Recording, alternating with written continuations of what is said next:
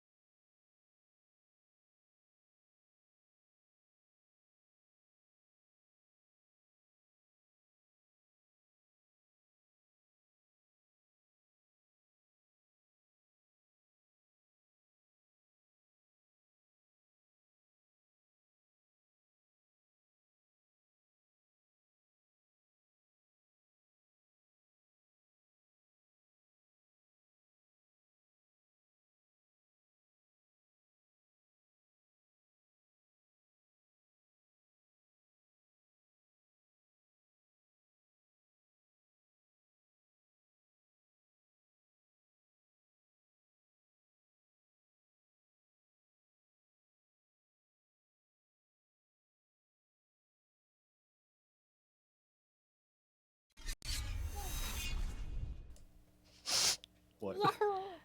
Was that the first thing they heard? What's up, chat?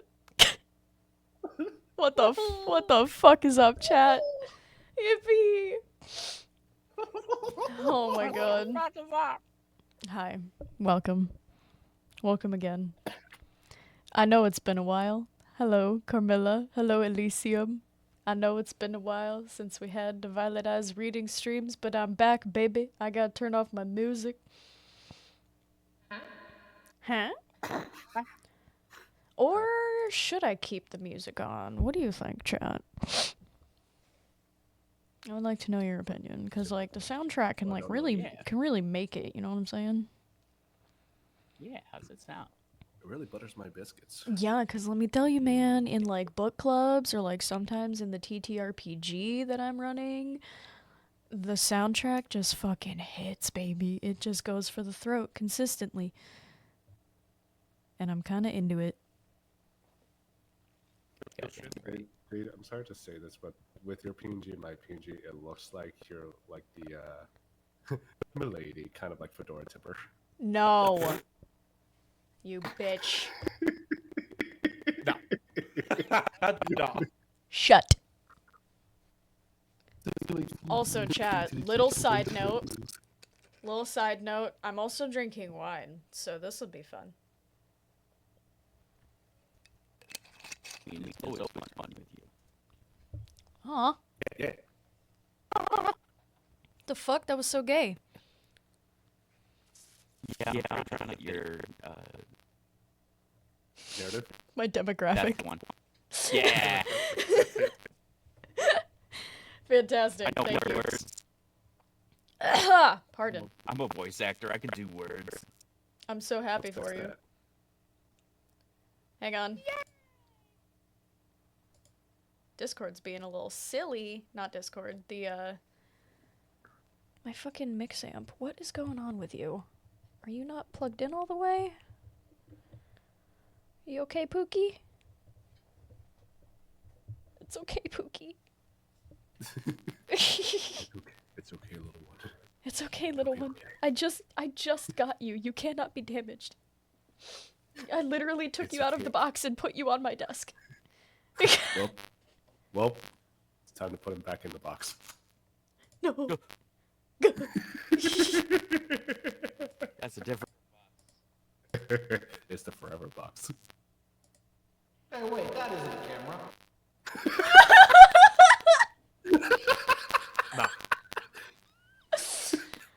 Hi. Welcome back to Violet Eyes Reading with voice actors and goblins.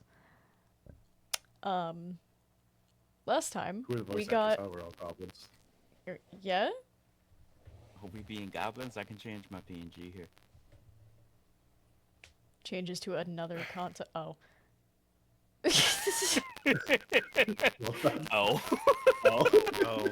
I was actual going to goblin. say changes to the concept art of a different character they voice, but currently on Raiko. Oh, we're on a different goblin? Hang on, I got you. Changes to Faust. Oh, no. You got concept art for them yet? Yes. Well, where's my PNG? What the fuck? It hasn't. I have the art. I haven't removed the background. Well, I can do that. God damn it. Don't worry. I'll do it later. Don't worry. I'll do Anyway. Hi, chat. What? Nani?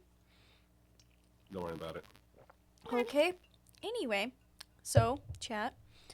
Last time, we left off with our gang being Nyx and Nathan being arrested and taken into... Hi, Rai! And taken into prison. That appears to have a prisoner ship of exclusively gifted people. And we are pretty much going to be starting off not soon after they got brought there, processed, and thrown into the wild, so to speak. So, we're starting on chapter 9. Does everybody have the thingy open? I got my thingy open. Me too. Oh wait, the doc, you mean? Yeah, What? that's what I meant. What? Nah, What? I got them Cool. both open just to be sure. Oh, nice. Okay. Glad we're all in unison. I'm so glad this is the energy we're bringing into the story today. You No really problem. couldn't have expected anything else with the group that you have. Oh no, Yeah. no. I knew that this was a distinct possibility, but the energy's just up there and like I'm kind of into it, you know what I mean? Goddamn Anyway, right you are.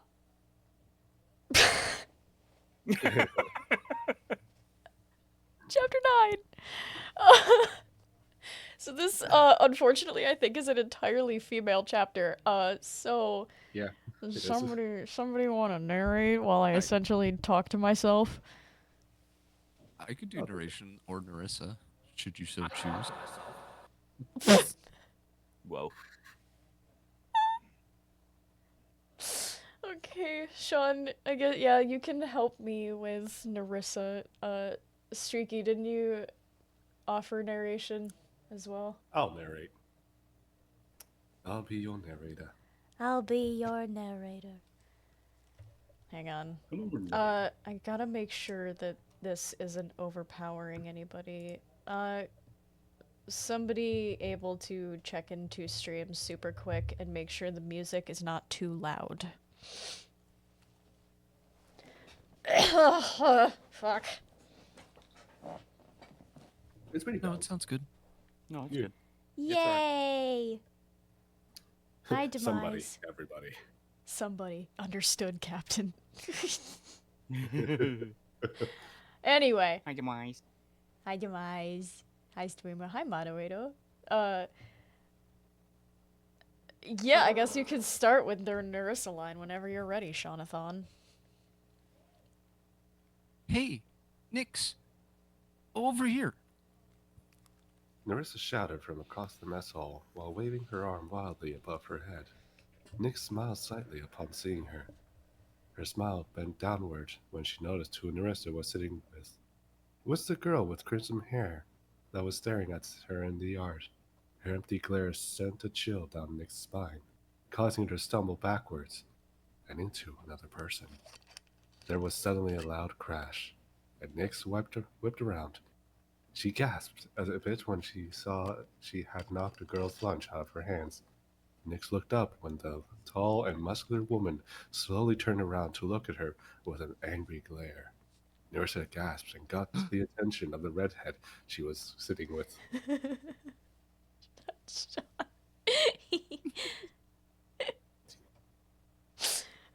Okay. Oh shit. I'm so sorry. I didn't mean to. Nix grunted when the large girl shoved her back roughly, causing her to stumble back a few steps. Ugh. The fuck? Sorry, something just fell outside of my office. Sorry. What? Hello? Hello, motherfucker. Oh, thank you. Don't worry darling. about it. I'm I'll be in back the to radio Wolf. stream right now. I know. Is anybody want to fill in for Jesse, or do we want me to do it? I think we need a reading stream of you arguing with yourself here. I do that enough in the RPG. Okay. Can you reread the last sentence, please? Of course. Nix grunted when the large girl shoved her back roughly, causing her to stumble back a few steps. Ugh, shut up. I know who you are. You think you're hot shit because you killed a guy? You're nothing but a weak, pathetic little child. The girl said as she stepped closer to Nix. Her eyes traveled to the brute's inmate number 300-S. Nick's heart began racing. The girl pulled her back, a clenched fist, when Narissa suddenly appeared between Nix and this brute. Leave her alone. Hell yeah. Narissa's voice no longer chipper and sweet as she slightly gripped the girl's wrist. She jerked her arm out of Narissa's grip. Fuck off, flower child. This brat's gonna get put in her place. Back off, Jesse. Ooh. Nice. Try not to laugh. Nice. Narissa stepped forward and growled in her face. Jesse then stepped forward, shoved Narissa to the side, and lunged at Nyx. She was shocked, too shocked to defend herself, and the hard punch landed on her right eye. She fell to the ground and could barely hear the guards shouting something over her spinning head. Random guard, go! Control, light up 300, now! Was all Nyx heard before hearing Jessie screaming violent pain before falling onto her hands and knees. Nyx looked up slightly to see two guards shove Jessie onto her stomach and put her handcuffs before lifting her to her feet and escorting her out of the mess hall. Narissa quickly bent over to help Nyx to her feet. Are you okay, hon? She said kindly as she held her shoulders. Nyx sniffled from the pain in her eyes, which would most definitely be bruised in a few minutes. It will be. Thanks, by the way, for trying to help me. Nyx responded quietly as she brought a hand up to her eye and winced. I can't stand that jerk. She thinks she can bully anyone she wants just because she's in S class. Be sure to let me or Soul know if she bothers you again. Narissa said as she dusted off Nyx's jumpsuit. Whose soul? Nyx asked as with a confused look. Oh, shit. Duh. That's her over there. The redhead. Narissa pointed over to the girl she had been sitting with, who was now leaning against the wall by the floor to the mess hall, with a subtle smirk on her face. She waved once, and the realization hit Nyx fast.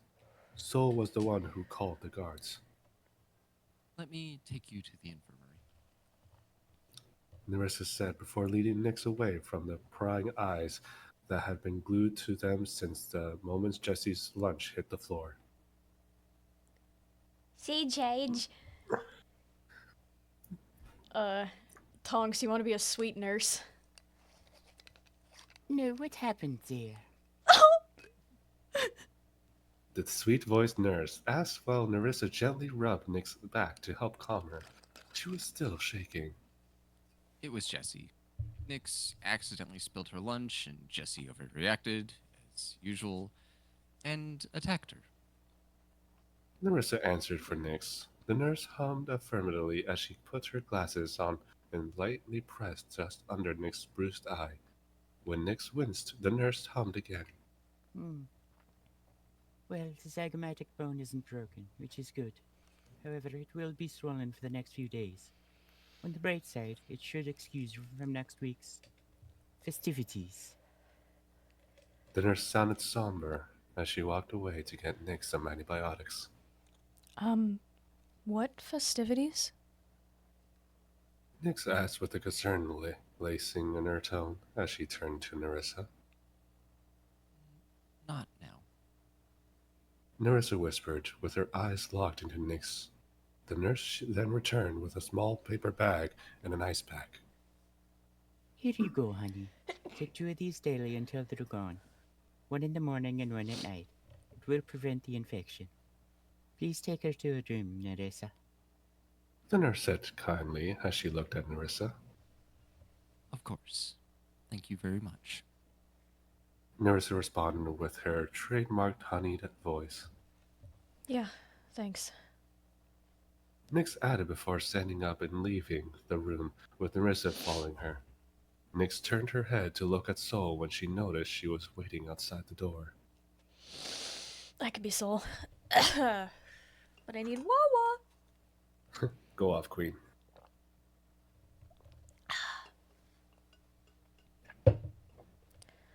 Hey, how you doing? Soul asked in an even tone. The first time she had actually heard Soul speak, actually. I'm better now. And hey, thanks for getting the guards. I don't know how long I would have lasted if you hadn't done that.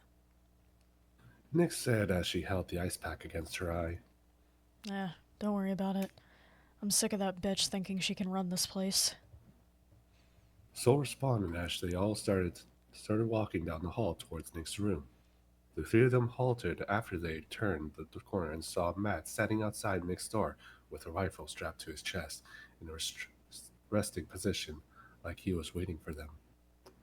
Hey, I thought I should let you know Jesse was put into solitary for what happened. He said quietly as the three girls approached him. Well, that's not good. She'll probably be pissed when she gets out. Soul responded. Hey, Matt, you mind watching the door for a bit? Neri and I want to explain to Nix how things work here. She finished as she patted Nix on the back. Matt sighed. Fine, but make it fast. He said before reaching behind him and opened Nick's door before he practically shoved the three of them inside. Okay. Narissa started after Matt had shut the door behind them. So, this place isn't really that bad once you get used to it. But there is one thing that kinda sucks. Narissa said, as she and Nick sat down on Nix's stale bed while Soul stayed standing. You see, once or twice a month, they pick a few prisoners here and make them fight each other in their sick arenas. Narissa looked down and spoke in a hushed tone. Nick's eyes widened in horror and her jaw dropped slightly. What? Nick stammered out. Her mind was racing. How could she fight someone with powers? What if she accidentally killed someone again? What if she was forced to fight Nate? Narissa saw the panic in her eyes and leaned closer. Hey, calm down. It's not to the death or anything. It's just this sick thing they do. They make bets on it, all that junk. Narissa hugged Nix as she started crying softly. Rissa, you don't understand. I've killed someone. Narissa's eyes widened a bit, but she didn't speak. I don't want to kill anyone else. Also, I have a friend over in the guy's block. I don't want anything to happen to him. He's the reason I'm still alive. What if I have to fight him? Nix was talking through her panicked and heavy breathing. To Nick's surprise, Soul crouched down in front of her and looked up into her eyes. Honey, breathe. No one said you had to fight him seriously. You just have to put on a good show. Who's the guy?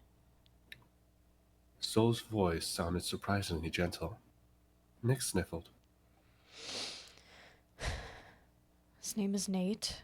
He's Latino, shaggy black hair, green eyes, kind of buff. His ability is telepathy, and I learned before we were arrested that he can control people's bodies if they lock eyes with him. Nix whispered as she smiled, remembering when he used his ability to force Sakurai to throw the remote to the shock collar. Oh. He sounds hot. Damn straight. And it was, Narissa said bluntly, causing Nix to restrain a snicker. Yeah, he is. Nix responded with a tinge of embarrassment, her cheeks flushing slightly. Hey, wait. Oh, sorry. You said when we were arrested. Was he with you? Soul asked as she stood up. Nix looked up at Soul. Yeah. We were trying to get out of the country so we could just live a normal life. This horrible man spouts drivel about being a haven for odd ones. He's charming, handsome, and kind, but it's all a lie. He beat Nate, his mom, and his uncle to a pulp, and then Zachariah. Soul dropped her arms as she interrupted Nix, and they locked eyes for a few moments of silence. You know him? Nyx asked as her head swiveled between Nerissa and Sol. They both shared a long look before Sol spoke. He runs this place.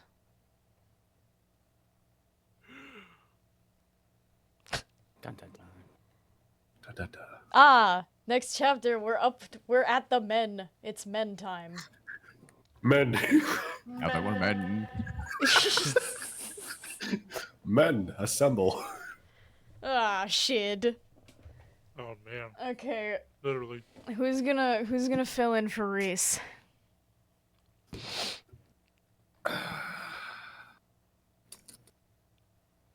What was Reese's voice again? He was like, yeah, dude. He's Or something like that. he's super casual. He's he doesn't give a It's like, yeah, fuck dude, about come on. most things.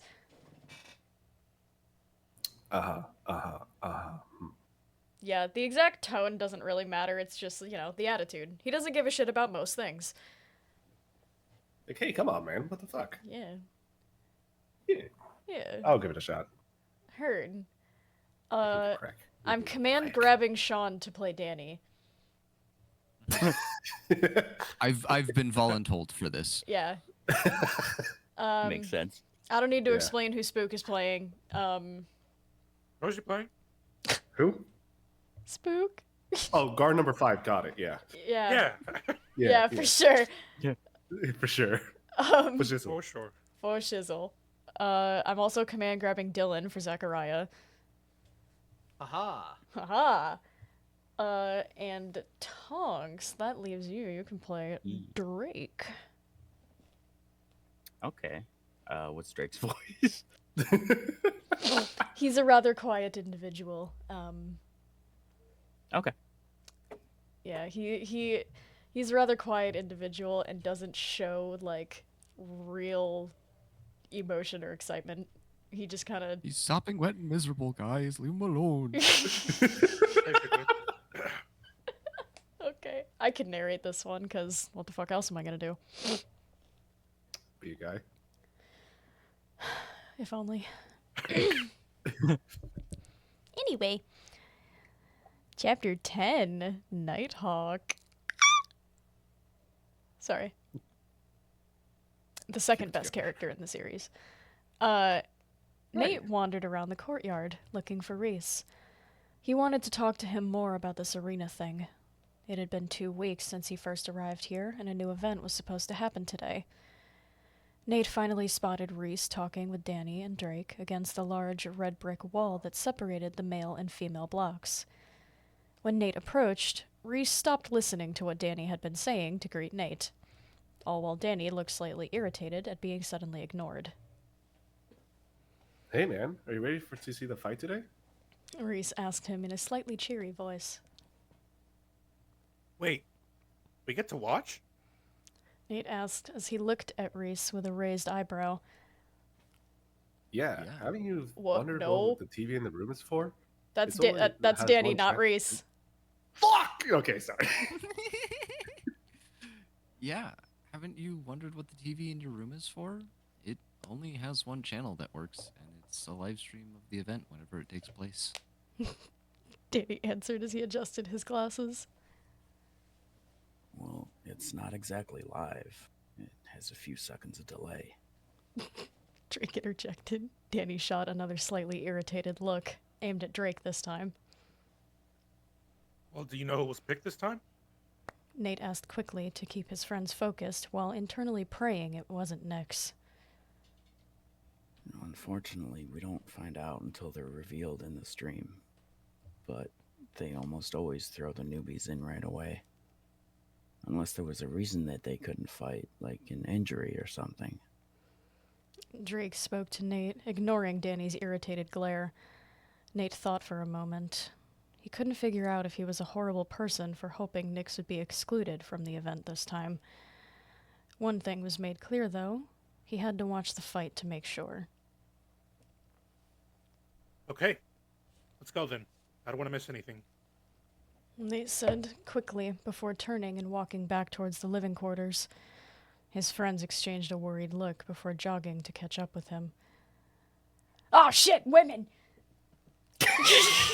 Want me to grab narrator for this one? I say the same thing.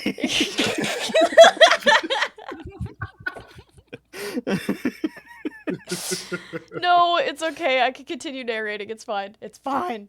I'm committed. All right. Okay. Come here. Come on. Nerissa playfully begged Nyx and Sol to hurry and sit down before the stream started. Relax. We're right here, you nerd. Sol grumbled through a smirk as she sat down on the bed in front of the TV. Nerissa turned it on, and sure enough, Zachariah was on the screen immediately. Welcome, viewers. Welcome again to the Battle of Odds. Incredible, Zachariah announced into his microphone from his elevated platform that was completely encased in thick plexiglass. The camera panned away from him and filmed the roaring crowd that surrounded the arena, also protected by a thick window of plexiglass. Everyone in the crowd was wearing strange and extravagant masks to hide their identities.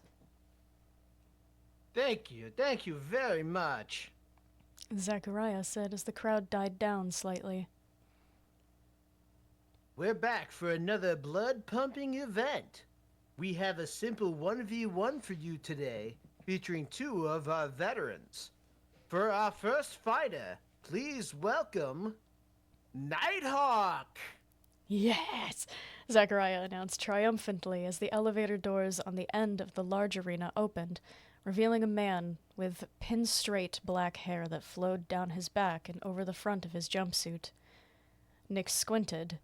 She couldn't see his prison number. All she could see was a big S. Oh, it's Jack! Sol said excitedly as her eyes were glued to the screen. They were childhood besties. Nerissa said when Nyx looked at her for an answer. Nyx nodded before looking back at the screen just as Jack was opening his eyes to look in front of him. He had piercing, dark blue eyes. He almost looked like a male version of Nyx. And for our second fighter, please welcome Phoenix! Zachariah said as the camera panned to the other side of the arena. A second set of doors slid open to reveal the other fighter for today's match. Oh, you have got to be kidding me. Nyx grumbled when she saw Jessie stepping into the arena with a look of subtle anger. Her long ginger hair was tied up in a ponytail. Oh, wow. I'm surprised they allowed her to fight today after what happened. Nerissa piped up. Well, at least you can see her ability, so you aren't surprised if you guys faced each other. Nerissa added before Nyx looked concerned about that statement. The camera then zoomed out to film the entire arena. Half of it was open space, with pale brown dirt that was peppered with random blunt and sharp weapons. The other half was a small forest with trees of varying sizes. 3, 2, 1, fight! Zachariah's voice boomed through the arena before the 2 fighters, oddly enough, did the same thing. They both flexed their arms downward with a stiff grunt. Jack had black wings sprout from his shoulder blades, a few stray black feathers falling gently to the ground, while Jessie had bright orange wings of fire sprout from her shoulder blades. Nyx gasped in a combination of fascination and fear as she watched the screen intently. The 2 fighters could be seen taking a deep breath before their wings flapped harshly, sending them both forward. Jessie was the first to strike as Jack got close. She tried to swipe her wing at him, but Jack planted his feet on the ground and slid them forward. He leaned backwards and avoided the swing before he brought his legs close to his chest. Jack then propped himself up on his wings and tried to send a 2-legged kick at Jessie's center mass. Jessie was prepared for it, however, and slammed her wings down at a moment's notice, sending her high into the air and avoiding the strike. Ooh, an impressive dodge from the Phoenix! Zachariah announced to get the live audience pumped up, which worked, and they all cheered loudly. Jack planted his feet back into the dirt and a growl left his lips. He slammed his wings down to propel himself into the air as well. Jessie was waiting for him with her left wing coiled in front of her. She swiped it back into place and a curved ray of orange energy shot towards Jack. His eyes widened slightly before he performed an effortless backflip in mid-air to dodge the ray of energy, slightly burning the ends of his hair as it soared over him.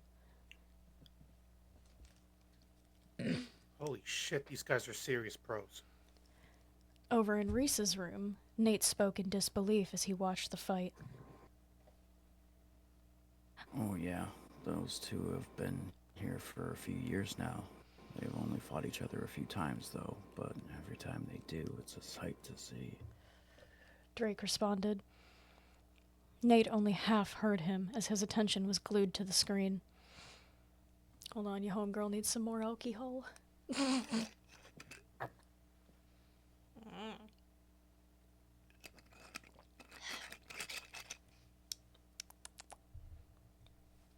After Jack had narrowly dodged Jesse's attack, he quickly countered with his own.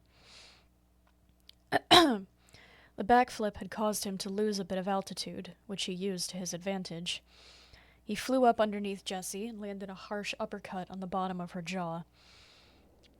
Jessie flipped backwards a few times from the force of the strike, flapping her wings a few times to regain her balance in the air. She almost crashed into the dirt, but she landed on her feet, sliding back a few feet further. Jack landed on the ground with a stiff grunt before rushing her again. His right wing hardened into black steel as he tried to swing it into her body, hard. Jessie's left wing grew in size slightly, and she brought it in front of her as her arms crossed in front of her face. When their wings connected, a large flash of light bloomed out from the struggle. Jack flinched back from the light, and Jessie used that to her advantage.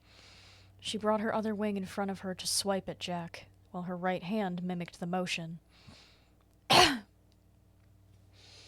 Jack reared back to dodge the swing before he lost balance and fell onto his backside. Jessie's right wing grew in size as she brought it up into the air, almost like she was going to stab it into his chest. Nix could hear Sol inhale sharply through her nose as a look of subtle fear crossed Jack's face. He then quickly brought both of his hardened wings in front of him as a shield. Jessie's flaming wings bounced off of Jack's wings, and he immediately took advantage of the short time he had. When Jessie looked back at him, she gasped upon seeing his legs tucked close to his chest again, using his wings to push himself off the ground to give the kick more force. Only this time, she couldn't dodge, and it landed a hit on her solar plexus. Ooh, Nighthawk coming in with the amazing counter. Is this the end of the fight? Ooh.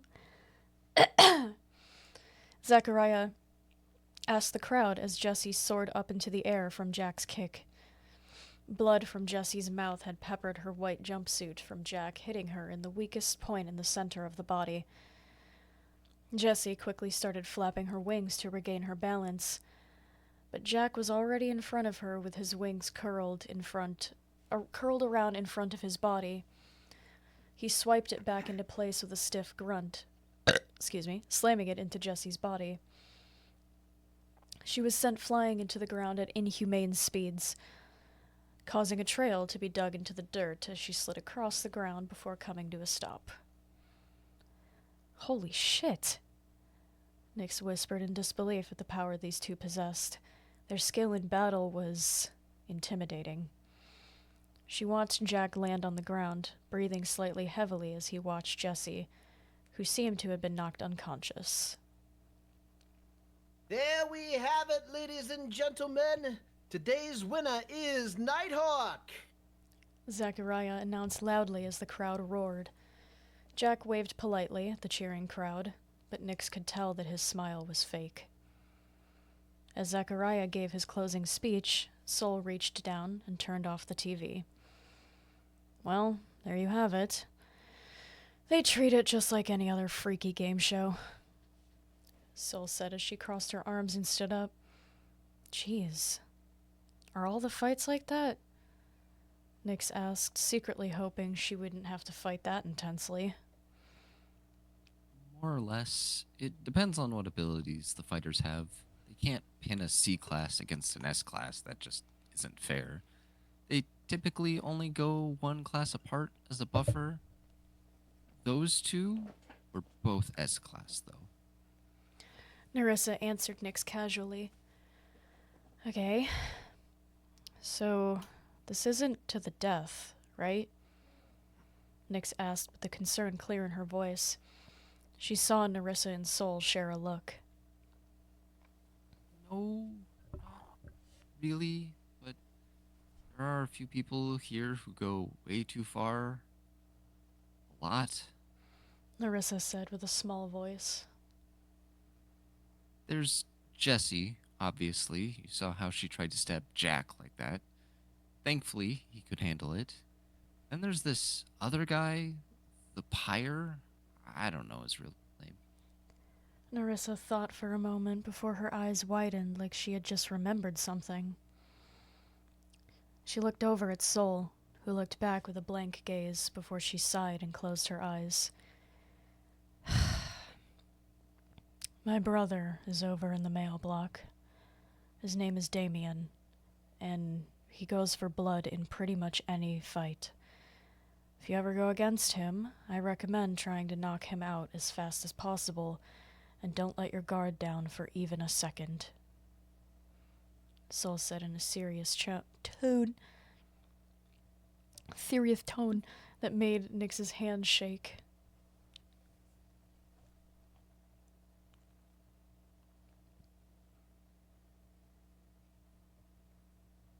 Hmm? Oh, sorry, I thought that was Sol. He's already killed 2 people in the arena, right? Nerissa asked quietly to clarify. Sol nodded, with a somewhat angry look on her face. Nyx got the sense that Sol didn't like her brother very much. Maybe even hated him. Nyx's mind immediately drifted to Nate. Guh? Unamisu, thank you for the follow. Nyx's mind immediately drifted to Nate, who was stuck in the same block as Damien. Her anxiety fluttered for a moment, knowing that Nate was the type of person to mouth off to people he didn't like. What's his ability? Nyx asked Sol directly. Considering they're siblings, she would most likely know. Shadow weaving, same as me, except he typically uses it for slashes and stabs. Like I said, he goes for blood a lot. And I can guarantee he isn't showing us everything he can do. Sol explained to Nyx with a casual tone, but the anger in her voice was hard to miss. Nyx gulped in fear, imagining what this guy was like in a fight, and it made her hands shake. She internally hoped that she would never have to find out. Back in Reese's room, Nate rested his elbows on his knees in deep thought. So, is there some kind of reward for the people who win these fights? Nate asked, before Reese snorted slightly. If you win, you get the shit beat out of you less. Other than that, no. They forced us to do this, so there's no point for them to encourage us with rewards. Although, if you get the shit kicked out of you, some of the nicer guards sometimes sneak you food from the mess hall. Reese answered with a casual tone as he waved his hand. Nate raised his eyebrows slightly before looking off into space, and a smile spread across his lips. Dude, what are you smiling at? Drake asked in the silence. I think Nate paused and looked out the window with the smile still on his face. I just thought of a way to talk to Nyx. Ooh! Oh shit! It's time. I should. Is there anybody who wants to fill in for the man, the myth, the legend? You know, I'll give it a crack at it. Give it a crack at it? I give it a nice whack. Okay. Give a nice quack. Give it a nice Yeah. quack. It's a nice little. Somebody play the sound bit. Wank. Quack. Yeah. Oh, it's another dude chapter. Let's go, boys, boys, boys, Boys, boys, boys. boys, boys, men, men. Anyway, chapter 11, Prince of Shadow. Hold on, I need water, gang.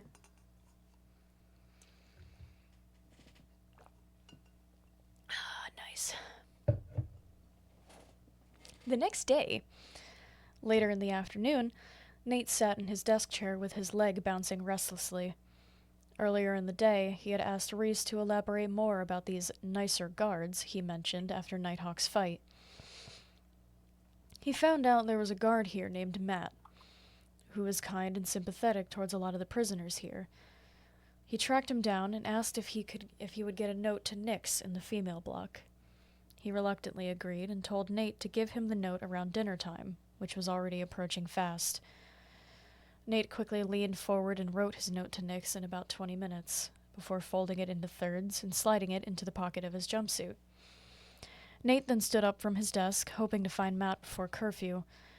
When he opened his door, he stopped in his tracks when he saw Danny, with his arm raised like he was about to knock. Oh, hey. What's up? Nate asked after the initial surprise had faded. Danny lowered his hand. Hello. I was coming by to see if you wanted to join me and the others for dinner in the mess hall.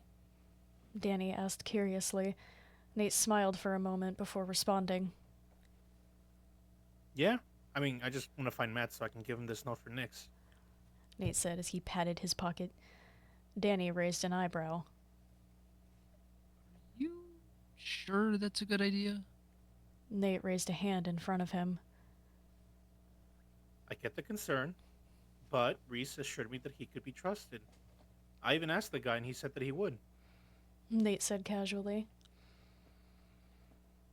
I see. I'll come with you then. The line in the mess hall was super long when I was there, so I'd just be standing there anyway. Danny said as he stepped to the side to allow Nate to pass. Nate shrugged and started walking down the hall after shutting his door. Danny walked next to him in silence for a few minutes before Nate had a question for him. Hey, do you know when the next fight is going to be? Excuse me. Nate asked, not wanting to miss it. I'm not sure. Typically there's a fight every 2 weeks, but I've also seen a fight the day after another before. I guess it just depends on how they feel. Danny responded as he brought his hand up to his chin and thought. Nate nibbled on the inside of his lip as they weaved through the populated hallways, worry still bubbling under the surface. He didn't want Nyx to have to fight anyone. He didn't want her getting hurt, especially not after hearing that people have been killed in the arena. Nate was pulled from his thoughts as they passed into an intersection of two hallways, hearing Danny gasp gently. He had tripped over someone's foot and stumbled forward before falling into another person, sending them both to the ground.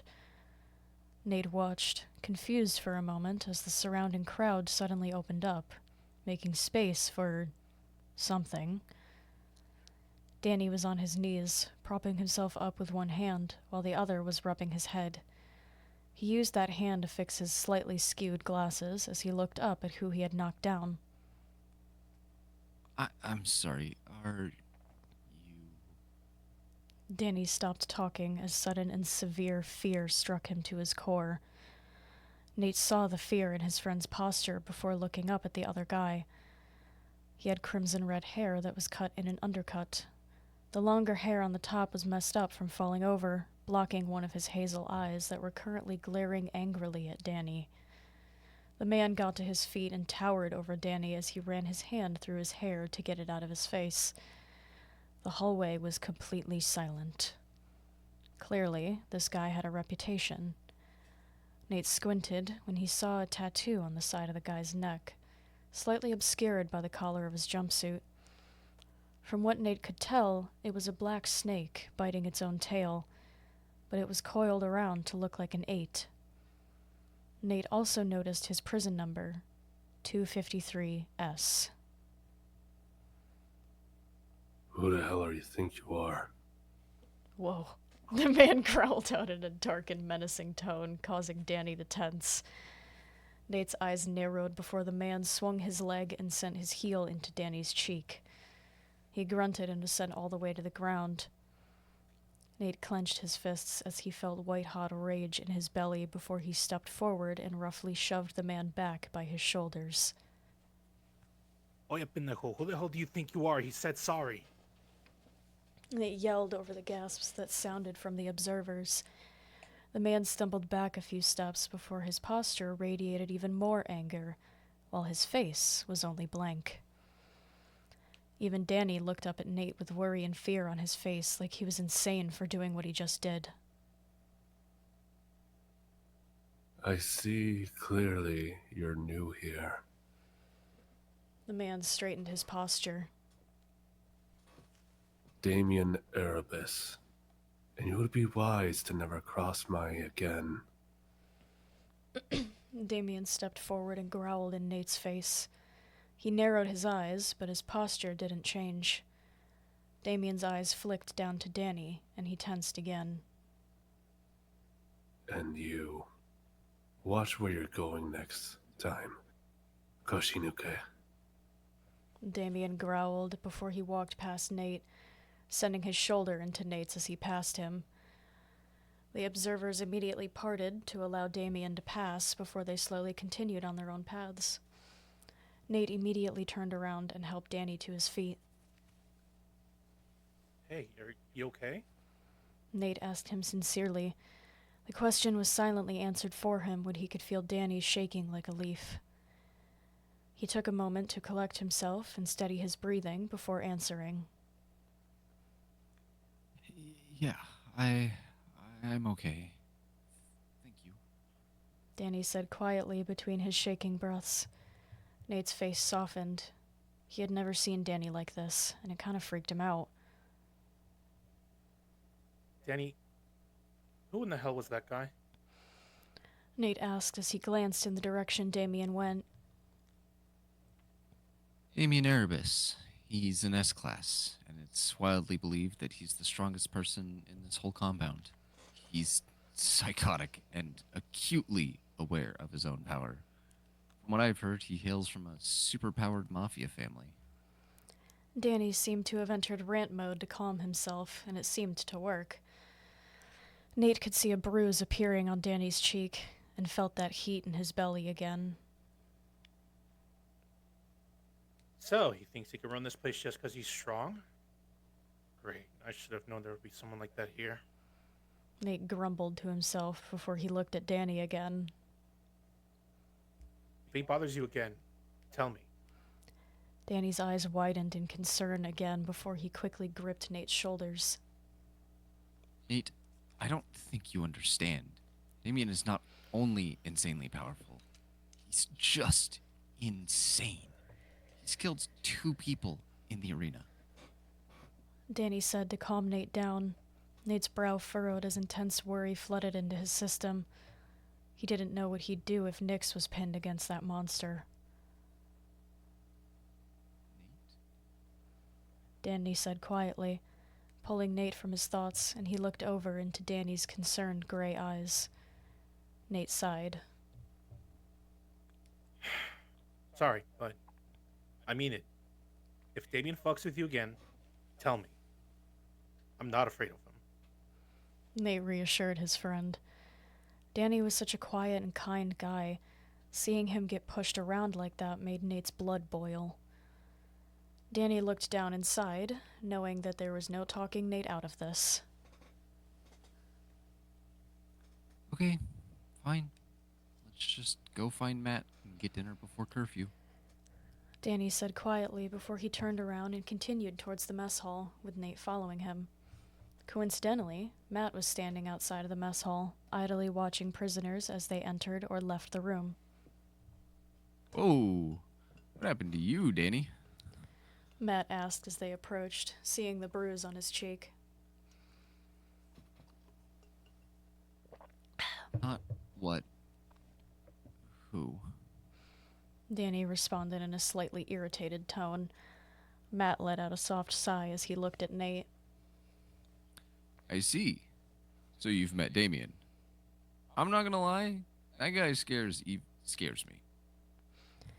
Matt said passively, while Nate sneakily slid the note to him before he slid it into his own pocket. Careful around him. You hear me? Yeah, sure. Nate grumbled in slight sarcasm before he and Danny walked into the mess hall. They immediately spotted Reese and Drake sitting at a table in the corner. They walked over before Reese noticed them when they were still a few feet away. His eyes widened as he swiftly stood up and walked quickly towards Danny. Who the hell hit you? Big brother Reese.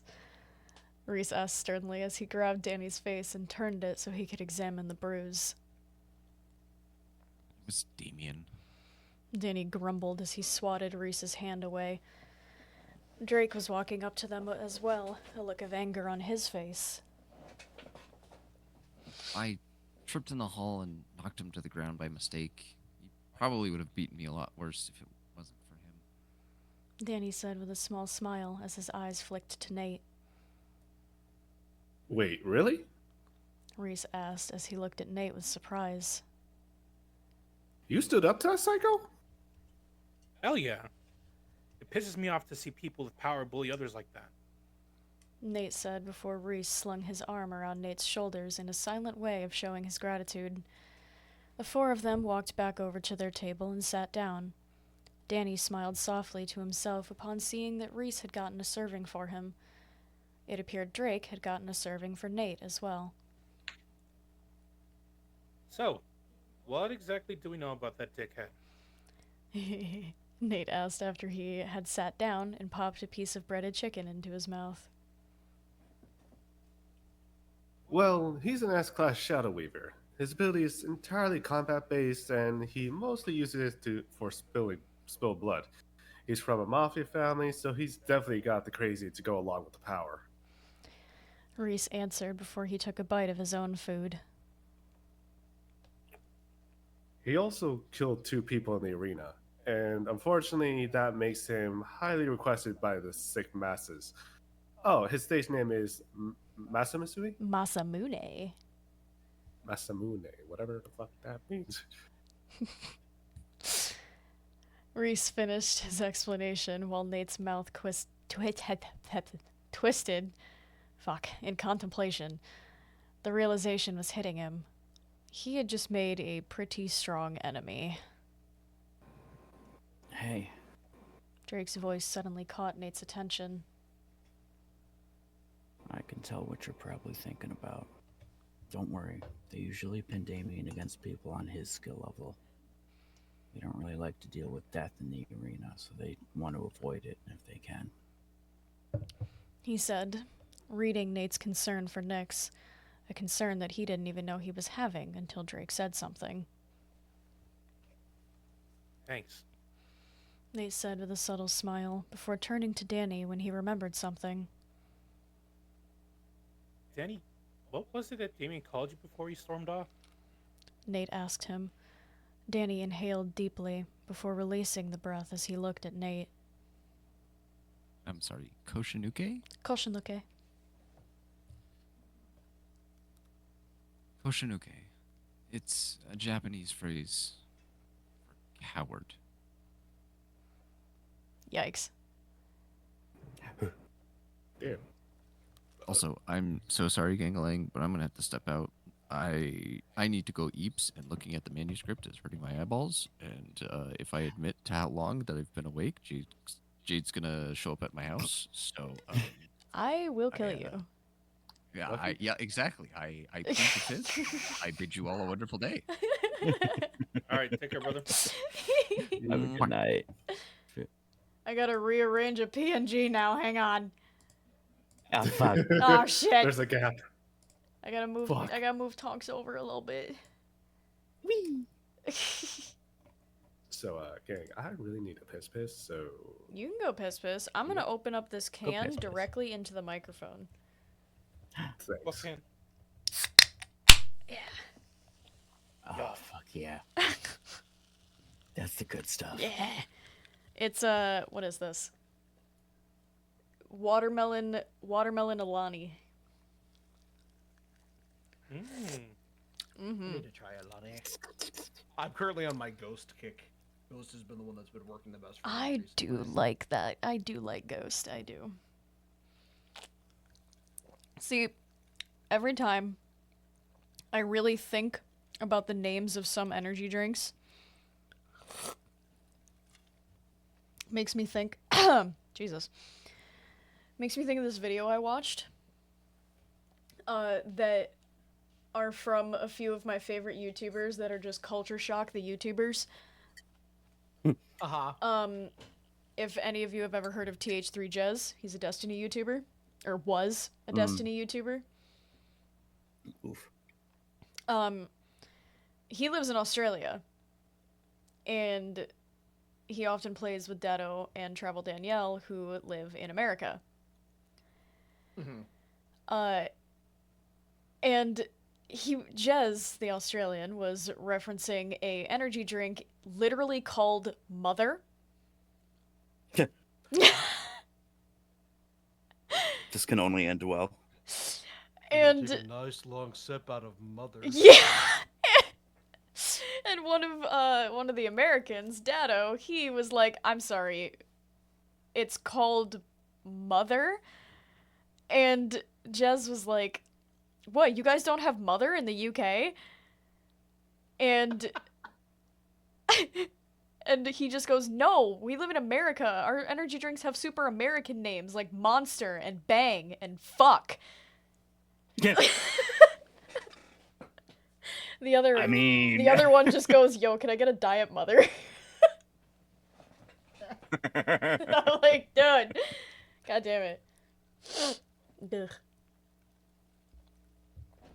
Anyway, hi, chat. How are you feeling, chat? How you doing, chat? How you doing, chat? How are you guys doing, too?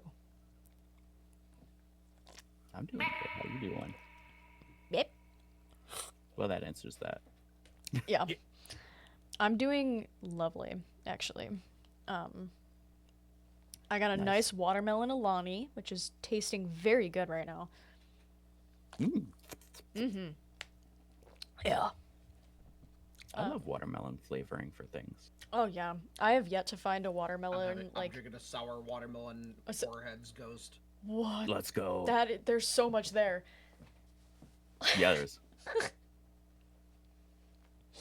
Oh, If they lose the Warheads branding, obviously they'll keep the flavor and just rename it just sour watermelon. But like, yeah, it's Yeah. but it's Warheads, so it's different.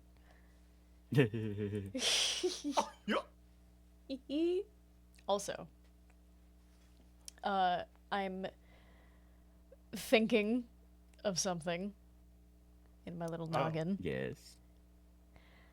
How dare you? Uh-oh. Wow, first of all, what have I ever done All to right, make sure. what have I ever done to make any of you not trust me? It's not the fact that You we wrote this trust book? you. It's the fact that you sometimes have very intensifying things in your noggin. Yeah, but that's okay because that's part of my charm. That is true. Is. My thing. Yeah. Right. My thing is potentially attempting to teach myself the fine craft of exclusively audio editing. Oh my god, sorry. Hot. Good god, that Alani is fighting back. And what if I do that? If I successfully do that, I will be able to start I'll be able to start pumping out and working on the actual audio series. Yes. Yes. Which means I'm going to be command grabbing a lot of people for lines. Absolutely. I'm looking forward to it. Hi, Streaky. Hello. Hello. Welcome back. Welcome back. Hi. Sorry. your piss? It was great until Damien stabbed me. It slowed me down a little bit, but I got back. What? Don't worry about it. How did he He get got there? mad. I'm not the That only woman. Ah, a woman! A womp. Hello. Thank God, bro. I'm Blessed not be. the only Sorry. woman. Oh, I Hey, can put my wig away. Hello. Hello. it's so funny. What's so funny? We were about to start this chapter because Streaky just got back, and I just hear Bang Chad, "Oi, Felix!" Listen, man, I drove so fast to be here. Okay, it was, Oh, no. I made You 5 broke minutes into street one. laws to make it here on time? Respect. Yes. Yeah. Real shit. Listen, that party was so much fun. So much fun. I sneaked away. I sneaked away from the party to be here with you. Okay, you should be happy. I'm a friend. I'm so happy that you're a friend. Bro, Jade is gonna make out with you. Watch. I will. Nice. Let's go. It's gonna be Lancer all over again. Wait. Anyway, so Danny. Hi, yeah, that's me. I don't know what my PNG looks like. I just like legit hopped into You're this a VC. woman with long, light purple hair. Oh, fuck, hold up. Not as close as Marissa. No, right? no, that's part of my another game that I'm in. Hold up, I'm so sorry. It's okay, Pookie. I love her to death, but that is a different character altogether. You're doing great. Here, you can have the maid version of me. Rye says, "Wait, Oh, you're a there you go. woman?" I You're a am woman? In crazy. this I look economy? down. Hey, listen. Yo, well, I guess I might Sea lion? I might have tits, Guys. but technically I might have tits, but technically my biology is a concept. Spook. Guys, we got the funding for another woman. Let's go. Oh my goodness. Spook, thank you for redeeming the Alright, guys, I gotta head out. You're on your own. I'm on my own. Speaking of, it's a woman chapter. Who's gonna? So Oh, right. Side chat, Danny. Is the manuscript. Oh. We are on chapter. thank God. We are on chapter 12. Chapter 12. Okay.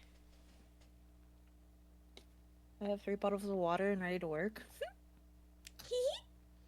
I made myself decaf. Ooh. Bless. Bless up. Yeah. Let me know when you're ready to proceed. Streaky, are you still going to volunteer for narrating the lady chapters, or do you want to pass it off to someone else? Because you can do either. Oh no, sure. I could narrate. Am I doing Neri? Yes. My- You can. I mean, if you want, you can like do Neri. Like I don't like. I just want to make sure, but okay. Your casting is the woman. That is your casting. Okay, I can do that. Yeah, cool. I've Perfect. been watching construction videos all day, but I can do that. Nice. I thought I sent you the Real Housewives of Georgia, but I Don't die, Anyways. please. You just got here. She's like, don't do this to me. Please, you just got here. Don't fill me with hope and then leave. Don't leave me, Michael. Don't leave me here. I'm here You to the missed end. you missed the chapter where Damien was introduced, and Streaky kind of slayed as Damien. It was kind of scary. Hey, Like, hey, you know what? I'm so happy I missed that because I'm Nah. scared. That'd be so scary. Nah, I did not so good. I That's will why kill made you. Coffee real quick. Coffee makes me go deep voice. I thought you slayed. I didn't slay enough. I didn't feel You cunty. slayed, buddy. No. Huh? Huh. Huh. Huh? Good. Anywho, Good? I'm so sorry. are we all ready for chapter 12? Yes. All right, I'll wait. I will hold on a minute.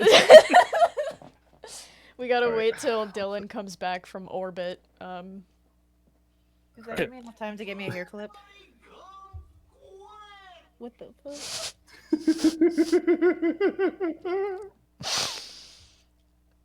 Okay, we can go now. Okay, cool. Alright, dope. Anywho's. Chapter 12. Infinity. Ooh. Nick's bathroom lights flickered as she entered. She immediately glimpsed herself in the mirror. The bruise on her eye had almost completely faded in the 2 weeks since Jessie had given her that brutal shiner. Nyx gritted her teeth. They're really folded like a lawn chair, huh? Pathetic. She thought to herself as her eyes drifted down to and lost focus a bit. She recalled the fight between Jack and Jessie, and her hands started shaking. Nyx was an A class, only one rank beneath them. But those two were leagues ahead of her. If she had to fight them at her current level, they might actually kill her. She snapped out of her thoughts when she heard a knock at her door. Nyx leaned out to the bathroom to eye the door for a moment before she saw something slide under the door. It was a folded piece of paper with her name written on it. There was something about it, though. The bold edges of the N and the careless curves of the Y. Nyx knew who wrote immediately, and it sent her heart racing. Nate?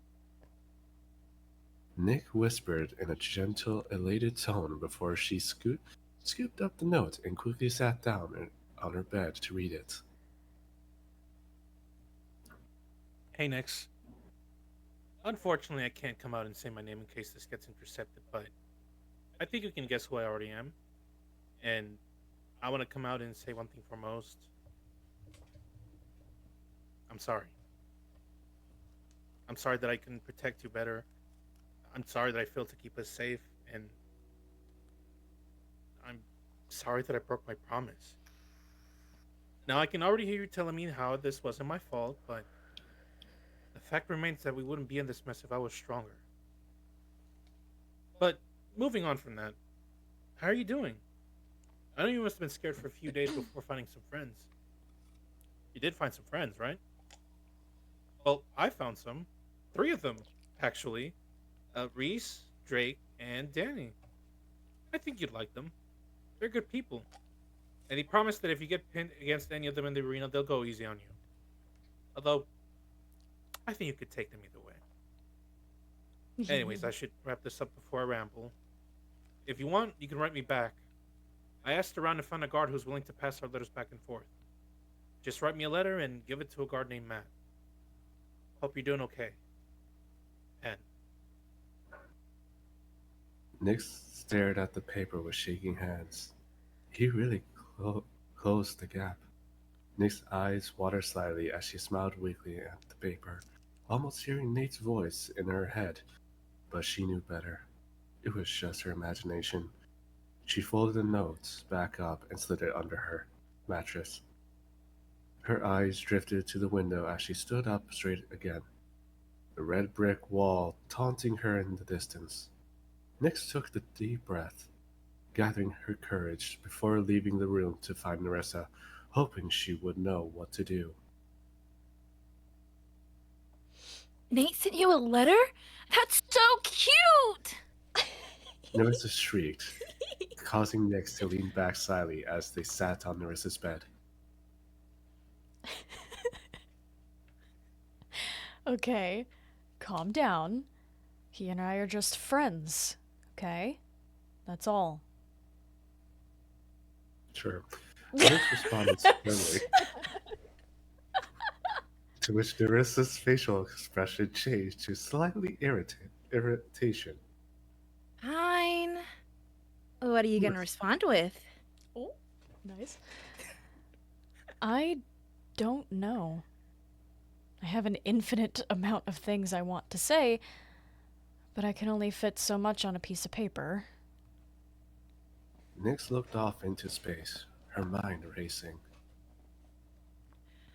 Why not assure him you're okay? You are okay, right? Nerissa asked as she leaned closer, searching Nick's eyes. I don't know. I think I am. But I'm also just constantly afraid.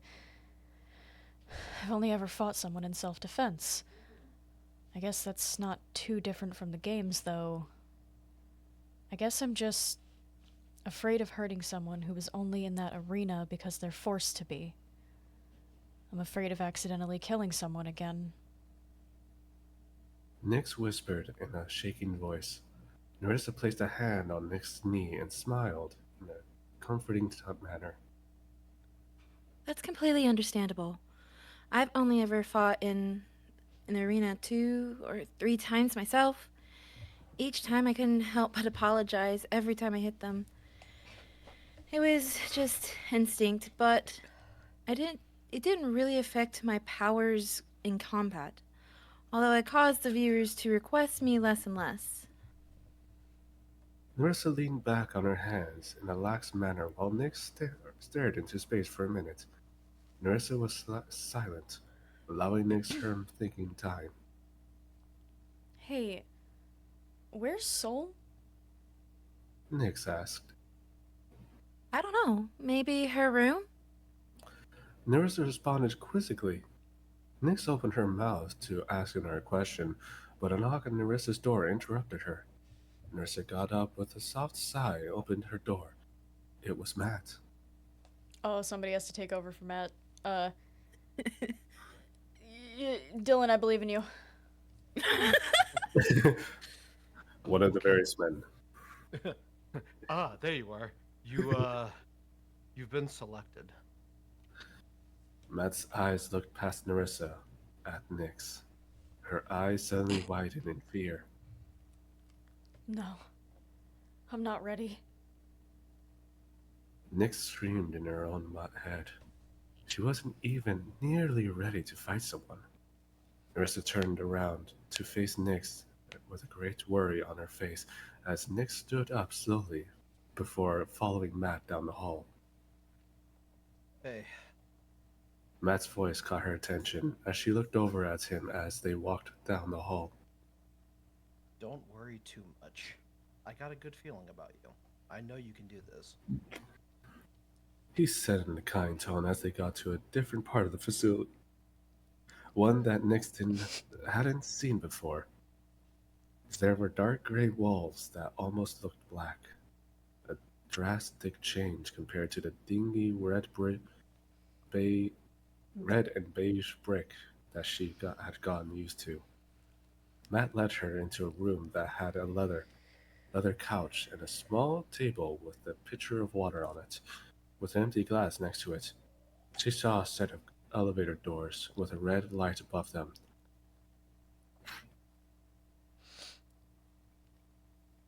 Wait here until the light turns green. Then you get into the elevator to be taken up into the arena. Good luck. Matt said in a somber tone before Nix turned around. Hey, wait. She called out, causing Matt to turn back around and look at her. Do you know who I'm fighting? She asked hopefully, but the way Matt's face dropped made her heart drop at the same time. No, I don't. I'm sorry. Matt responded. Just be careful and keep your eyes open. You got this. Matt said with a gentle smile before he turned and left the room. Nix walked over and flopped into a sitting position on the leather couch with her eyes wide and her mind racing. It had been such a long time since she'd even used her ability. She wasn't sure she could do anything to defend herself. Why doesn't this place have some kind of training area? No, they don't care about that. They just want entertainment. They don't even care if someone dies. Scene change. Matt the guard? More like Matt the goat!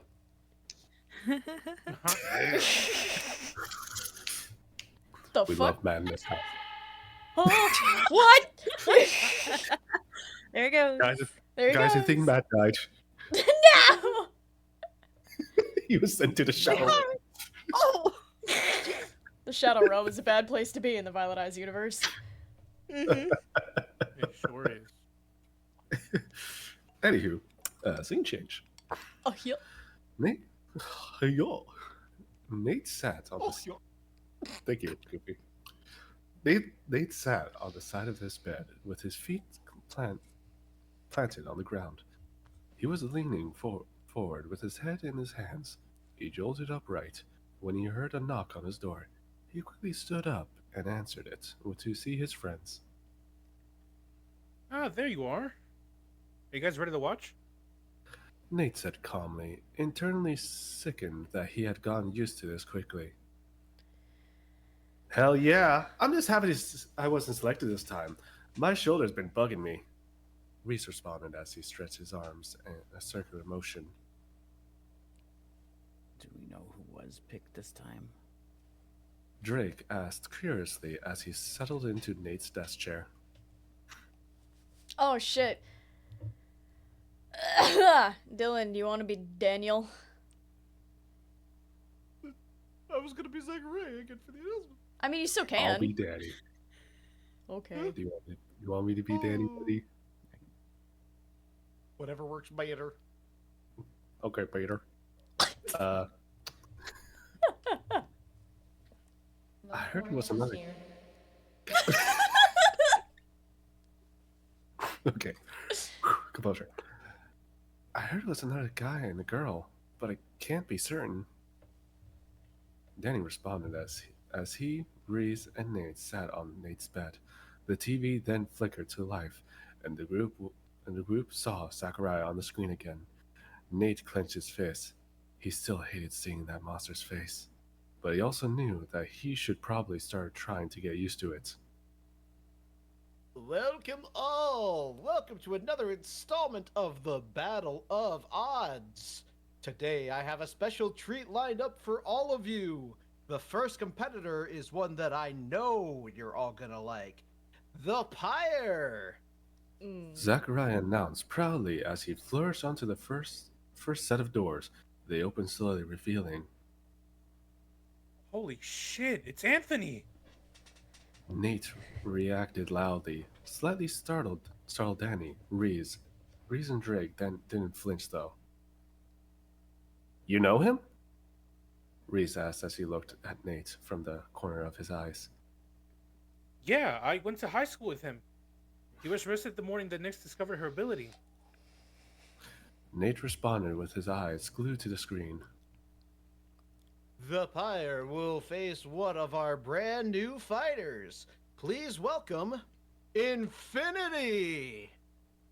Zachariah announced again before flourishing to the other side of the arena. The doors opened and Nate's eyes opened wide in horror, his racing heart drowning every other sound in the room. Oh no, not her, no. Nate groaned in quite disbelief as he buried his face in his hands, seeing Nyx on the screen, his mind racing as he remembered what Anthony had done to those men during his arrest. Oh, fuck, Reese said quietly as he Inappropriate stared. reaction. I'm sorry. No problem. This is still Reese? Yes. Yes. Dude, I'm sure it'll be fine. You said you guys went to school together, right? Doesn't that mean they know each other? I doubt he would attack her seriously. Reese said. Reese tried his best to calm Nate down. He looked back over at the screen to see Nyx and Anthony looking at each other with veiled anxiety across their faces. 3, 2, 1, fight! Zachariah shouted before Anthony lifted his slightly shaking hand beside him with a palm facing the sky. He pulled it back, and a ball of fire coalesced. Yes. I'm a voice actor. Coalesced. I'm a voice actor! I can read. It was just the sharp inhale. I'm a voice actor. I could read. Fucking read. It's okay, buddy. How much longer must I suffer here? You have dyslexia forever. Ah, yes. Who would like to narrate? Nah, I got this. Okay, I can work. Damn it. I got you. You good? In his palm before he threw it like a baseball towards her. Her eyes widened before she dove out of the way. She rolled across her back before the momentum carried her back to her feet.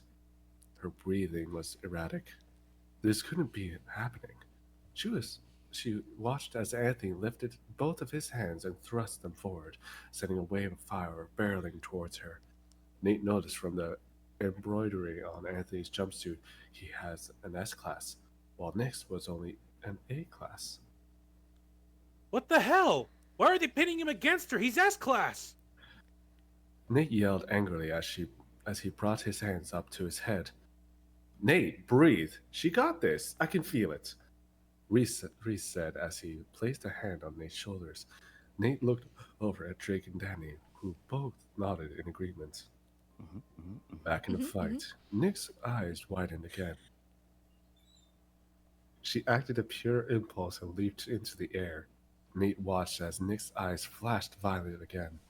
The difference was that this time violet glow surrounded Nick's as well. The four guys watched the fight were silent, gripping by the moment. After the wave of fire carried past her from below, Nyx planted her feet back down on the ground as she took off towards Anthony as she thrust her hands forward. She stopped dead in her tracks and gasped gently when nothing happened. What? Nyx whispered to herself when Anthony wasn't sent backwards like she wanted. Anthony's soft chuckling brought Nyx's attention back in front of her. Oh. I got it. Okay, cool. Oh. Didn't get much time to practice, huh? That's alright. I did. Woo! And oh my. Anthony said darkly before he lifted both his hands as they were holding two large balls of fire. Nick's eyes widened before he sent the fireballs at her, one after another. Nyx pivoted her body and avoided one before she yelled out in pain as the other fireballs collided with her shoulder and she fell to the ground.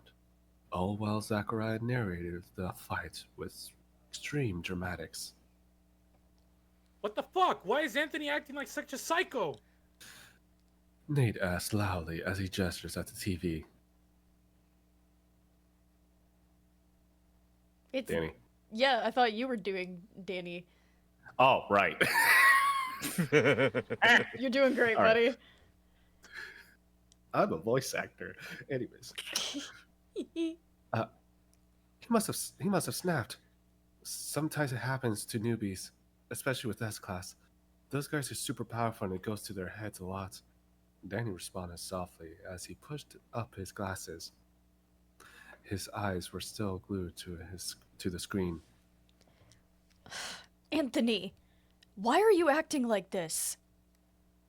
Nyx yelled through her pain as she patted her shoulder, where he jumpsuit had caught fire slightly. She winced when the pain shot through her body. Her skin had been burned pretty badly as well.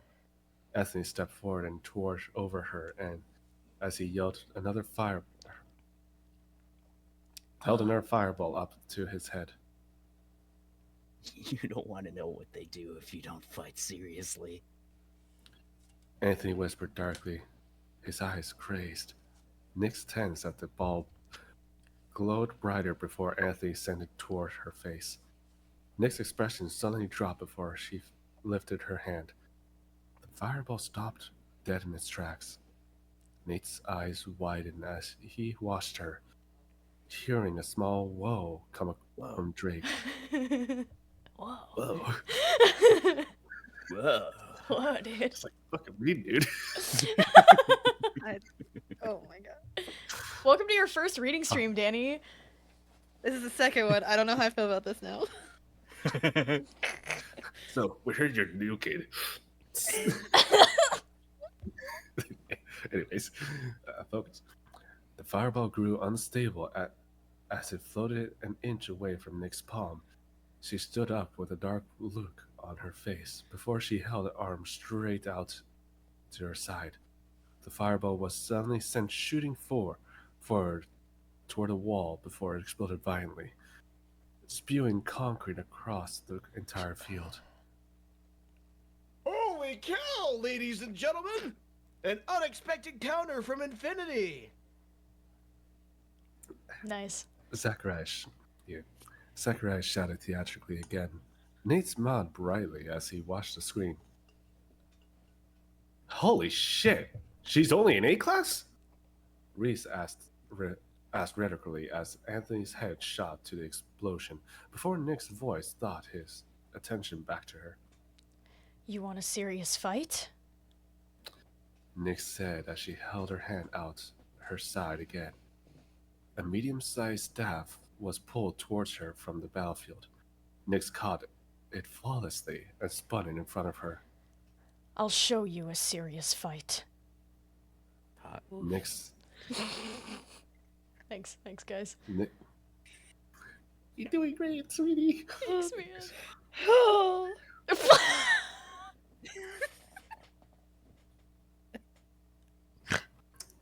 Okay.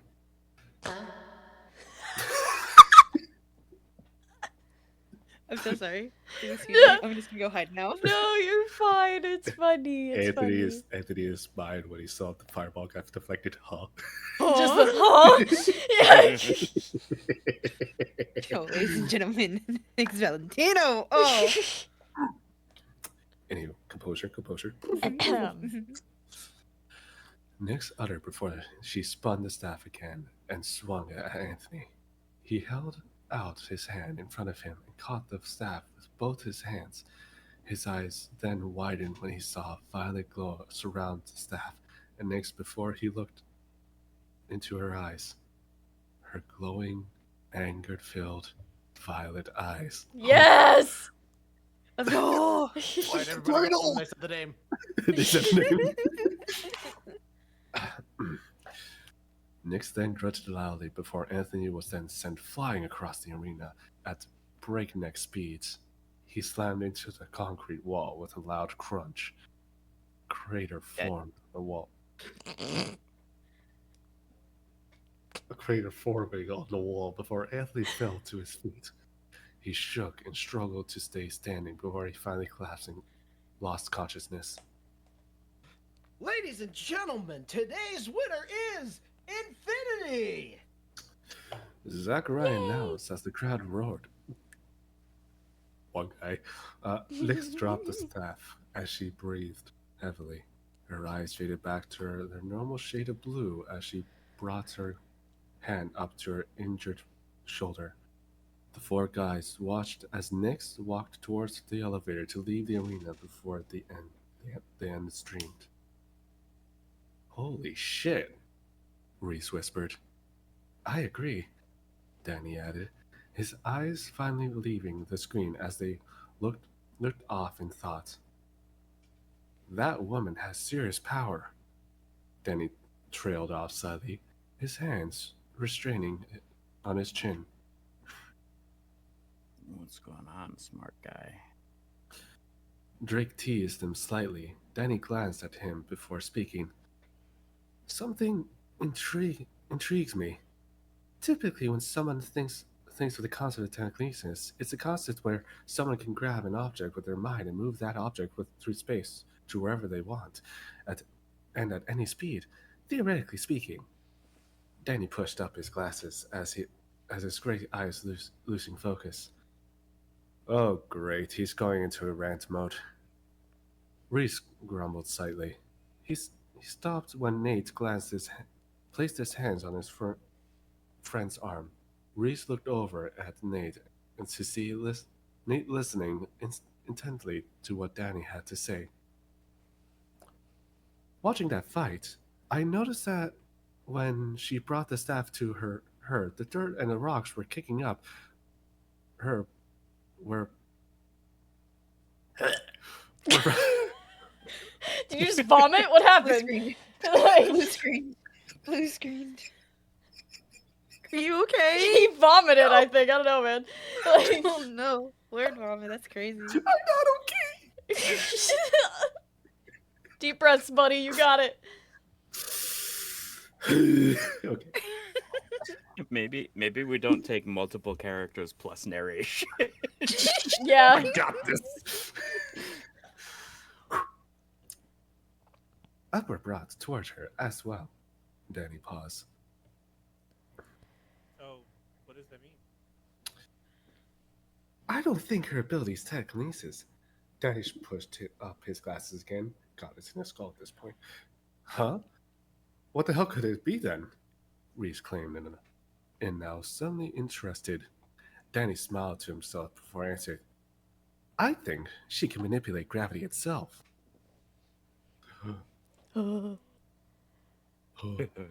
That's heavy. Like gravity? Crazy, man. That's heavy. Ah!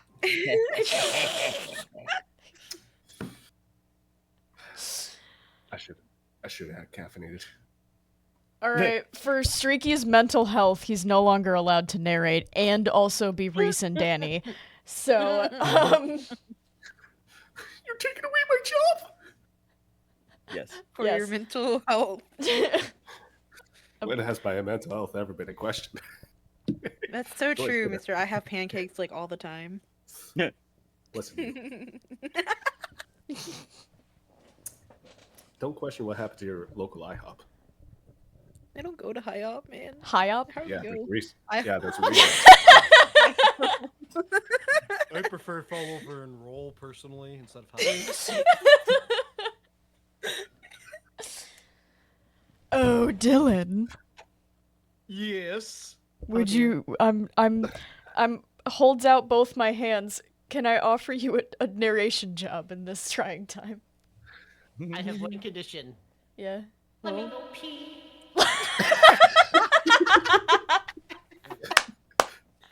Sure, bud, you got it. Okay, I'll be right back. Okay, cool. He's become one with the piss. I can't, bro. He's been holding it for so long. Let The piss me go pee.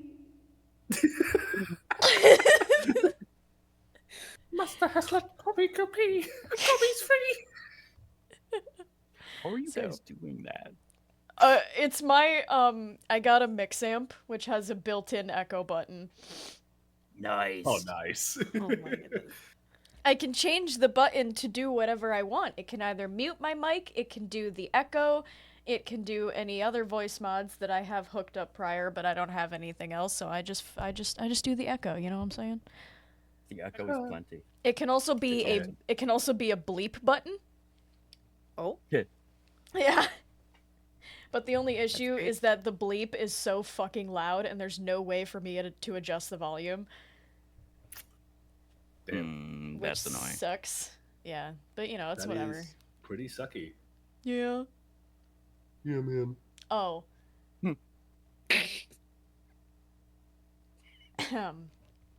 Danny.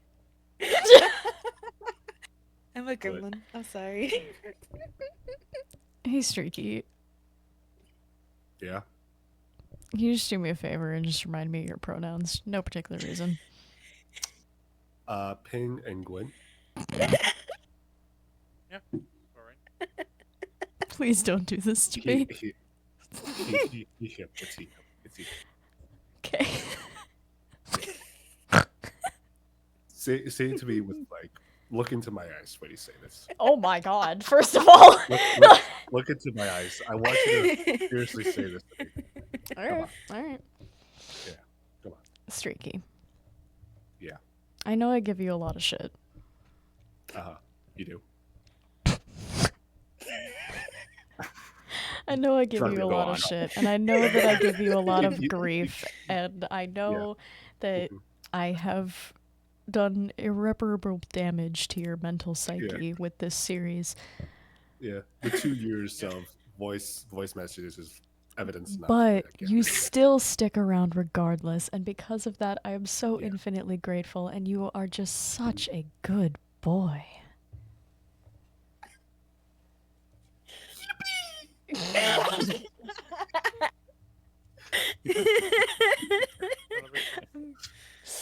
Also, is Spook super quiet for anyone else? No, it's yeah. I've had to turn you up, Spook. That was not Spook. There he is. There you are, buddy. Oh, That you come worked back well. to that. Oh. Hi, buddy. Chapter 13. Smart guy. This chapter is not about me. I am dumb. Never thought I would see a good boy from Nick's. Thought that would be the end of time. Hello. That'll be a cold day in hell before that happens. Okie dokie. Nyx entered her room later in the day after her fight. She groaned as she massaged her burned shoulder. She slumped down into her desk chair with a stiff grunt and leaned her head back to rest for a moment. Nerissa had helped Nyx apply some burn ointment to her shoulder, and it helped with a bit of the lingering pain, but it still hurt when she moved it. Nyx's eyes drifted to the pen sitting on her desk, and she quickly pulled a piece of paper closer to her. Nice.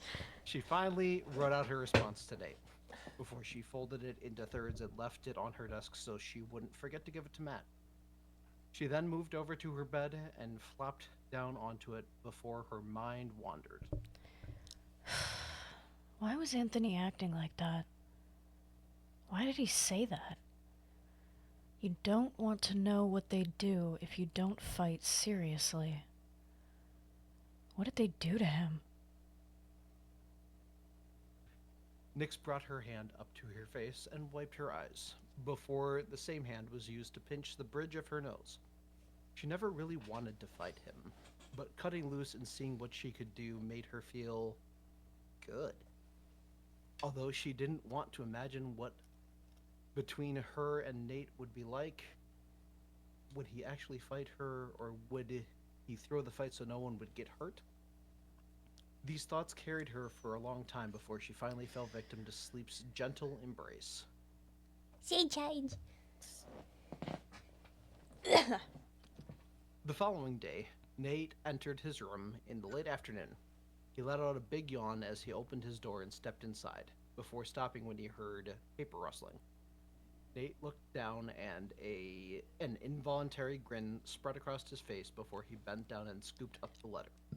He quickly shut his door and sat down on his bed as he excitedly opened the note, and his whole attention was sucked into it. Based.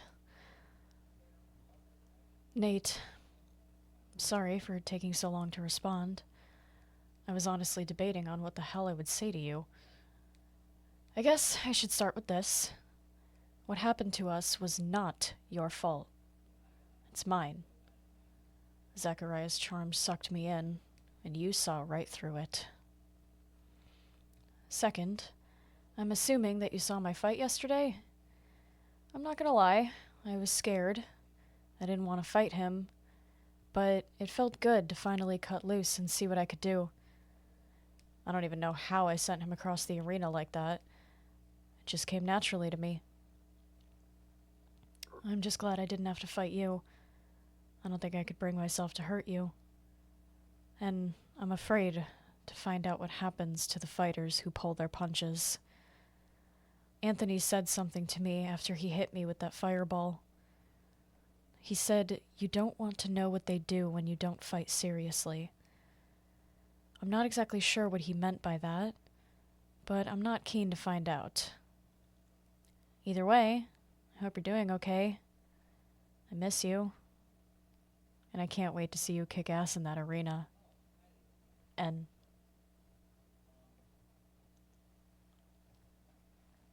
Nate was smiling by the time he finished reading the letter.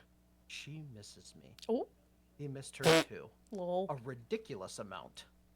However, smiling, kicking his feet. However, he knew that the only way he was going to see her was in the arena. Nate rolled over onto his side and stared out the window. It had gotten dark by this point, but Nate couldn't see any stars. The bright floodlights that lined the outside of the compound were drowning them out. They never turned them off at night to keep an eye out for nocturnal runaways.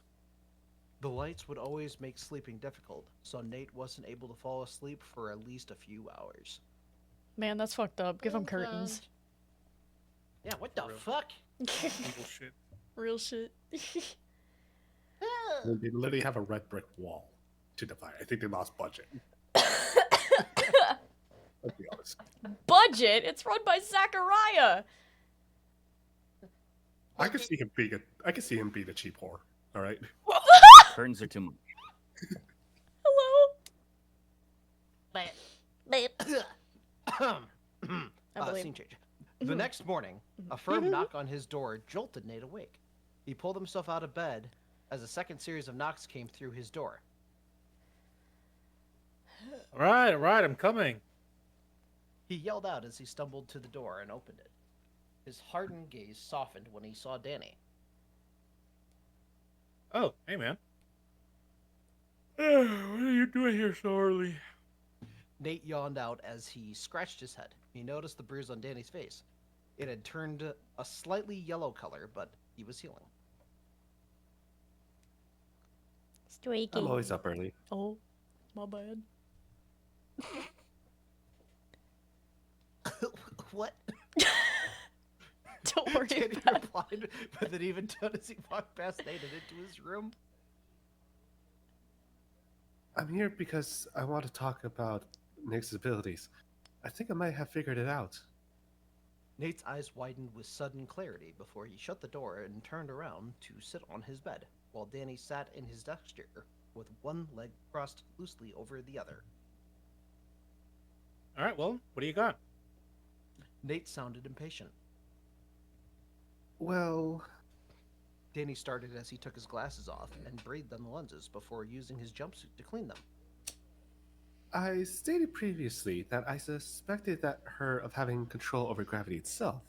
And while that is still a possibility, there's another possibility that she has a true telekinesis, but has proven to be capable of not only moving objects or people, but pockets of space as well. Danny finished his rant as he put his glasses back on, while Nate was left dumbfounded. Bless his heart.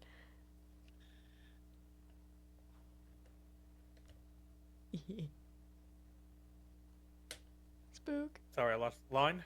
Line? It's right here. Whoa, you really think so? Nate said after a short and silent moment of gripping eye contact. I do. My first suspicion was when she attempted to thrust her hands forward to throw him back, and nothing happened. If I were simple telekinesis, it should have worked no problem. That led to me to believe that she was mistaken, and her gift is gravity manipulation, and it's more difficult for her to manipulate the gravity on an object of a person if she isn't in physical contact with them. Danny switched which leg was resting on the other, while Nate looked off in thought.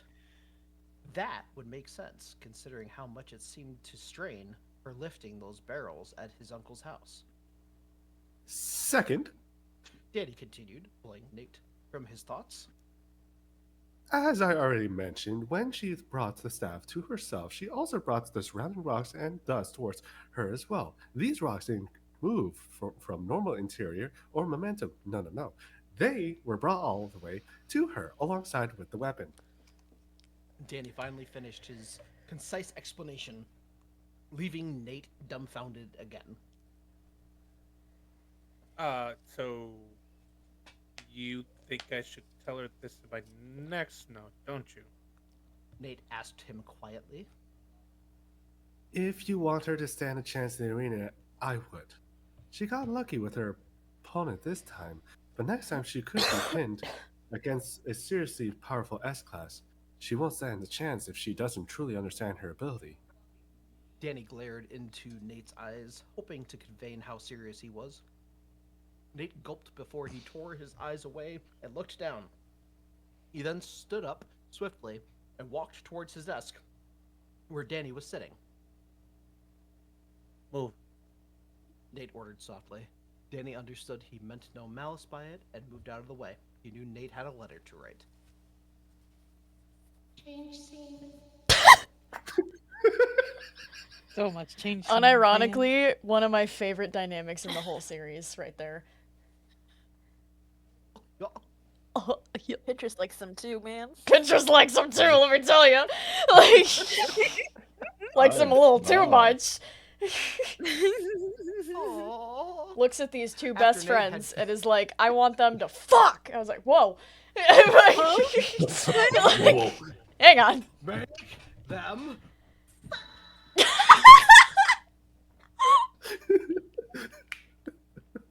Anyway, No. you may proceed.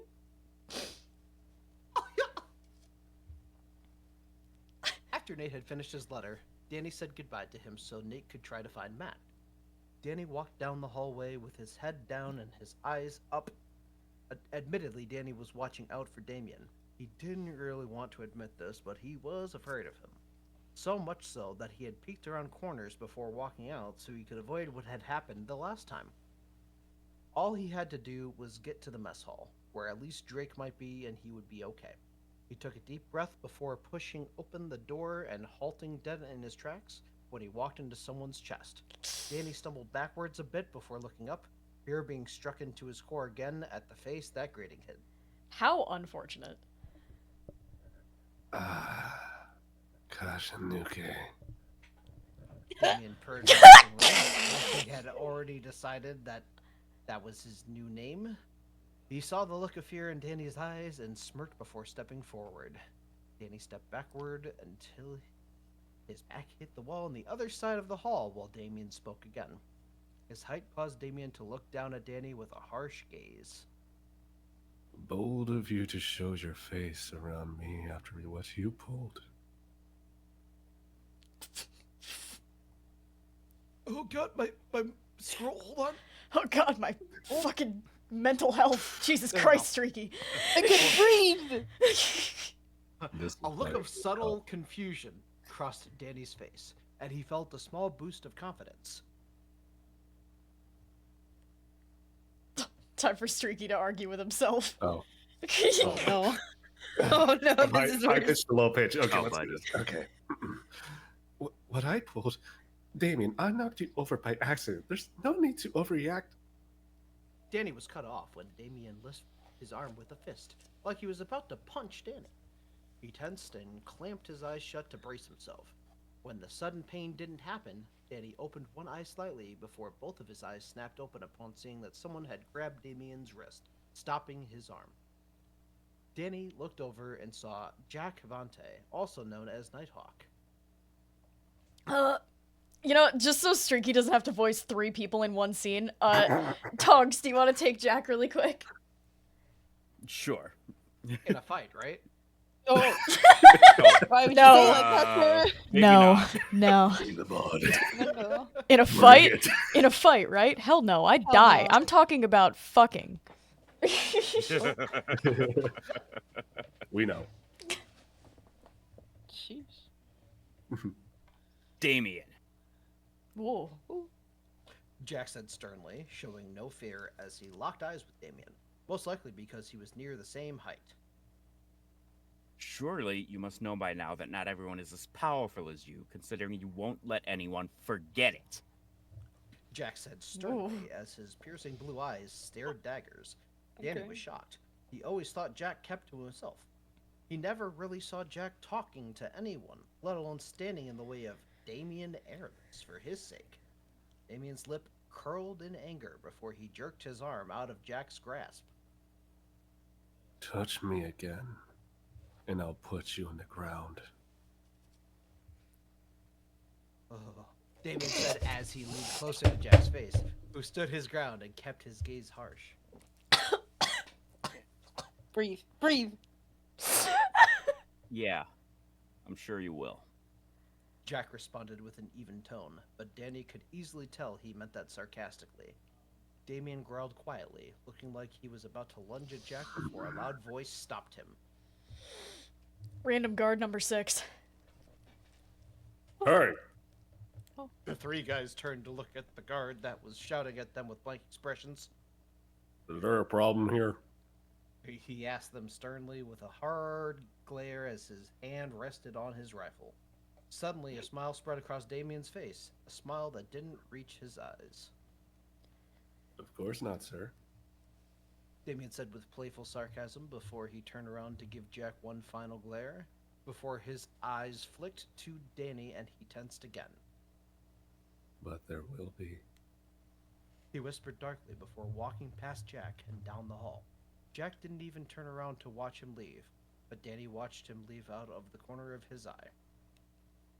You okay? Jack asked. Danny looked over at him before he took a deep breath. Yeah. Thank you for that. Danny said quietly. Although, you know, this means Damien will probably... I don't care about that. Jack interrupted him with a flat tone. I saw what he did to you in the hall a while back. I didn't really want to see it again, that's all. Jack said with another blank look before he started walking away. Hey, wait. No. Danny said, and Jack turned around to look at him. Do you want to get breakfast with me and my friends? Danny asked him quietly with a gentle smile on his face. It's a date. Jack blinked a few times like he was confused why Danny would ask him that before a barely noticeable smile spread across his face. Sure. He said with a slightly happy lilt in his voice, in his tone. It is toys. It is. Oh shit! Oh, fuck. What? No! No! Hey, drink guys, I'm before. gonna go home. Oh, hey, I'm sure the next chapter will be perfectly fine. Nothing bad can happen. The incident. Oh, this will be fun. So, fun fact of these headphones By the way, I just want to say this out loud. Streaky. Well done. Streaky. Between speaking tongues, man. Well done. Well done, the lot of ya. Like, Streaky. Goddamn, how did you do that so perfect? You know, as a lot of chat, it's coffee. It's Listen, coffee. man, I have It's coffee. headphones Coffee on does shit to me. that It vibrate. really does. Both of you guys kept making vibrate. I'm like, I am stuck here with this because I can't move. What the fuck is this? Hey. Let's just be happy. This is only book 1. This is the tame shit. This is the same shit. This I've is the read tame this shit. Everything from through book 2 and part 1 of book 3 has already been done. You don't gotta worry about that. However, Yeah. there's the second half of book 3. Yeah. No, I'm so excited.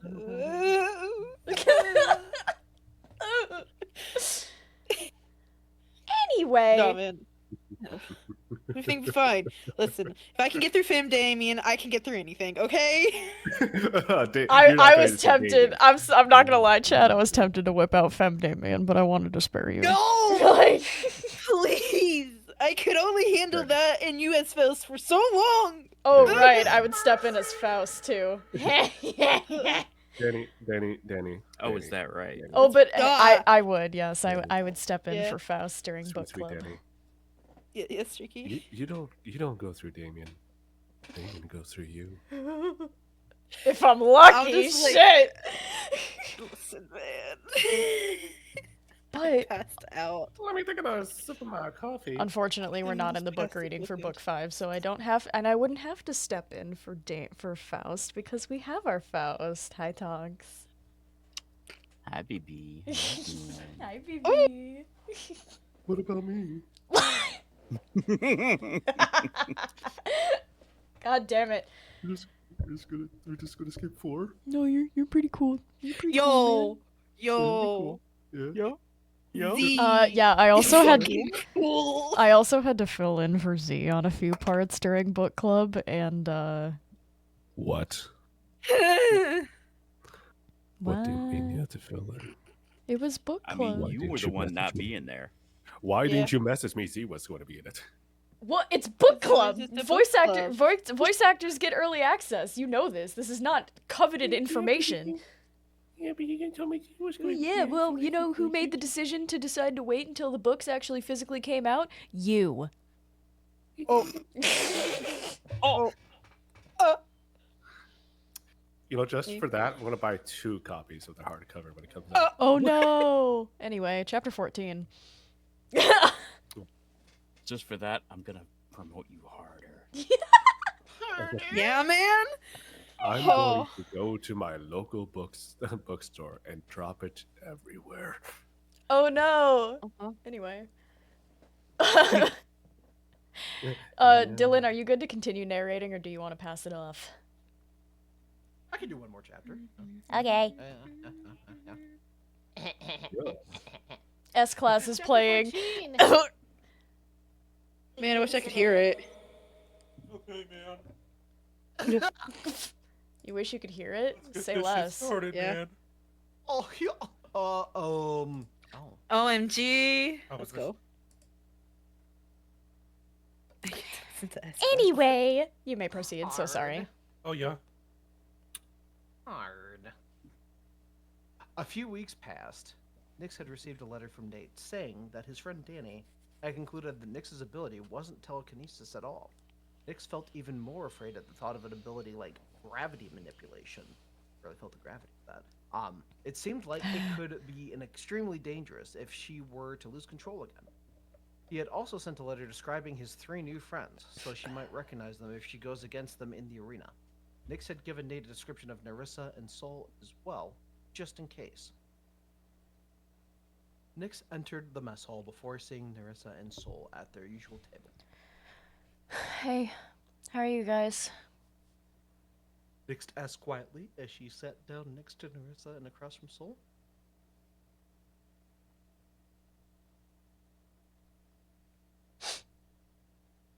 Nerissa? It was coughing really hard. Oh.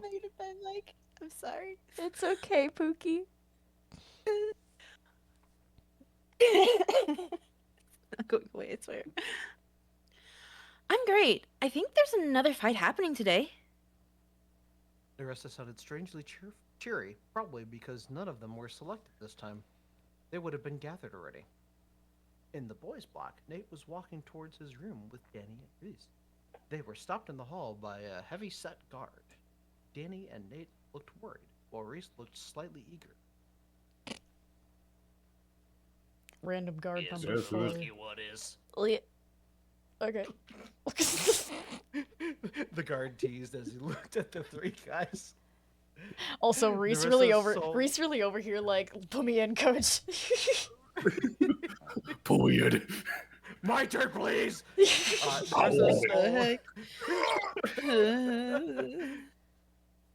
Nerissa, Sol, and Nix sat on Nix's bed and idly chatted while they waited for the stream to start. Who do you think was picked this time around? Sol asked quietly as she brushed some loose strands of crimson hair off her legs. I don't know. I'm just glad it's not any of us. Nix said as her eyes were glued to the screen, which was coming to life. Zechariah appeared on screen while his arm was raised in a grand gesture. Welcome once again to the Battle of the Odds. We have an interesting matchup for you today. Please welcome combatant number 1, Hardwire. Zechariah announced triumphantly as he gestured to the left side of the arena. The elevator doors opened to reveal a white-haired guy with gray eyes hiding behind a pair of wire-rimmed glasses. Oh shit. That's one of Nate's friends, Danny. Apparently he's like a human supercomputer. Nick said as she pointed to the screen. She then raised an eyebrow when she noticed a faded bruise on his cheek.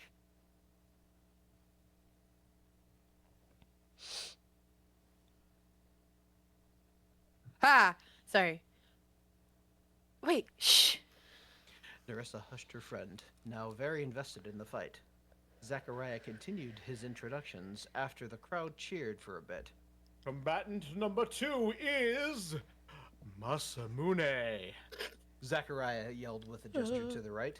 The moment that name was uttered, Danny gasped in fearful disbelief as his eyes went wide. Nate's eyes widened too, knowing he couldn't be there to protect Danny this time. Oh, fuck. Yeah. Reese shuddered as he brought his hands up to his head, his voice laced with panic. Oh, sorry, chat. Oh, fuck. Soul uttered softly in Nyx's room before she looked down with gritted teeth as she gently facepalmed. Wait, Masamune is your brother, right? Nyx asked her sternly, and Soul stiffened. That's right. Danny might be in real trouble here. Soul sounded serious, and it immediately put Nerissa and Nyx on edge. Nyx looked back at the screen and actually saw Masamune. He had crimson red hair, hazel eyes staring at Danny with a stern look. His face was equally menacing and devilishly handsome. He and his soul were definitely twins, judging from their matching mysterious charm. Danny took a few steps towards Damien, attempting to give him the same look of menace, but he still radiated fear. That fear was kicked into high gear when Danny saw a sickening grin spread across Damien's face. 3, 2, 1, fight! Zachariah belted out before Masamune dashed towards Danny, whose eyes widened again before he brought up his arms in front of him to block the blow that he thought was going to land. But it didn't. Danny's eyes opened wide as they flicked to the side when Masamune was suddenly behind him. Shit, I forgot how fast he is. Danny thought as he tried to turn around quickly enough to block again. However, Masamune was faster and sent a hard kick into the side of Danny's head. Hard enough that if Danny wasn't gifted, it would have knocked him out cold. Instead, he was sent flying a few feet before sliding across the ground in a crouched position. Oh, Masamune is off to a great start here, Zachariah narrated. Oh, shit. Reese yelled in a short outburst of concern. The sudden blow knocked Danny's glasses off to the head.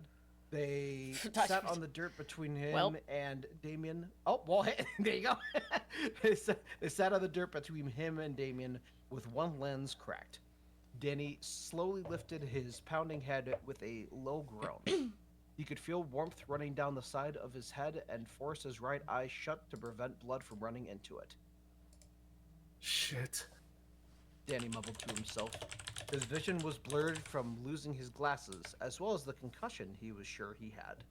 As Masamune approached Danny with malice in his stride, he stomped his foot down on Danny's glasses, breaking them completely. Danny quickly looked around, gathering as much information as possible to potentially win this fight. He winced at the thumping in his head. Damien knew that Danny's mind was his most powerful weapon, so he crippled it. Danny looked over his left shoulder and spotted a tonfa? Tonfa. Tonfa. Okay, there we go. He quickly grabbed it just as Masamune flicked his hand upward with his first two fingers pointed up towards the sky. Danny brought up his arms again, his tonfa, adding additional protection as a thick spike of pure shadows shot out of Danny's shadow on the ground. The spike stabbed into the tonfa and sent Danny into the air a few feet before he landed on his feet with a soft grunt. Holy shit, he's trying to kill him! They would have killed him! Reese yelled out. He was becoming hysterical now. Reese, relax. Drake piped up, surprisingly calm. Danny's resilient, right? Remember when he won against Nighthawk? Drake said to reassure his friend.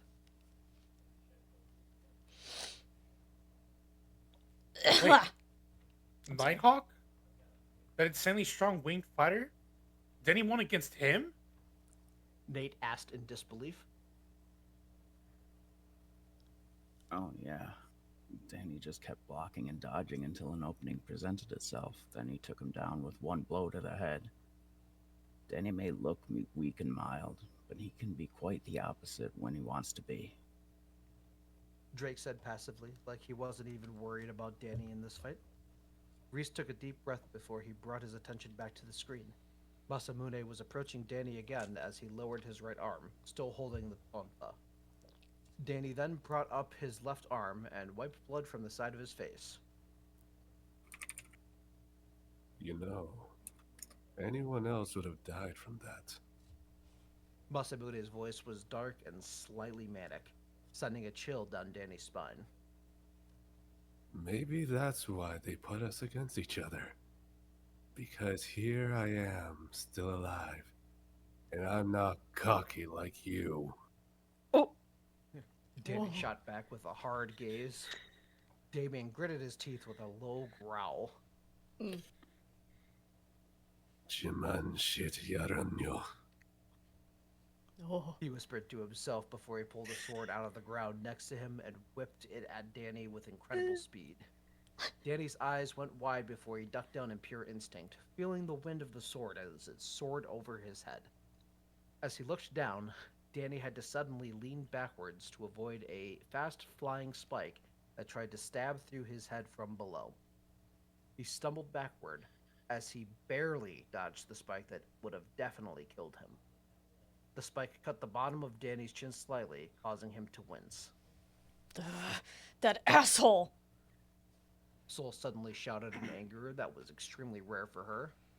Why is he going for blood like that? Danny isn't even that much of a threat. Soul was angry and had no problem showing it. I don't know. It seems like he's got some grudge against it, or Danny. It seems like Danny can handle himself, though. Nerissa added to calm down the energy in the room. Still, this doesn't seem fair. This guy is clearly super strong S-class, and it seems like Danny's ability isn't very combat-oriented. Nyx spoke this time as she bit her nail in anxiety. Shit, I need a close distance. Danny thought to himself as he struggled to dodge another shadow that Damien sent to slash him. He tensed when his mind thought of a plan. A really, really stupid plan, but it had to work. It came from Danny's brain. It quickly pulled his arm back and whipped the tonfa at Masamune.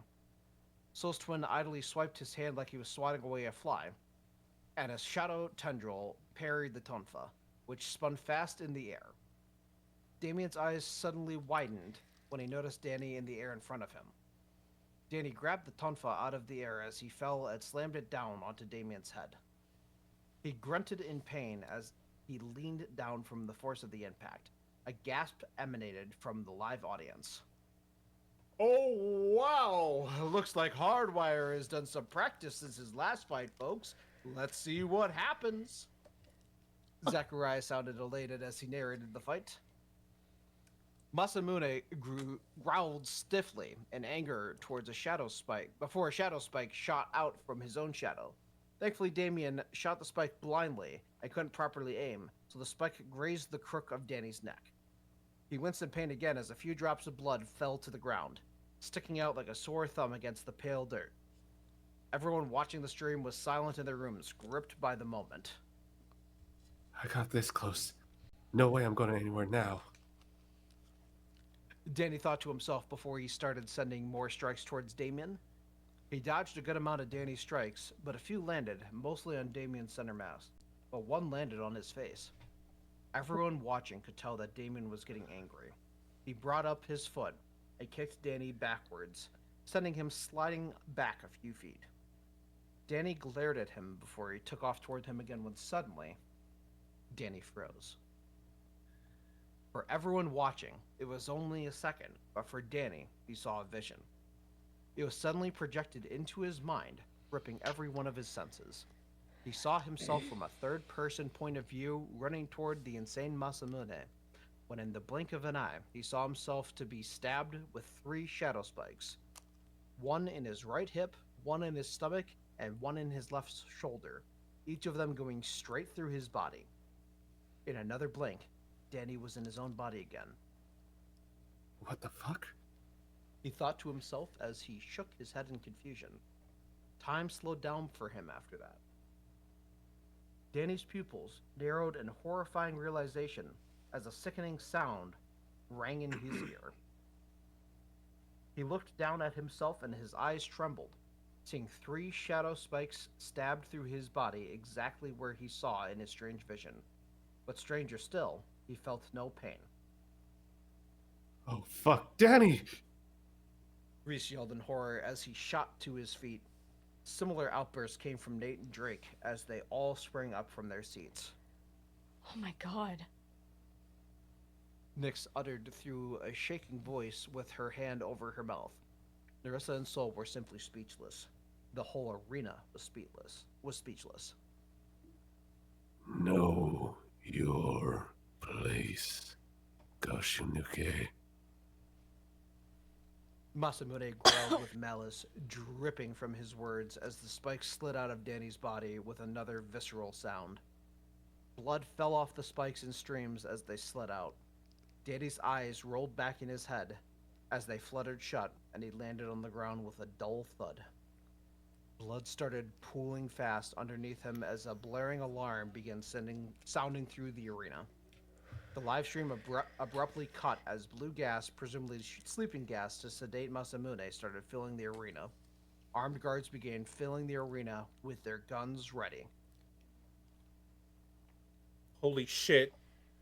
Holy shit. What just happened? What the fuck just happened? Nate yelled in shock with his hands on his head, gripping his hair tightly. That psycho, he just... Reese trailed off as he stared at the TV with a wide-eyed stare.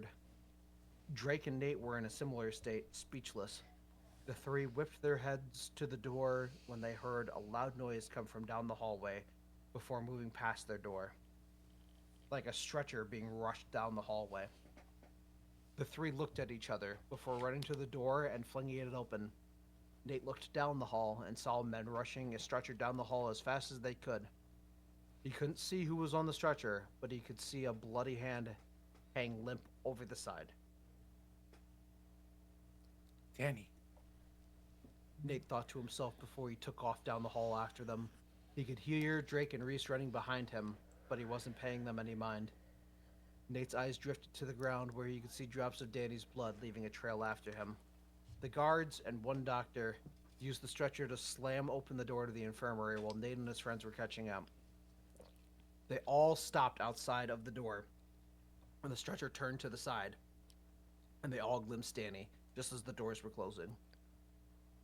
He was coated in his own blood, his white jumpsuit stained crimson and torn where Damien had stabbed him. His snow-white hair was wet in parts with blood, creating a bone-chilling contrast to the color. His eyes were open, just barely, like they could only see it from the angle they were at, but Danny's eyes were open and they looked empty and glazed over. His mouth hung open a bit with a subtle trail out of the corner, implying that blood had been flowing out of his mouth as well. Oh, it's Jack. Hey! The 3 guys jolted and whipped around when they heard a voice. It was Jack. He was jogging towards them a bit before slowing to a stop. Was that? Danny. Reese said softly. The tremble in his voice was hard to miss, probably because he wasn't trying to hide it. Jack's eyes widened a bit before he looked past them at the door to the infirmary, causing them to all turn around again and stare at the door. After a moment, Nate suddenly dropped to his knees, like his legs had suddenly given out beneath him. He stared at the ground with a horrified gaze. Why Danny?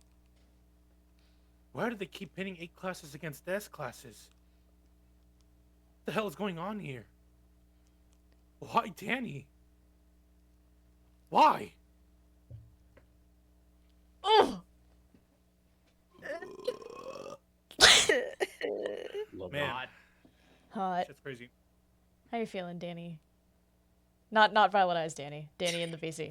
We know how he's doing. It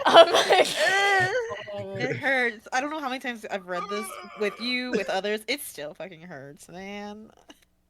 What the fuck? Masamune! Ugh. But also Masamune! Oh. Can you put that voice away, please and thank you? Nah, keep it out.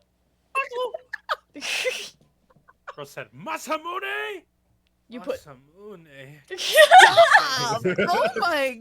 Oh. The exact tone. Diabolical, devious even. No, I already have a Pookie in this series, and it is not Damien. It's Z, isn't it? No. No! Someone like me. Man, I can't don't imagine know. why. You know why? I don't know. I don't know what you mean. The book hasn't come out yet, so we don't know. I'm just an innocent hat here, okay? Yeah. Innocent hat. I'm just an innocent hat. You're liars, what you are. Yeah. I can't Look, read. look You at have dyslexia too? the linings of my hat to tell me there's a lie in there. That there's a lie in there? Yeah. Well, considering the fact It that... looks like fake leather. How dare you? How dare you call me fake? That's so bad. I can take over this this narration because I'm pretty sure this is mostly a male chapter. The men. The bed. Yes, please. And also, I like this chapter because we get to hear a little bit of angry Nathan, and you know I'm all about that shit. Oh. Yeah, we know how you like him frustrated. Hey. Oh, Oh, shit! Yeah. I'm there. A wild Oliver has entered the chat. Wild. I am quite wild. This is a fact. Oh my goodness. Hang on, your PNG is your gigantic. Give me a second. That's not the only thing that's big. Oh! Yeah. Yeah, this is actually canon information now. Anyway. You know what I think? The gaping wound on Danny. Jeez. You joined in on it. 3 gaping wounds. Oh my. There's 3 gaping wounds on Danny, actually. Yikes. So, Sunny, the manuscript is in side chat. Sorry. The manuscript is in side chat. We are currently on chapter 15. Right at the beginning. You came in at a great time. I'm so excited. I feel like I've I like that the hat is on your current PNG. Beautiful. Yeah. Oh my goodness. I decided to whip out Oh, my there. DM PNG because I thought it fit. It's very nice. I really like it. Thank you. It was drawn by the wonderful Missy Momo. And oh, they're so cool. Hint for the mods. That was a hint for one of my mods to shout her out. Trying. You're doing great, Pookie. You know how hard it is to spell people's names? I don't know how to spell her name. Oh, there it is. Oh, there it is. How do I do this? Oh, that's how. I don't know if I did it right. I did it right. Yeah, you did. Look at you. I know how to do my You're job going here. great, sweetie. Thank you, sweetie. I got you. Mwah. Now, because Streaky here is, I'm pretty sure, the only one voicing 2 characters, so, Sunny, if you want, you can take over for either Reese or Danny.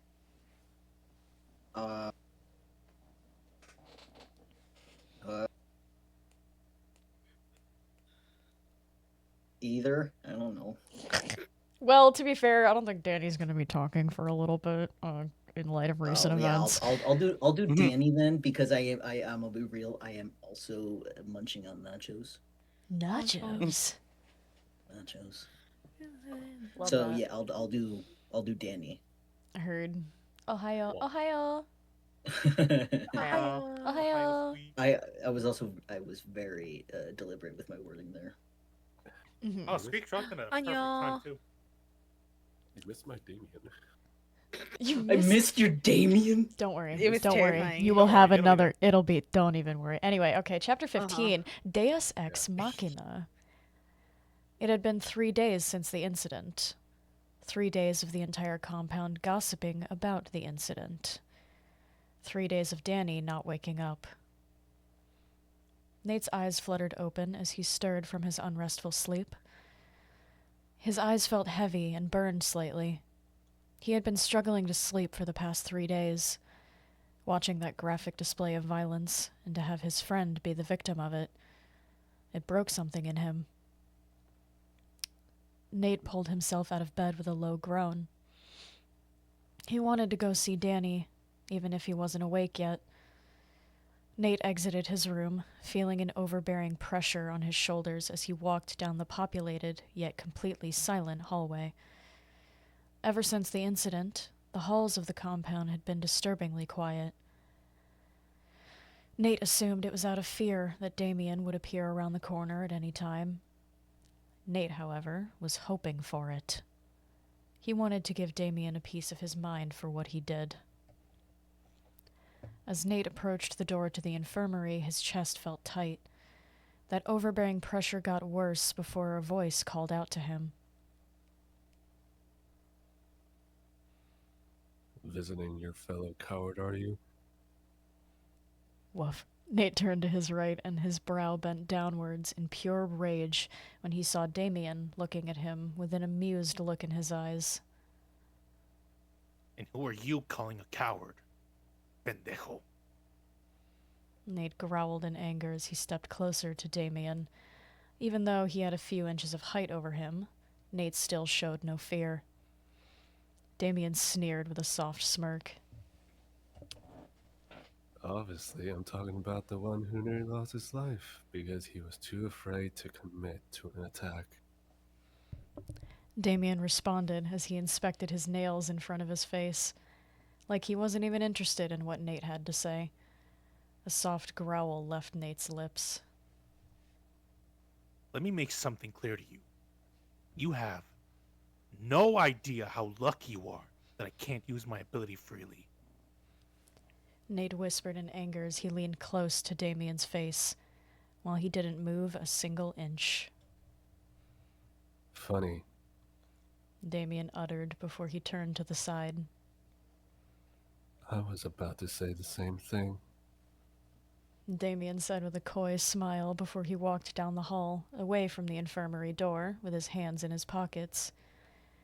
Nate glared at the back of his head before he turned the corner, and Nate turned his attention back to the infirmary.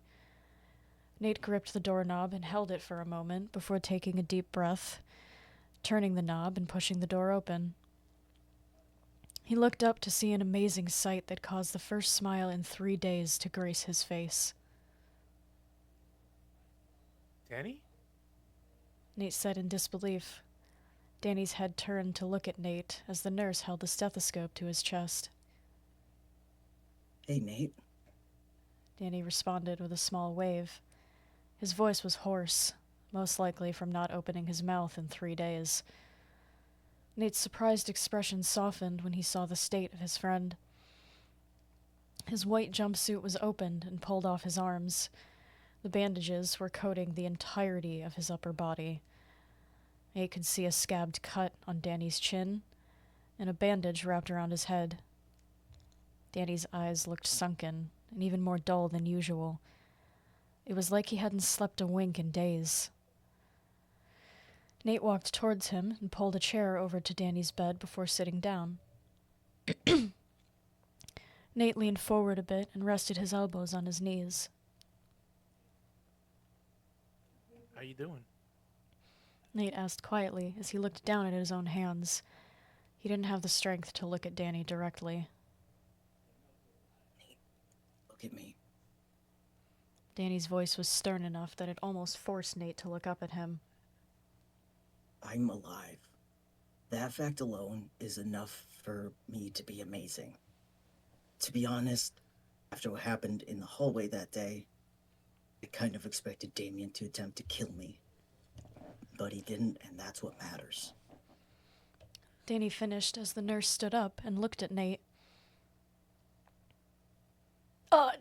Danny, be the nurse. Huh. Okay. Hiya! Yeah. That's right, dear.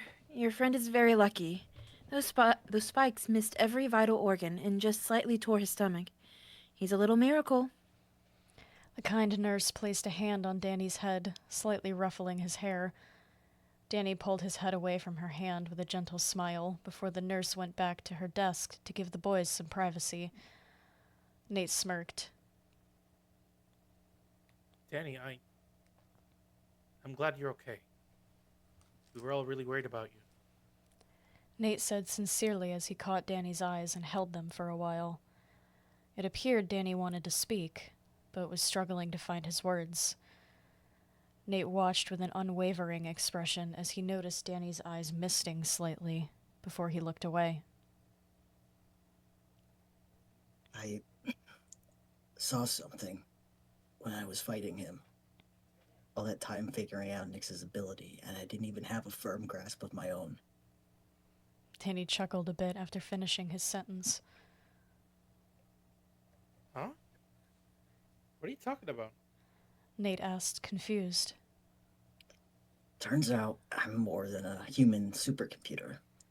I think that my calculating ability isn't just restricted to finding out the combination of an electronic lock. I saw this vision as I was rushing him. I saw him stab me a few seconds before he actually did. Even though my mind was foggy from his kick, it worked in overtime to warn me of impending danger. If I had known I could do that, I wouldn't have been so confused, and I could have avoided it. Danny's voice got quieter as he spoke. Nate could barely see his eyes through his hair as it hung in his face, but he could tell that Danny's eyes were open and staring off into space. Nate knew that Danny's mind was showing him that fight all over again, and he was stuck in the memory. Nate placed a hand on Danny's leg. Danny? He called out quietly, and Danny suddenly looked up at him. Nate noticed how tired he looked before he spoke more.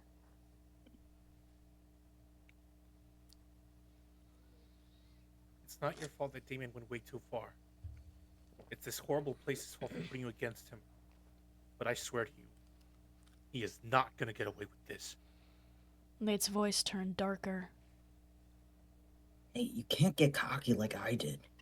It's a fine line anyone can cross. I really thought I could beat him, so I tried to force an opening. That's what almost killed me. Danny sounded like he was going to continue, but he cut himself off. Nate didn't want to break the silence in case it deterred Danny from speaking further. After a silence that felt almost too long, Danny finally broke it. I thought I was gonna die. Danny's voice broke a bit, and Nate looked up at him without moving his head, waiting for Danny to vent in peace. You know, when I collapsed in the arena, I didn't fall unconscious right away. Nate's eyes widened in horror, and he sat up slightly. You stayed conscious? Wait, but we saw... Yeah, I know. I did that on purpose. I thought he'd stop attacking if I played dead, or at the very least unconscious. Trust me, there was nothing I wanted more than for that to be true. But I didn't actually pass out until the arena filled with sleeping gas. Either way, wasn't really expecting to wake up again.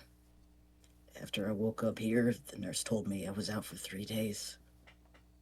I'm sorry if I made you guys worry. Danny said, as he choked up a bit, but desperately tried to hide it. Nate knew what he was feeling. It was fear. The same feeling Nate felt that day outside his school. The same feeling he felt when Zachariah beat him and his family to death's door before arresting him and Nyx. Although, that seemed like a lifetime ago now. Danny, what matters now is that you're alive. Of course we're worried about you. We saw everything live on the stream. We're your friends. And we just wanted you to be okay. I mean, You should have seen Reese. He was freaking out like he was your wife. Nate chuckled as he teased his friend. Danny chuckled a bit before he winced and brought his hand to his stomach. Yeah, that sounds like him. He is always worried about me because my ability isn't very effective for powered combat. Danny sounded slightly pained from laughing, aggravating his stomach wound. Do you know how long they're going to keep you here? Nate asked him to change the subject. He didn't want to make Danny laugh again if it would hurt him. I assume until they remove these stitches. On the bright side, I'll have some cool-looking scars. That's the spirit. That's the spirit, chimp. God damn it! I accidentally just said Nate's next line. Fuck my life. Danny said as he looked down at his bandaged body. Take it away, bud. That's the spirit. If you want, I could bring you some food from the mess hall. Nate added after a small chuckle. Thanks, but I'll be okay. Honestly, the infirmary food is way better than the shit they serve at the mess hall. Danny tried to push up his glasses, but got slightly upset when he remembered they were still smashed in the arena's dirt. Are they going to do something about your glasses? Nate asked quietly. Hopefully. Maybe I can convince them I can't fight if I can't see. Danny responded as he leaned his head Bruh. back. He then rolled his head to the side to look at Nate. I'm so sorry. And give him a small smile. I'm sorry. I'm drinking Alani. Alani. Yeah. Nate smiled back in response before the infirmary door opened again. Oh, thank God. I love this. Nate's smile got brighter when he saw Reese and Drake enter the room.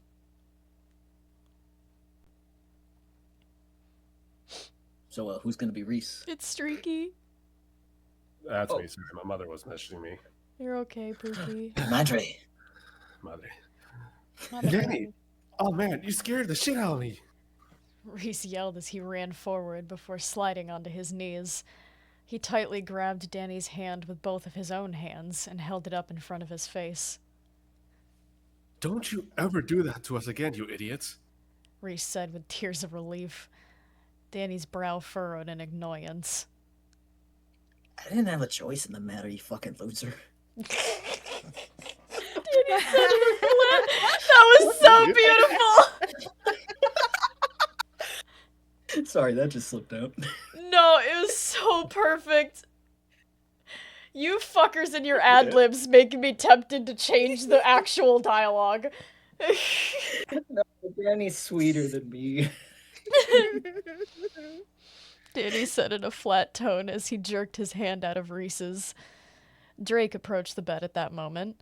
He stayed standing behind Reese and reached into the pocket of his jumpsuit. He pulled out a pair of wire-rimmed glasses, just like the pair Danny had before, only not shattered. Danny's eyes widened. Drake, how did you... Don't worry about it. Drake responded, showing his own brand of relief that his friend was okay.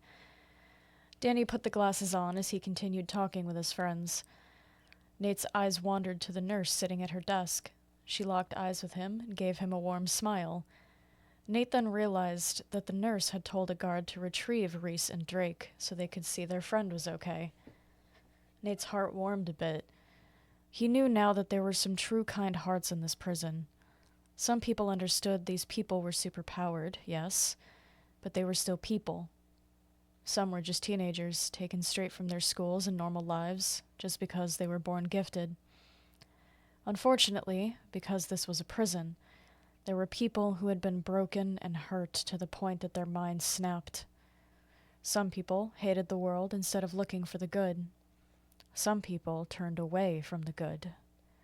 People that would hurt good and kind people like Danny. People that were dangerous, like Damien. Crazy time for poison to kick in. Yep. That was fun. Sunny, I was not ready for you to be such a good Danny. What the fuck? That was good.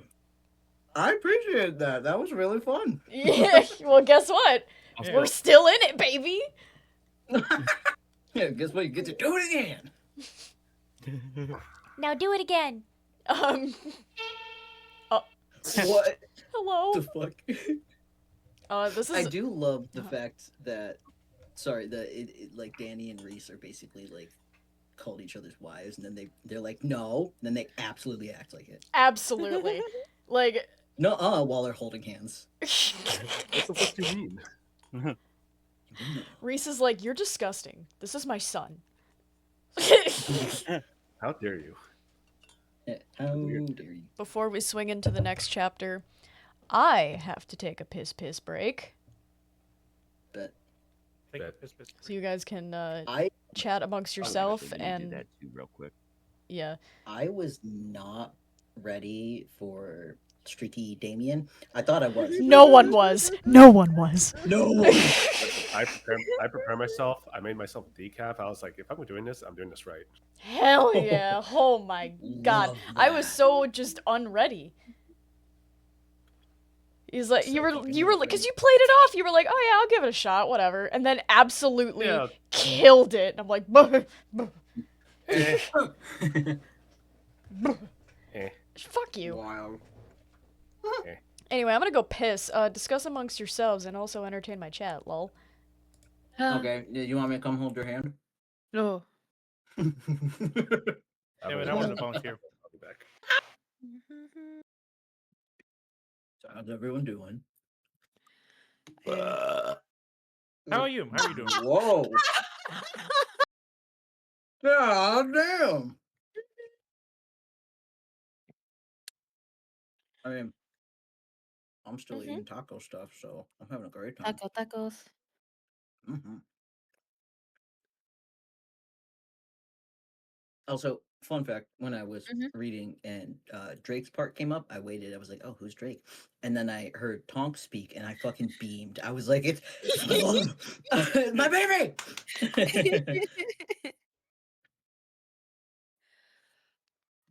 I live. I slept until 12 today, and I'm like, this is not good. I have work on Monday. I can't sustain this sleeping schedule. Listen, sometimes your body really just needs that extra rest. So long as it's not a habit, then It's the you're second fine. day in a row. It's the second day in a row. I rescind my comment. Maybe set an alarm tomorrow. Like maybe not like at the ass crack of dawn or anything like that, but maybe Buddy. like 10 or something. Buddy, I have to usually wake up around 5 in the morning to go to work. Ugh, that's right. And I'm there. Yeah, I'm there until like 3. I have to have somebody talking to me on my way home so I don't crash out. Oh God. Yeah. It's so much fun. Oh man, that's I somewhat empathize. I could never talk to someone on like the phone or anything like that while driving because I would just get too invested. But like if ever I have to drive and I'm so tired, I'm like, oh, it's only 20 degrees out. Well, time to blast the music and the AC so that I don't fucking fall asleep. God damn. Hello. Wow. Wow. Hello. I will say this will be my last chapter. Okay. Yeah. Do you want to narrate it then?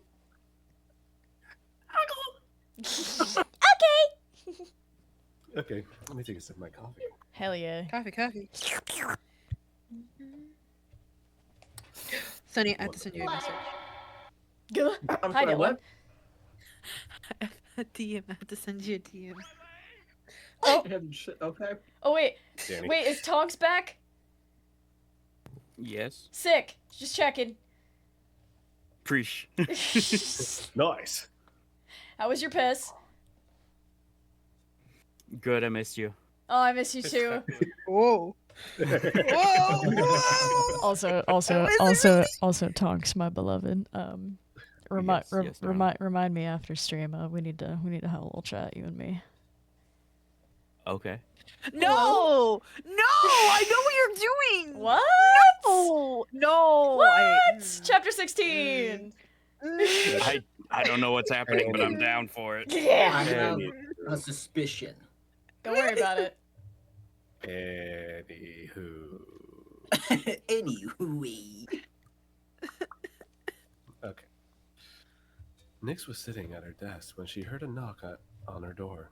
She got up and answered it to see Nerissa. Hey, what are you doing here? Nix asked quietly. Nix had asked her friends to give her some space after the visceral display she had watched on the previous stream. Soul told me you said to come here? Nerissa sounded confused. She then yelped slightly when Soul appeared from behind her and shoved her into Nix's room, shutting the door behind her after she entered. I wanted to meet you all here. There's something I have to say. Soul sounded serious. Okay. What is it? Nix said as she sat on her bed after exchanging a look with Nerissa. So, I wanted to talk about that day you asked where I was before Nix's fight. Soul said as she crossed her arms in a lax manner. Nix and Nerissa exchanged another look before Soul continued. There's a guard here named Ed. He's this nice older guy who's a little taller than Matt. He's been here for a long time and I've built his trust. I've started, I guess the right word would be conspiring with him. I was keeping it quiet, but after what happened to Danny, I can't keep quiet anymore. I think the elders in my family are going to stage a jailbreak for Damien. Soul gave her friends time to process before she added even worse news. Also, if I know my family, it'll be a bloodbath. So, Ed swiped some collar keys. When the time comes, he will meet us all here and release us from the collars, and we can leave. Soul finished while she looked at her friends from under her eyebrows. Nick stood up. I'm not leaving without Nate. She said with great determination. Soul sighed. I thought you might say that. We will have full control of all our abilities, so we can easily go to the mail block and grab him. Probably his friends, too. Wouldn't hurt to have more people to fight our way out, because we will probably have to. That sounds fine. Although I wouldn't be too eager to run into your brother of yours. Nerissa chimed in as she shuddered. She shuddered, remembering what he did to Danny. Don't you worry about Damien. I can handle him. Soul's voice turned slightly darker, while her eyes matching the menacing tone.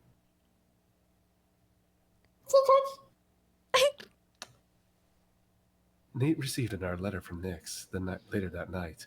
He entered his room after visiting Danny again in the infirmary and found it inside on the floor. Nate scooped it up and sat on his desk to read it. Nate, first things first, how's Danny doing? Is he okay? We all saw what Damien did to him and we're all worried sick. Second, how are you doing? I haven't gotten a letter from you in a few days. There's something I have to tell you, and I'm praying that this doesn't get intercepted, but Soul is worried that her family is going to stage a jailbreak for Damien. I haven't really told you this yet, but Soul and Damien are siblings. But I trust Soul, and I know she isn't like him. But Soul knows her family pretty well, and that she is planning for this makes me think it's a pretty big possibility. If they do attack, I need you to gather your friends and make it to the outer wall, opposite the red brick wall. We will meet you there, get the collars off, and we can leave. We can actually leave. Also, please be careful. Soul mentioned that if her family attacks, it'll be a bloodbath. And Nate held the note for a while, staring at the words blankly. They could escape? Where would they even go? How would they sustain themselves? He knew they would become most wanted the moment they set outside the wall, although Nate felt like it would be worth it. Danny was extremely lucky. How long before someone else isn't so lucky? How long before someone he cared about was killed in that horrid arena? He didn't want to wait around to find out. He wanted his friends to be out of this place, and he would do just about anything to achieve that. Nate got up from his desk and looked out the window. It was dusk now, and the curfew would be in effect. He didn't care, though. He needed to tell Danny. If Damien's family is really as crazy as Soul said, then Danny could be in danger. Again. He left his room and creeped through the empty halls towards the infirmary. He clung to the shadows, holding his breath when he heard any type of movement. He wasn't exactly eager to find out what happened to prisoners who were caught out after curfew. After making it to the infirmary, Nate slowly turned the doorknob to make as little noise as possible. Nate then cracked open the door and peered inside. When he didn't see anyone of authority, he let himself in and started walking towards Danny.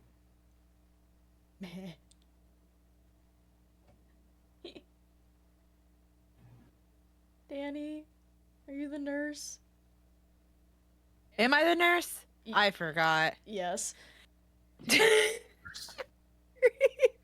My brain clicked off for a second. You know, curfew is in effect. Is in effect, right, young man? Nate tensed and whipped his head to the voice. He saw the kind nurse standing in the doorway in her private office, holding a tray of various medical supplies. Nate's posture softened a bit. Yeah, I'm sorry. Don't worry about it, dear. The nurse said before she turned around. I saw nothing. The nurse said kindly before she walked back into her office. Nate exhaled in relief before walking over to Danny's bed, where he was sleeping soundly. Nate felt bad about waking him up while he was supposed to be healing, but this couldn't wait. Danny, wake up. Nate whispered as he placed a hand on Danny's shoulder and shook him gently. Danny stirred slightly before he jolted awake with a soft gasp and placed a hand on his own chest. Oh, Nate, what are you doing here? Danny whispered gently as his breath calmed. Nate's chest felt tight as he realized he'd probably just woke Danny from a nightmare. Hey, sorry to wake you up, but I have something to tell you, and it's really important. Nate said as he crouched down next to Danny's bed so he wouldn't have to raise his voice. Danny winced as he sat up in a more comfortable position for talking. It was clear he was still lingering pain from the incident. Okay, what is it? Dan responded quietly as he took his glasses from Nate, who handed them to him from his bedside table. I just got a letter from Nyx. She said she's worried that Damien's family is going to break him out of here in some grand attack. She also said that her friend made these plans to use this to our advantage, and with escaping the confusion, we can actually get out, Danny. Nate smiled in a relief upon hearing himself say that. Danny was quiet for a moment. He took his glasses off and breathed on them before cleaning the lenses with his soft blanket. What if they attack while I'm still bedridden? Danny asked as he put his glasses back on the interlocked his hands in lap. Nate stuttered for a moment. I am not leaving you behind, if that's what you're implying. We will come get you, Danny. Nate didn't take his eyes off his friend, even though Danny had looked down and wasn't returning his look. Danny finally looked up. Nate, Damien may have missed all my vital organs, but he still shattered my pelvis. I can't walk until it heals. Danny sounded like unlike himself. It was almost like he was trying to convince Nate, to leave him behind. We'll carry you then. But we are not leaving you behind. Nate replied firmly. Danny held his gaze for a while before he sighed. Guess I won't argue. I get the sense that wouldn't make a difference if I did. Danny said before he looked away again. You're right again. It wouldn't. Nate said as he stood up. I should go back to my room before the guards make their rounds. Nate turned to leave before he stopped and turned his head back to look at Danny again. Oh, and if we get separated during the attack, if you see Damien, run. Nate said firmly again before leaving through the infirmary door to return to his room for the night. Nate made it back to his room without being seen, and he flopped down to his bed.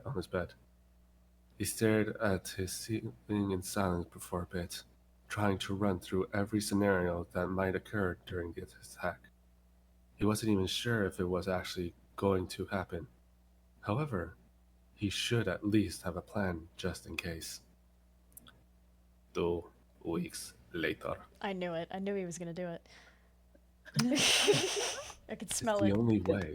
It's the Can I just only point out? way. What's up? Yeah. Danny is like, I can't walk. Oh, we'll carry you. By the way, if you see this guy, run. Bro, I can't walk. He can't walk. Wheel your ass out of there, my guy. Crawl, fuckers, crawl. Hey. Anyway.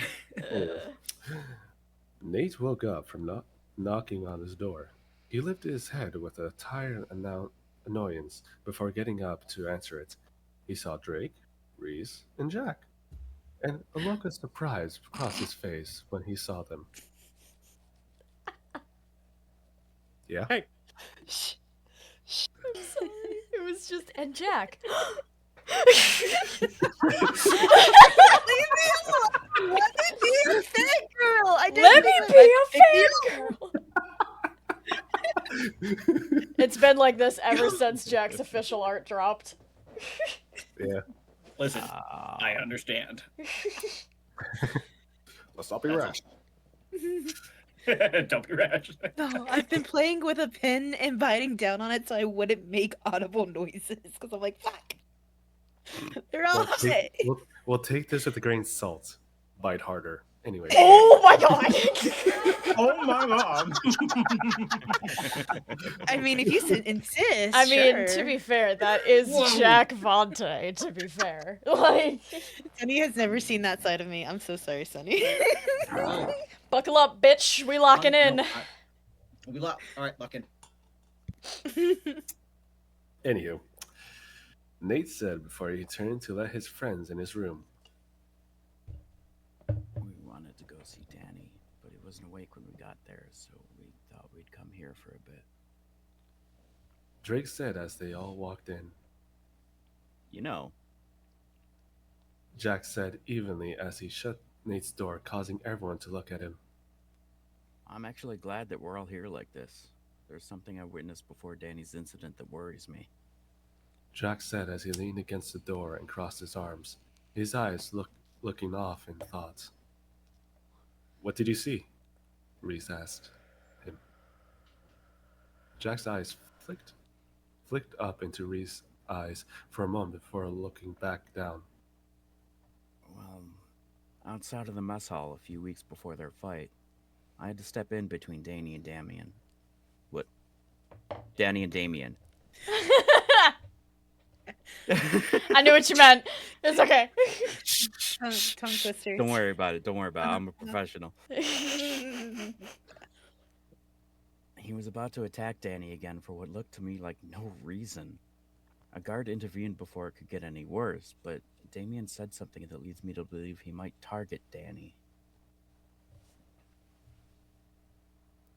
Jack paused for a moment. Honestly, I feel like him being under watch in the infirmary might be the only reason he's able to heal in peace. Jack finished as he scratched the skin under his collar. Shit, Reese mumbled under his breath. All this waiting for this stupid attack is making me antsy, he said, as his leg bounced restlessly. I'll say, considering that only a few of us will be able to get our abilities, use our abilities, it'll likely be a lot harder for us than it will be for the girls. Drake said passively. That's fine. Nate said as he looked off into space. We'll be able to handle it. We have to.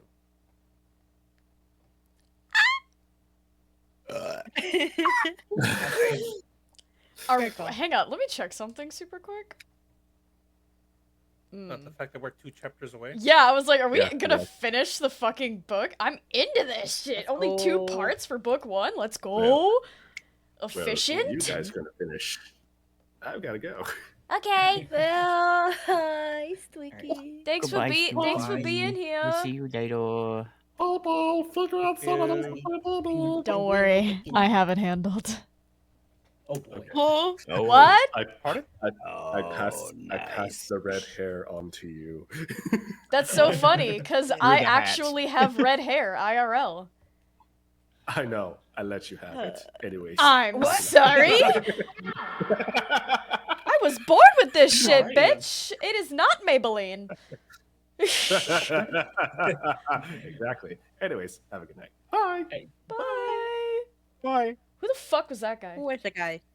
What guy? What was his name again? I thought he was with you.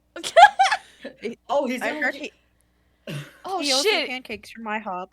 He took my Chipotle order. Oh, damn it. Oh, who is this guy? And he's back.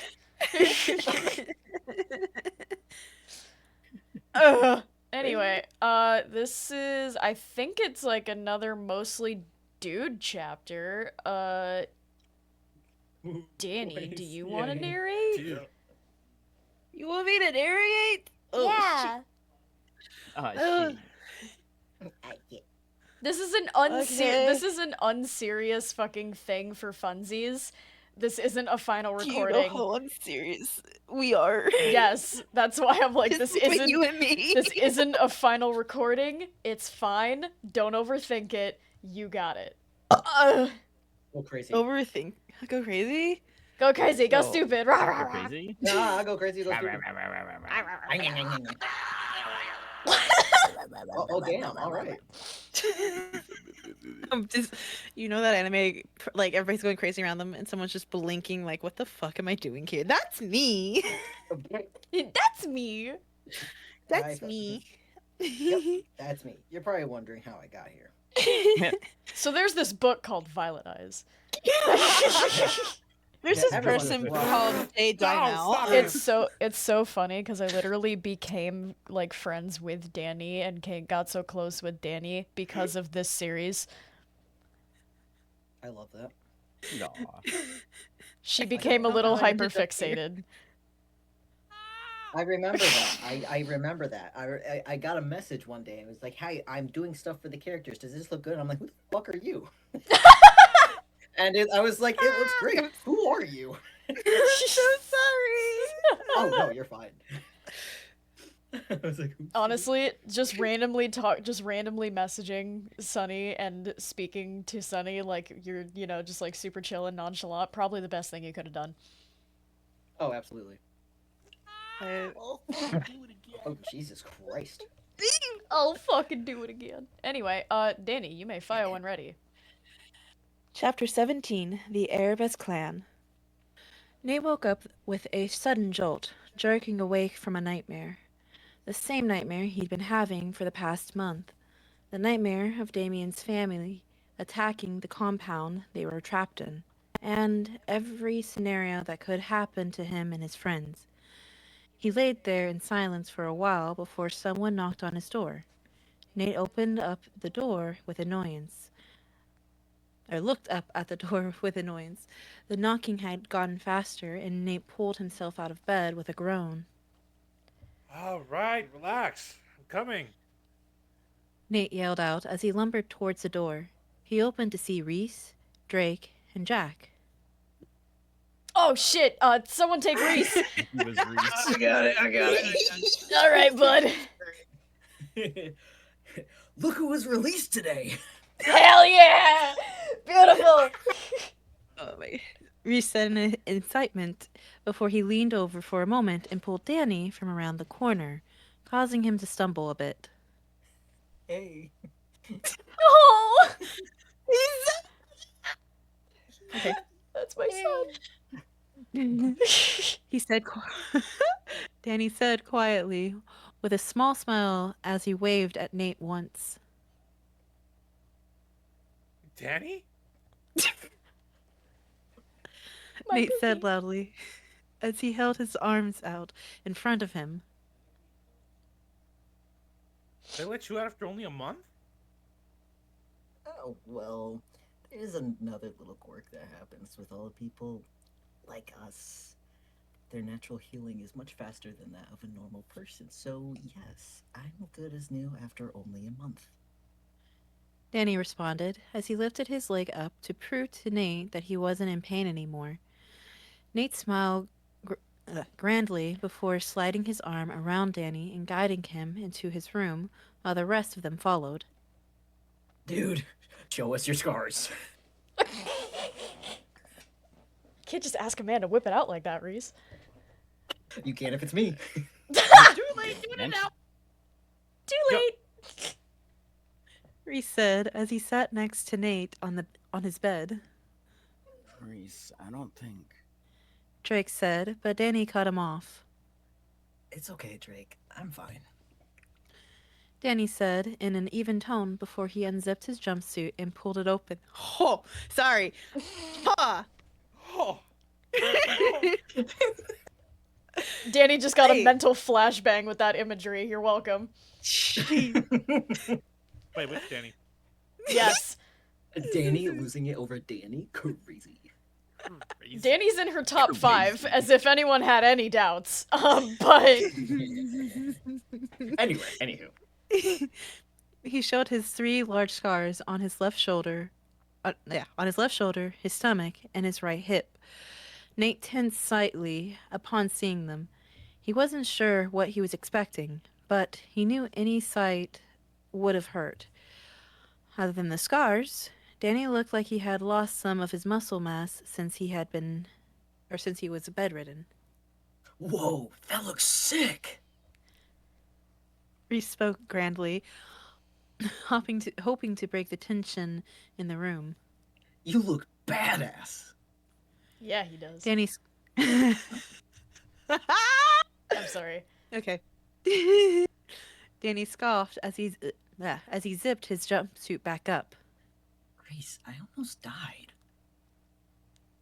Yeah, but you didn't! But you didn't. But you didn't, did ya? I wish I'd left you there, but Did you you die? didn't! I love it. Ow, shit. Are you okay? You okay? My earbuds kind of just shocked my ears. Hello? Oh. Them. Damn, that's What crazy. the fuck? That's not Yeah, good. they're very broken. Honey. Can I get you new ones? I have more money than you. I got it. It's okay. Damn. Whoa! That's That might have been The the way most that came out. Oliver-coded thing I think I've ever heard you genuinely say. Listen here, Like- princess, don't you worry about me. I'll do fine. I meant to be like, I appreciate it, but save your money so you can treat yourself. See myself. What the fuck is that? I don't do that. You did not just say that to me. Oh. Oh my god, that was the most Oliver-coded thing I think I've ever heard you say. Damn, it's gonna take a hot minute to one up that for the Oliver coded shit. Yeah. Anyway. Where the fuck were we? Oh, Reese yeah, okay. But you didn't. I see. Yeah. Reese played off the harsh tone that Danny had used. Now you have some sick scars to show for it. They are pretty cool. Drake added with a slight chuckle, Nate looked out the window while his friends continued talking about Danny's scars. His mind was focusing on a single thought that refused to leave him alone. It had been an entire month since Nix's warned him about the potential jailbreak. Why hadn't it happened yet? The anticipation was killing him. Hey. Danny's voice caused Nate to look back over at him. He tensed upon seeing all of his friends looking at him. Are you thinking about the jailbreak? Danny asked him so bluntly that it made Nate tense again. How can I not? Nate said quietly as he got up and rubbed his chin idly. The only one of us that won't have collars are Drake and Danny. We need to get these stupid collars off if we want to make it to the yard and meet the girls. Nate added with subtle concern in his tone. I might have an idea about that. Jack suddenly piped up. This person who enlightened Nix about his potential jailbreak, her name wouldn't be Soul, would it? Jack asked with a raised eyebrow. Nate squinted slightly. Yeah. How'd you know? Jack smiled softly. She's my friend. I've known her for quite a few years, as a matter of fact. I received a letter from her not too long ago saying that a guard named Ed was going to be the one to release the girls from their collars. After that, he would make his way towards the infirmary here in the mail block, and he would release us as well. That's only assuming that he would make it through the compound while it's all under siege. Jack finished his plan as he crossed his arms in front of him. That's awesome. Nate piped up excitedly. So, the moment the attack kicks off, we can meet here, get to the infirmary, get the collars off, and get the hell out.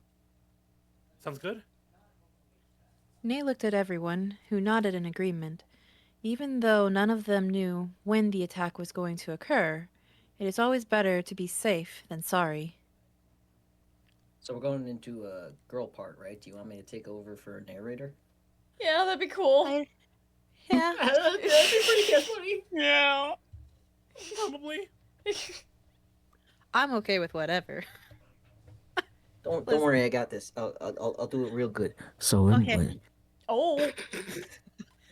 No, we're good. Proceed. Bring it, bitch. Proceed. Oh, okay. Yeah, I'll do it like that. It was a bit. It was a bit. It was a prank. Nah, do it, coward. Oh, I'm not a coward. Nix, Narissa, and Soul sat down on Nix's bed, settling in for another stream. This is not the Nix was vibe that honestly needs to be surprised. happening for this scene. I know what scene we're rolling into. Don't you worry. I really just want to see how far I can take the bit. Oh. I mean, I could go into that voice if you want. No, we don't need that from Oh, you. Thank You know what? Let's go. Continue narrating. I'll be fine. No! I'll be fine. We're gonna make them crumble. I only have to crumble. Like a Yes. cookie, bitch. Like a cookie. Like a cookie. Cookies? Anyway. Anyway, okay, all right. Legit. Legit. Nix, Narissa, and Soul sat down on Nix's bed, settling in for another stream. Nix was honestly surprised that this wretched place hadn't even slowed down their stupid fight since Danny's incident. She was just happy that none of her or Nate's friends were dragged into the arena again. Oddly enough, Damien hadn't been dragged into any either. I can't believe they're still so energetic after what happened. These freaks. Sorry. I'm gonna be so for real. Completely I forgot. I was the narrator. Hey, My same thing. brain I forgot I was a shut- poisoner. You ever have a moment where your brain shuts Yes. down? It happened. Yes. I think I started drooling out of the corner of my mouth. A moment? I have them hourly. Hourly, dang. Sheesh. Oh. Anyway, I'm so sorry. Soul grumbled as she settled into Nix's bed. Yeah, well, you know the rich. Always looking for something to explore. Not to mention, we're basically dirt to them. I'm honestly surprised they fought so hard to keep Danny alive after the fact. That snide remark came from Nerissa, which surprised the other two girls. It was then that the TV flicked to life, and the girls saw their warden again. I'm so sorry if you just heard beeping. I didn't. Skibidi doo, skibidi dee. Oh, my pump is going scree. Literally, I'm yeah. sorry? That's exactly what's going on. It was a bit from a previous reading stream. It lined up too perfect. And it was just too good. Anyway, Zachariah. Oh, Dylan. My ears! I was ready! No. I was definitely zoned out. Like I said, once Yeah, it was your hourly dissociation break. Don't worry about it. Is that my line? Yes, that's my line. Okay. Yes. Cool. Welcome again. No, to the there's that Battle little line from Munchkin Zombie. And we have a matchup that has been requested more than any other. Zachariah announced grandly, and the crowd roared in response. That's right. Fight fans, we have a rematch that you all have been practically shouting at me about. Hardwire and Masamune. What? That was The beautiful. three girls Thank you. shouted. They watched as each elevator door opened, revealing Damien and Danny. Damien looked menacingly calm, while Danny's face looked calm, but his eyes were frantic. What the hell? Why are they forcing him to fight Damien again? Soul yelled in anger. No one answered her. No one had an answer for her. The two men approached each other in the arena before stopping about 10 feet away from each other. Danny raised his head to lock eyes with Damien, who was already staring down his nose at him. Danny's pupils narrowed in fear. Damien smirked. I can tell you're scared, you know. I was not ready for that. Damien taunted him darkly. You're gonna taunt. Oh my god. Sorry, he said, I can tell you're scared. Anyone could. Danny responded with a shaking tone. He wasn't ashamed for being afraid of Damien after what happened to him. Damien's smirk showed some teeth as he waited for the signal to attack.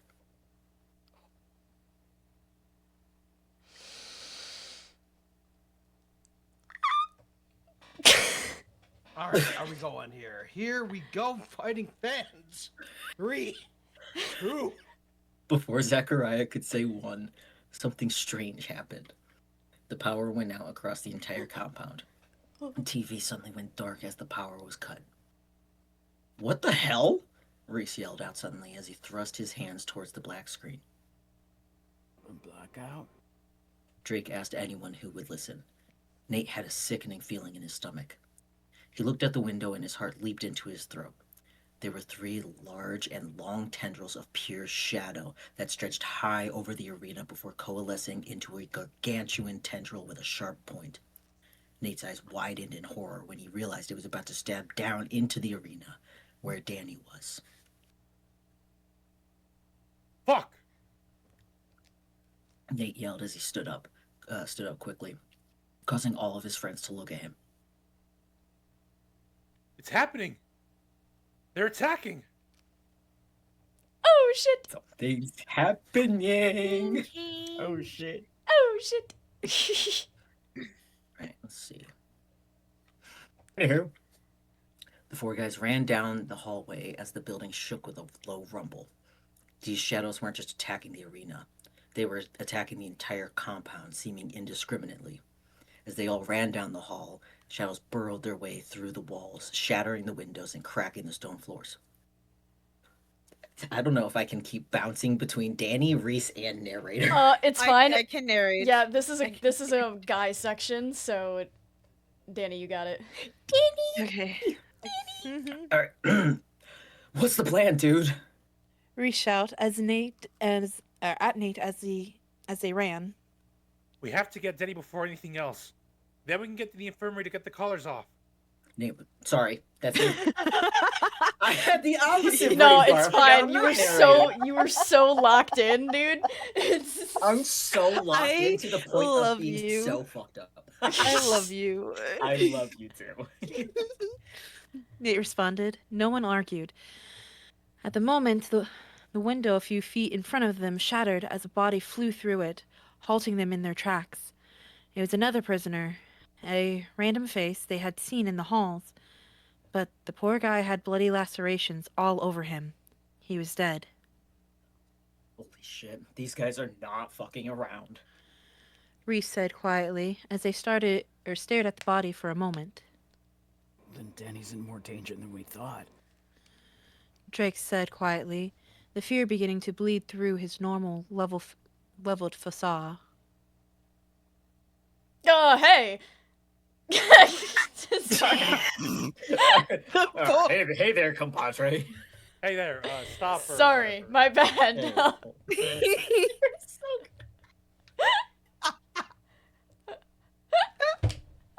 Stop moving or I'll shoot. I swear, any moment now. Reese whipped their head to the source of the yell and tensed. It was a guard, a large and brutish woman with her rifle pointed at them. Get back in your rooms, now. Reese! Drake shouted before Reese took off towards the guard with incredible speed. Drake took a deep breath and spit out a vibrant green liquid that struck true in the guard's eyes. She screamed in pain as Reese leaped into the air, high enough that his hands planted onto the ceiling. He pushed off the ceiling with his hands and landed on his feet on the guard's chest. The weight of Reese sent her slamming onto the ground roughly. The wind was knocked out of her as Nate stared in shock. He could do that with a collar on?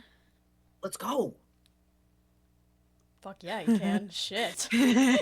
Oh, Reese! Reese said urgently before they all continued moving towards the area. Praying that Danny was all right, after making it to the elevator doors leading up to the arena, Reese stepped forward and gripped the edge of the door. Jack, help me with this. He said before Jack gripped the edge of the other door. They both pulled open the door, seeing an empty elevator. The power's still out, so we're gonna have to use the maintenance ladder inside the shaft to get up there. You're first, Birdman.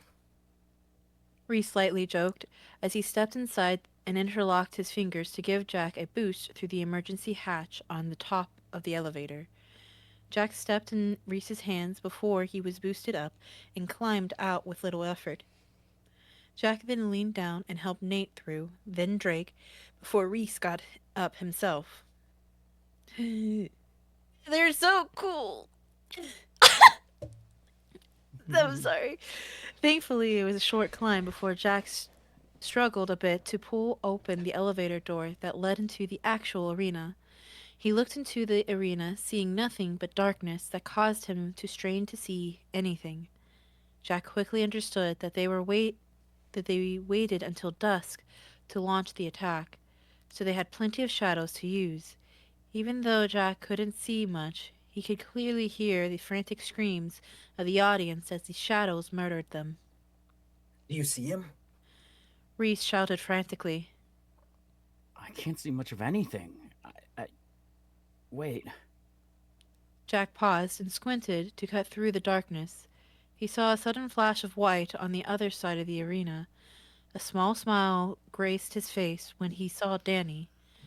3 women surrounding him, being encased by a dome of shadows, and he knew those shadows belonged to his friend, Soul. Sorry. Looks like our lady friend's got Danny out. He's safe.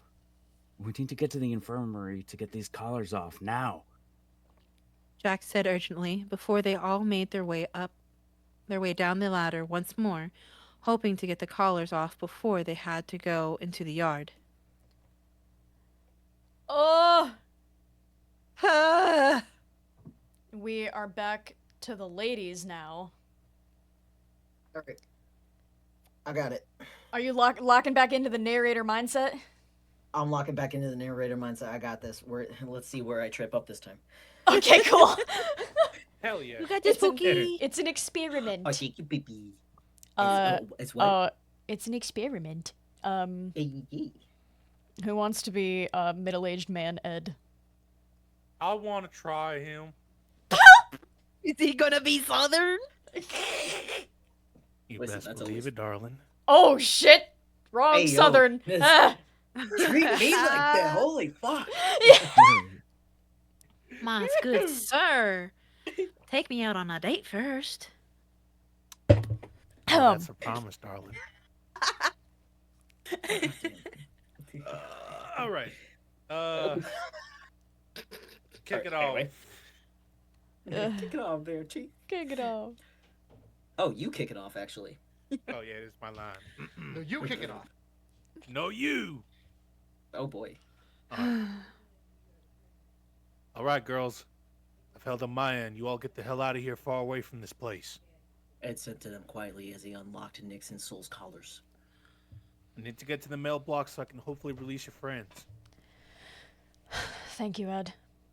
Words can't express. Soul responded as she rubbed her neck. Just get out of here. And good luck. Ed said before he nodded at them. The girls nodded in return before taking off out of the room and down the hall. Just one thing. We can't go to the yard yet. Nick said as the girls ran down the hall. What? Why not? Soul responded in a frustrated tone. Because if I know Nate, and I'd like to think I do, he's going to that arena to get Danny. We have to help him.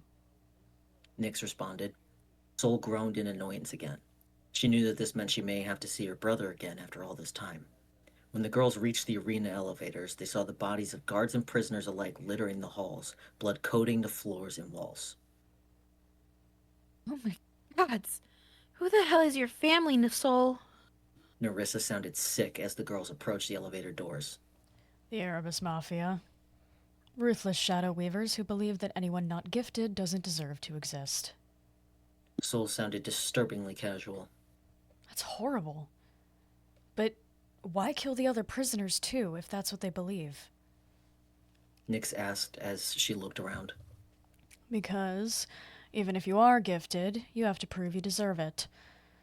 The Erebus clan thinks of themselves as ruthless overlords in the gifted world. Sick fucks. Soul grumbled at the last bit of her response. Upon entering the elevator, the three girls recalled something inconvenient. Shit, that's right. The power's out. Soul said in frustration as she hit the control panel. Just get in. Nix said sternly as she stepped inside. Her two friends entered as Nix closed her eyes and breathed deeply, testing a theory she had. She opened her eyes and they were suddenly glowing bright violet as the elevator ascended swiftly, causing Nerissa to stumble a bit and grip the safety rail. Once they halted at the top, Nix reached forward and slammed her hand on the large red button labeled Stop, engaging the emergency brake of the elevator.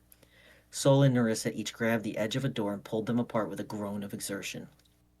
It was extremely dark in the arena, but they could all clearly hear the screams of the audience as they tried, yet failed, to flee. Good. Large holes were drilled into the ceiling, and the girls noticed it was getting dark. Oh. Things would get even more dangerous after it got dark. Nix looked across the field, trying desperately to find that flash of white hair. I don't see him. Or anyone, for that matter. Nix yelled over the frantic screaming of the audience. There. Soul suddenly shouted as she pointed toward the trees in the arena. Nix and Nerissa looked to see Danny flying before landing roughly on the ground. He caught himself on his feet for a moment before he stumbled and fell to the ground. They could barely see him through the blackness draping the battlefield, but they saw Damien emerge from the trees, standing tall as always. Just die already. Koshinoke. Damien growled out as he lifted his hands at his sides with his palms facing upward. The girls watched as dozens of shadow tendrils snaked out of the ground, whipping and swirling around Damien before they all pointed at Danny. As he lifted his throbbing head, his bruised and bloodied body, punishing him for moving, another vision crashed into him. He watched the dozens of tendrils shoot forward and stab straight through his body. He watched himself die. As his vision ended, he desperately tried to move his body, but the pain forced him back down to the ground. No! Narissa cried out. Soul suddenly took charge and bolted forward before sliding down onto one knee with her arms thrusted forward. Shadow shot towards Danny in the blink of an eye before wrapping around his waist as Soul clutched her hands into fists. Once they were secured around him, Soul pulled her closed fist towards her chest with a loud grunt. Danny was pulled out of the way a split second before Damien's tendrils closed in and stabbed into the ground where he was, causing a small eruption of dirt and rock. Way too close. Nyx ran forward as her eyes flashed violet again. She caught Danny with her hands on his back before lowering him gently to the ground. Narissa ran forward and let him lean on her legs as she kneeled behind him. Soul glared at her brother, who had noticed them and was advancing. Danny's eyes were still frantic, but calming down now, like he was still processing the fact that he was alive. Nyx stepped next to him, without taking her eyes off Masamune. Hey, glad we got to you in time. I'm... Nyx Valentino. Danny finished her sentence for her, causing her to peek over at him. Good to meet you. He was still polite in his shaking voice. She also noticed it was laced with pain. Nyx flashed a small smile. You too. She responded before moving her focus back in front of her. Her heart rate picked up as Damien approached them all, a look of subtle irritation on his face. We have to go! Danny is hurt so badly, I'm surprised he's still conscious. Narissa suddenly called out from behind the girls. Soul looked back at Narissa before she looked back at Damien with a growl of anger, seeing the smile on his face and the crazed look in his eyes. Fine. Soul yelled in anger as she curved her arms upward. A dome of shadow blocked them with the elevator entrance so they could quickly escape without being attacked. I didn't see the other guys, though. We just have to hope they're at the meeting spot. Oh, swapping again. Sorry. After locking in, I have to stim a little bit. It's Otherwise I'll go okay. crazy. Happy to happy. It's good. Wait,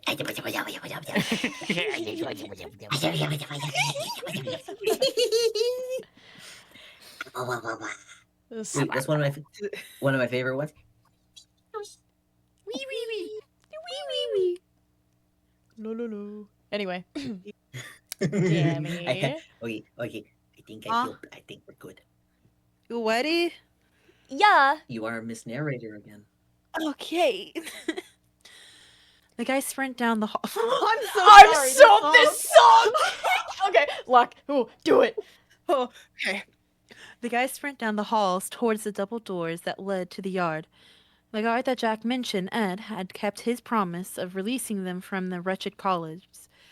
The double doors slammed open and the four guys halted as their eyes went wide. Oh, do you want me to Who do that? says that? I can do it as Soul.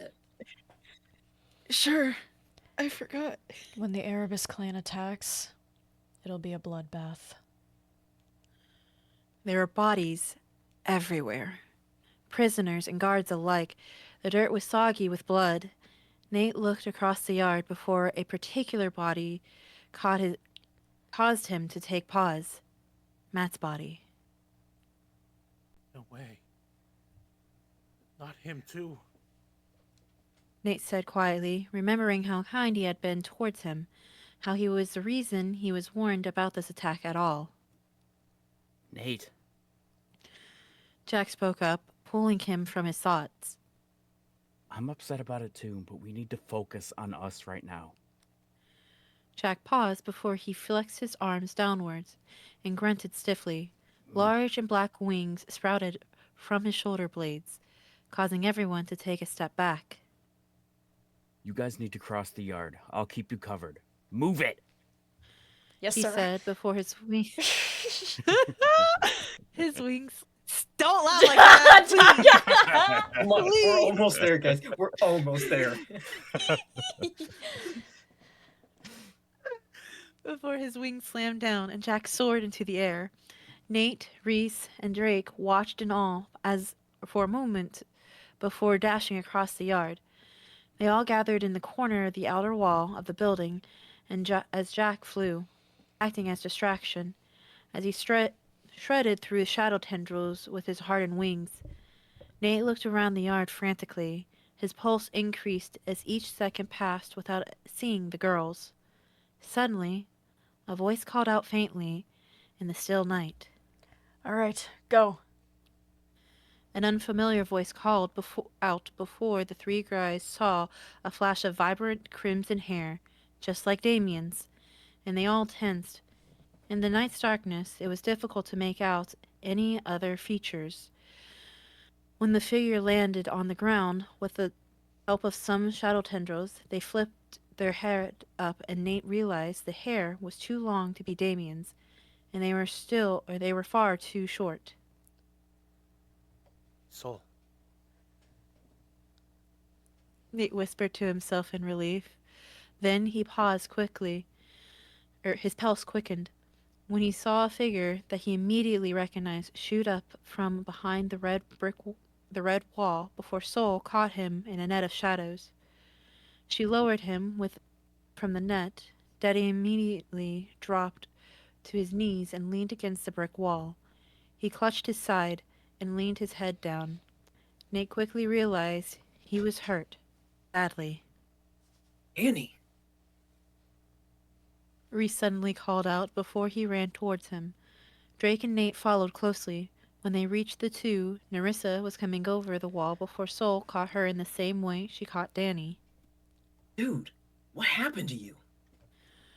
Reese asked Danny urgently, seeing the bruises and cuts that coated his jumpsuit and what could be seen on his skin. Damien happened, obviously. Danny replied in a strained voice. Would have killed me if it wasn't for her. Danny added as he jerked his head towards Soul, who was still easing down Nerissa. Alright, come on, buddy. Reese said as he bent down to allow Danny onto his back.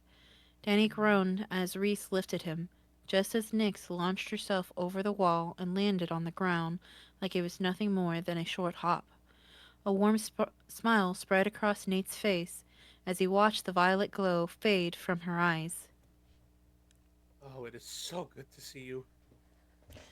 Nate said to her as he rushed forward and embraced her tightly. I'd love to do this now, she said before she backed away from the hug. But we aren't safe yet. Nate nodded swiftly in understanding before they all made a dash to the outer wall. After they got about 20 feet away, the red dividing wall exploded outwards. They all stopped and looked back just as the dust was settling, seeing a furious Damien and two other men who looked around the same age as him. You're not getting away. Damien growled before he lifted his hand upward, while the two men next to him mimicked his motions. A small army of shadow tendrils lifted from behind them, all before they thrusted their hands forward, and the tendrils started their approach. A fast flash of black steel shot across the tendrils, severing them, all before Jack slid to a stop across the ground between them. His wings shifted back to his black raven feathers as Damien glared at him with even more anger from his interference. Go, all of you! Jack yelled before he shot into the air again, determined to be a distraction so they could all get away safely. The group hesitated for a moment before running towards the outer wall. Once they reached it, Soul used her shadows to launch her new friends over the wall. Reese first because he was physically the strongest and could catch the others. Nate next because he was the second strongest and could help. Danny was next to get him out of harm's way. Then Drake, then Nerissa, then Nyx. Soul then lifted herself on the small platform of shadows, straining herself slightly from the sheer exertion filling her body at this point. Baikokudo. Damien's booming voice caused Soul to stiffen and whip around. Her eyes widened when she saw him sending his hand towards her, a shadow tendril shooting at her in a blink of an eye. Before it could make contact, however, Soul yelped when she was snatched out of harm's way by a flash of feathers as black as night. Jack. Sol said in relief as Jack soared through the air with her in his arms. Hey, so been a while, hasn't it?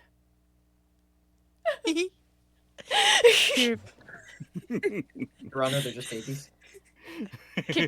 Kicking my feet. Tee. I'm short enough for it to actually work. Same. Anyway. He replied with a smile before he flew down and landed on the other side of the wall. Sol stepped out of his arms as he retracted his wings back into his shoulder blades. Let's get the hell out of here. Reese said sternly, with Danny on his back again. The group then took off into the thick woods, everyone knowing that this made them the most wanted. It would likely be kill on sight now. None of them cared, though. They were all finally free, finally able to see real trees, other than through the barred window. They had a real chance at living like normal people, even though it seemed small. Oh shit, we're actually gonna finish it in this fucking stream. That is crazy. I'm gonna let you all know this entire book series has been rewritten from Violet Eyes to Danny gets the shit kicked out of him every 5 minutes. Motherfucker! Am I wrong? What? You're not Character wrong. development. Character development. Oh my god, it's almost like he's being targeted. That's crazy. Oh my Wow, goodness. fuck you. I gotta go to the bathroom real quick. I'll be back. Oh, she got a piss? Oh, pass. Oh, Go she piss. got a piss. Go. Oh shit. Well, hi. Jade. Yes. I bought a bunch of sleep token stuff from work today because, you know, streetwise.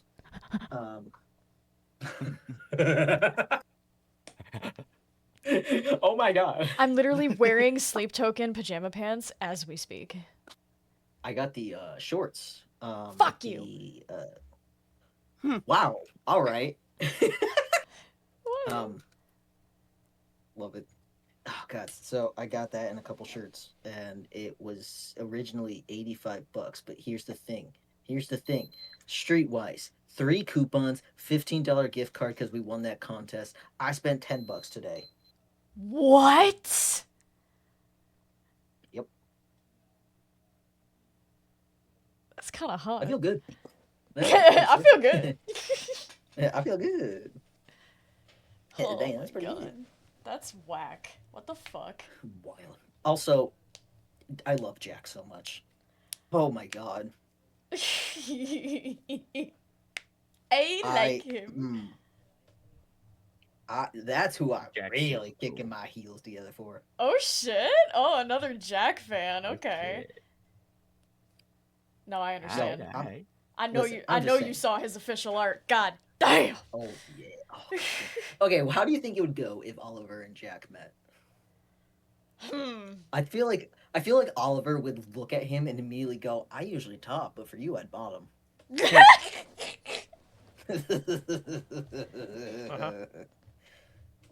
Yeah, I'm pretty sure that's how it'd go. Yeah. No, he's right. He'd look over, do a double take, and be like, "I could take you. You don't want to fight me." Oh, I wasn't talking about fighting. In a I'm sorry, fight, what? right? No. In a fight, right? A fight. right? Jack slowly just starts to look more alarmed. In a fight, right?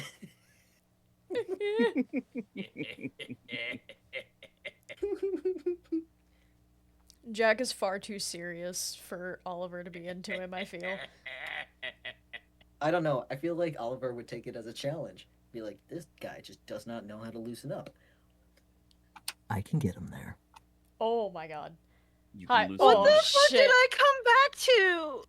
Oliver. The concept of Oliver, Oliver hitting on Jack. I could see it. we were, well, I was saying,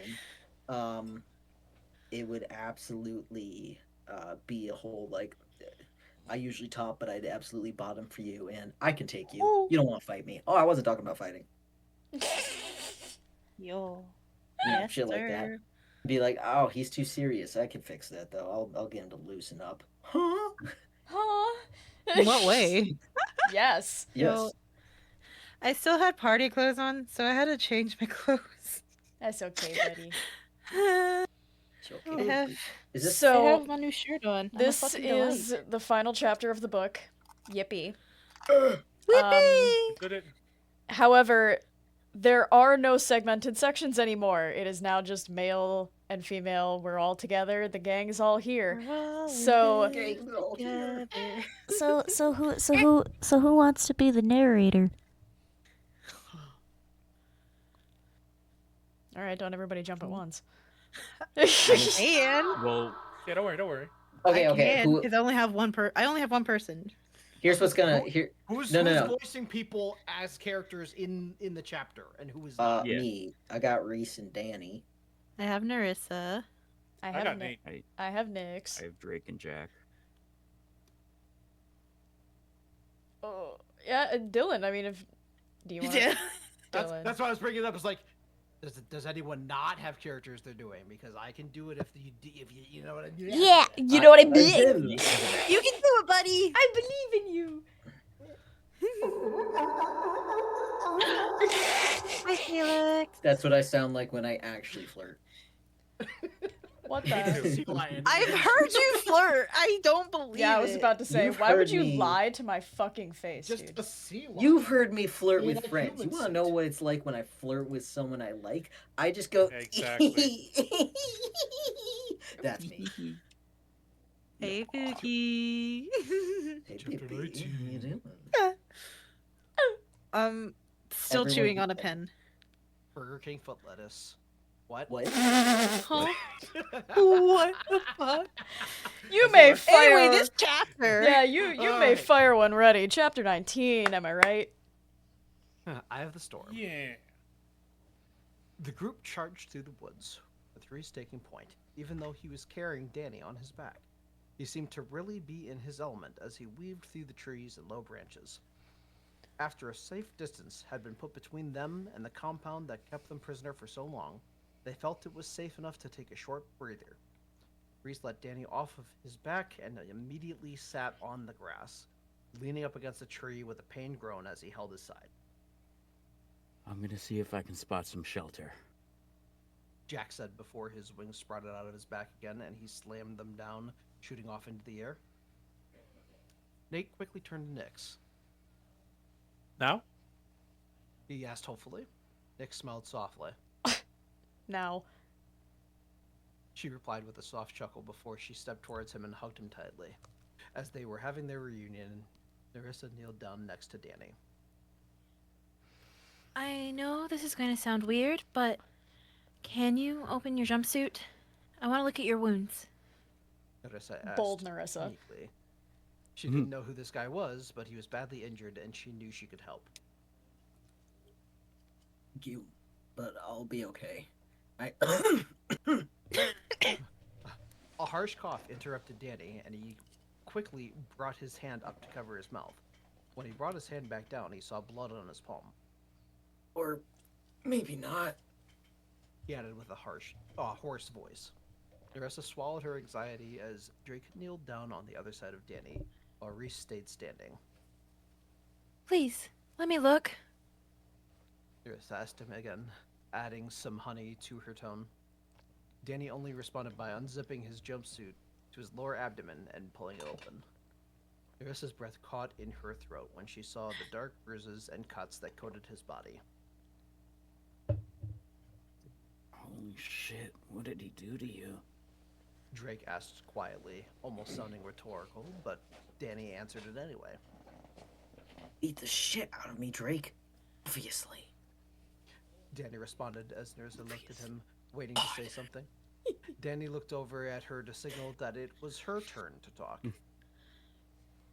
So, I can find out exactly what's wrong with you, but it might be unpleasant. Narissa spoke quietly, clearly not wanting to do this, but if he had a life-threatening injury, she needed to know. Danny took a short but deep breath. Do what you have to do. I trust you. Danny responded quietly. Nerissa nodded and placed her fingertips on his chest and closed her eyes. Keep your breath deep and calm. Let your mind go quiet, and I'll make this as fast as possible. Nerissa's tone changed to confidence. Danny nodded and closed his eyes, breathing deeply as the rest of the group watched in silence. No one saw Nerissa do anything, but Danny's breathing shook as he struggled to keep it steady. His brow furrowed in discomfort before Nyx looked down and noticed his hands shaking. After a moment, his entire body radiated discomfort and pain. What are you doing to him? Reese stepped forward in concern before Soul held up an arm and stopped. Trust her, okay? She's helping him. Soul said with confidence in her tone. Reese looked at her for a moment before looking back at his friend, just as Nerissa removed her hands from his chest, and Danny let out a gentle sigh of relief. He opened his eyes again, looking exhausted. He has 4 broken ribs and 2 cracked ones. Minor blunt force trauma to his lung, and a small fracture to his left clavicle. Nerissa said in a somber tone as she placed her hands in her lap and looked at the group.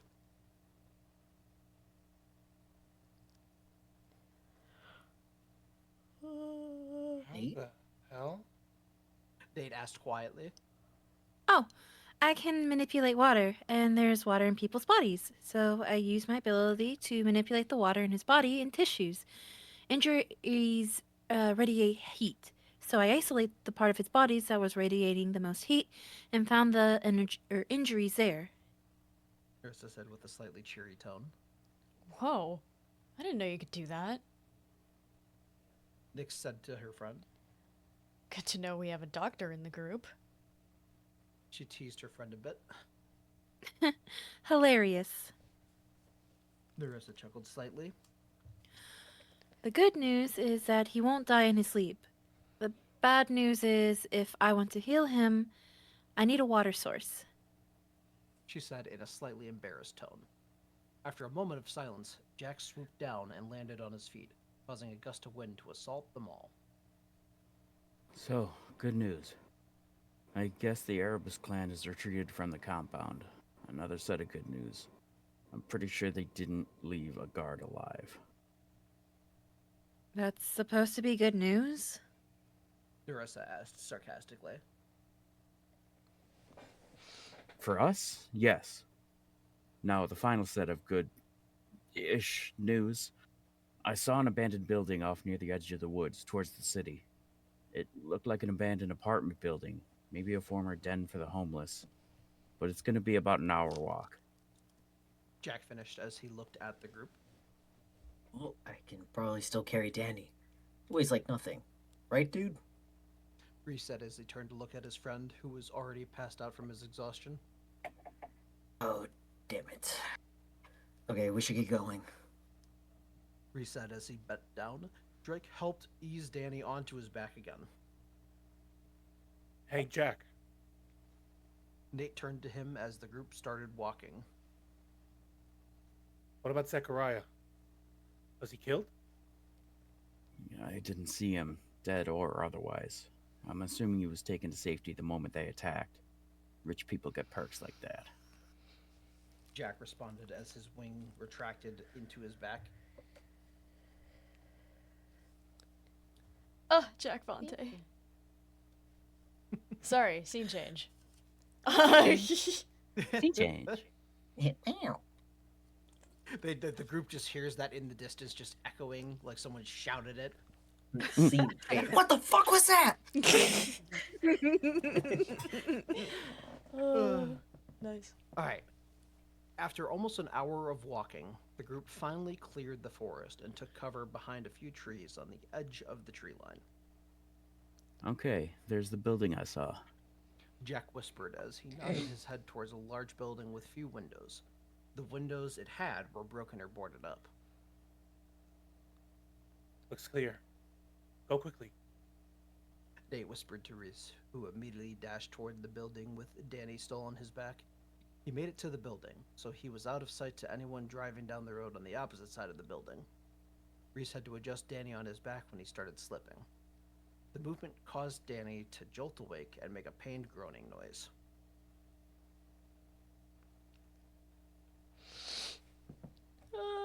Reese. Reese.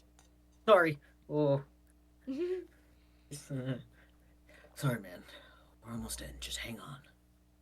Reese assured him as the rest of the group made their move while it was clear. Jack looked up at a window that was a few feet above their heads. Okay, Reese. I'm gonna lift you up to that window, and then I'm gonna pass you Danny from there. Jack said as he unfurled his black wings. Reese nodded and let Danny off of his back before Nate allowed him to lean on him with the arm that didn't have a broken clavicle. Reese then lifted his arms up, and Jack lifted Reese up to the window by his arms. Reese used his feet to kick out the shards of broken glass that lined the window before Jack gave him a small boost. Reese grabbed the windowsill and pulled himself inside with little effort. Jack brought Danny up next, carrying him bridal style to make it as painless as possible. Careful. Jack whispered to Reese as he tried to help Danny through the window. Got him. Reese responded as he helped Danny through. Once he was in, Reese moved his right arm and lifted it over his shoulders. He guided him further into the room, while Jack helped everyone else inside. Come on, smart guy. You can almost rest. Reese spoke in a soft tone to keep his friend comfortable. Reese, I'm fine. I'm not made of glass. I'm just exhausted. Danny responded as Reese eased him down onto a dusty mattress. Danny, you're not fine. You have broken ribs and a beat-up lung. You coughed up blood an hour ago. Reese responded, clearly frustrated with Danny for not taking this as seriously as he should. Yeah, and Narissa said she could heal me if we found her a water source. So it seems to me like you should check some faucets here. There's gotta be a sink in this building somewhere. Danny responded as he closed his eyes in exhaustion.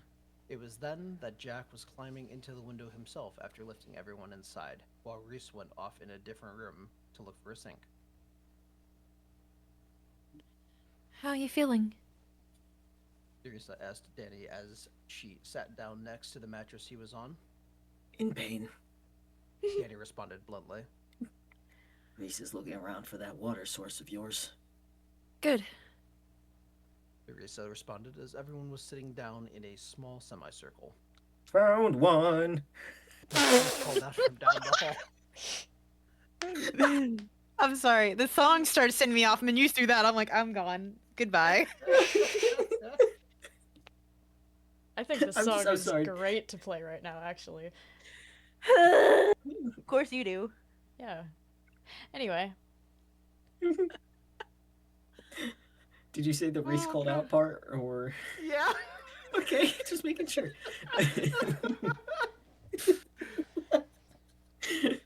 Sorry. Narissa, come here. Narissa got up and shuffled out of the room as Nyx turned to Danny. You're gonna be okay. She said as she smiled warmly at him. Oh, I have complete faith in her abilities. Danny responded as he closed his eyes and leaned his head against the wall. All right. Teresa said as she walked back into the room with Reese behind her. Teresa had her hands held up in front of her like she was holding water in her hands, but the softball-sized glob of water was floating in the air above her hands. So, I can heal your broken bones and damaged tissues with this. But there is one part that's gonna suck. Teresa said to Danny as she kneeled next to him. What's that? Danny asked her as he opened his eyes, slightly concerned. While I examined you earlier, I noticed that most of your broken ribs didn't really move from their respective spots. However, there is one that shifted, and I'm going to have to use my other technique to set it properly. Teresa sounded uncomfortable. Danny closed his eyes and sighed. Do what you gotta do. Okay. Do we have something to hold this water while I do this? Theresa said as she looked around for something. I got it. Nyx said as she squatted down and held her hand up with her palm facing the glob of water. The glob was sucked away from Nerissa and was floating in front of Nyx's palm. Reese whispered in awe, causing Nyx to Guys, I'm gonna need you to hold him down so he doesn't move. That's alarming, Nerissa. Nice. Who wrote it? Danny with a worried look, but they both relaxed a bit when Danny nodded at them. The two guys kneeled down on either side of Danny. They each placed a hand on his shoulders and wrists. Danny took a deep breath. Do it. He whispered in distaste. He was not looking forward to this. Nerissa lifted her hands and placed them on his chest again. Try to keep your breath deep and slow. This will cause your heart to race, and you'll want to panic. But I need you to stay calm. Can you do that? Nerissa spoke to him softly. Danny only answered with a swift nod. What was my brain even saying? To a swaft. Nerissa took a swaft. Nerissa took a deep breath before her fingers flexed and gently clutched Danny's chest. Danny's whole body tensed as he made a short yell of pain before he remembered what Nerissa said. He started breathing deeply to combat the severe pain, but soft groans of severe pain still bled through as Nate and Reese kept him from moving. I know. I'm sorry. It's almost over. Nerissa said to reassure him. A few more seconds passed before Nerissa's fingers relaxed and she lifted her hands off his chest. Danny exhaled deeply and leaned his head back in exhaustion. Now I can heal you and the pain will stop. Nerissa said as Nyx passed her the glob of water. The water flowed close to Nerissa's hands as she brought them down to Danny's chest again. There was a faint pale blue glow that illuminated the room before the water soaked into Danny's skin. He closed his eyes and let out a soft sigh of relief as the constant pain finally ceased. Everyone watched in awe as Danny's bruises and cuts faded away before their very eyes. The scars from Masamune, however, remained. Am I good? Danny opened one eye and looked at Nerissa. She smiled as she took her hands away. Why don't you get up and stretch it out? She said as Nate and Reese released his arms. Danny stood up and his right hand up and gripped his left shoulder before stretching it in a circle. A small smile crept onto his face as he stretched his arms above his head. Looks like it worked. Drake said with a smile on his face. Yeah, I feel great. You're truly gifted, Nerissa. Danny said with delight as he continued stretching. Oh, stop. She responded sarcastically with a swipe of her hand. Soul huffed as she got to her feet. Well, now that that's over, it's 1,000 degrees in here. Soul grumbled as she unzipped the top portion of her jumpsuit and tied it around her waist. Whoa. She was wearing a black sports bra underneath, and Danny immediately spotted something under Soul's collarbone that filled him with intense dread. What? A tattoo, about 2 inches long, 2 black snakes coiling together to look like an 8. He recognized that tattoo. Masamune had the same one. Danny's eyes widened, and his breath hitched as he stumbled away from her, catching her eye. What? Soul asked him in a confused tone as she looked down on herself. Where did you get that tattoo? Danny asked her sternly. Did you not tell Danny about her? Nyx looked at Nate with a slightly nervous expression.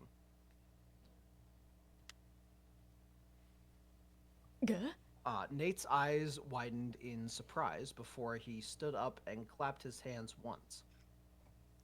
So I think this is a good time for proper introductions, huh? Yeah.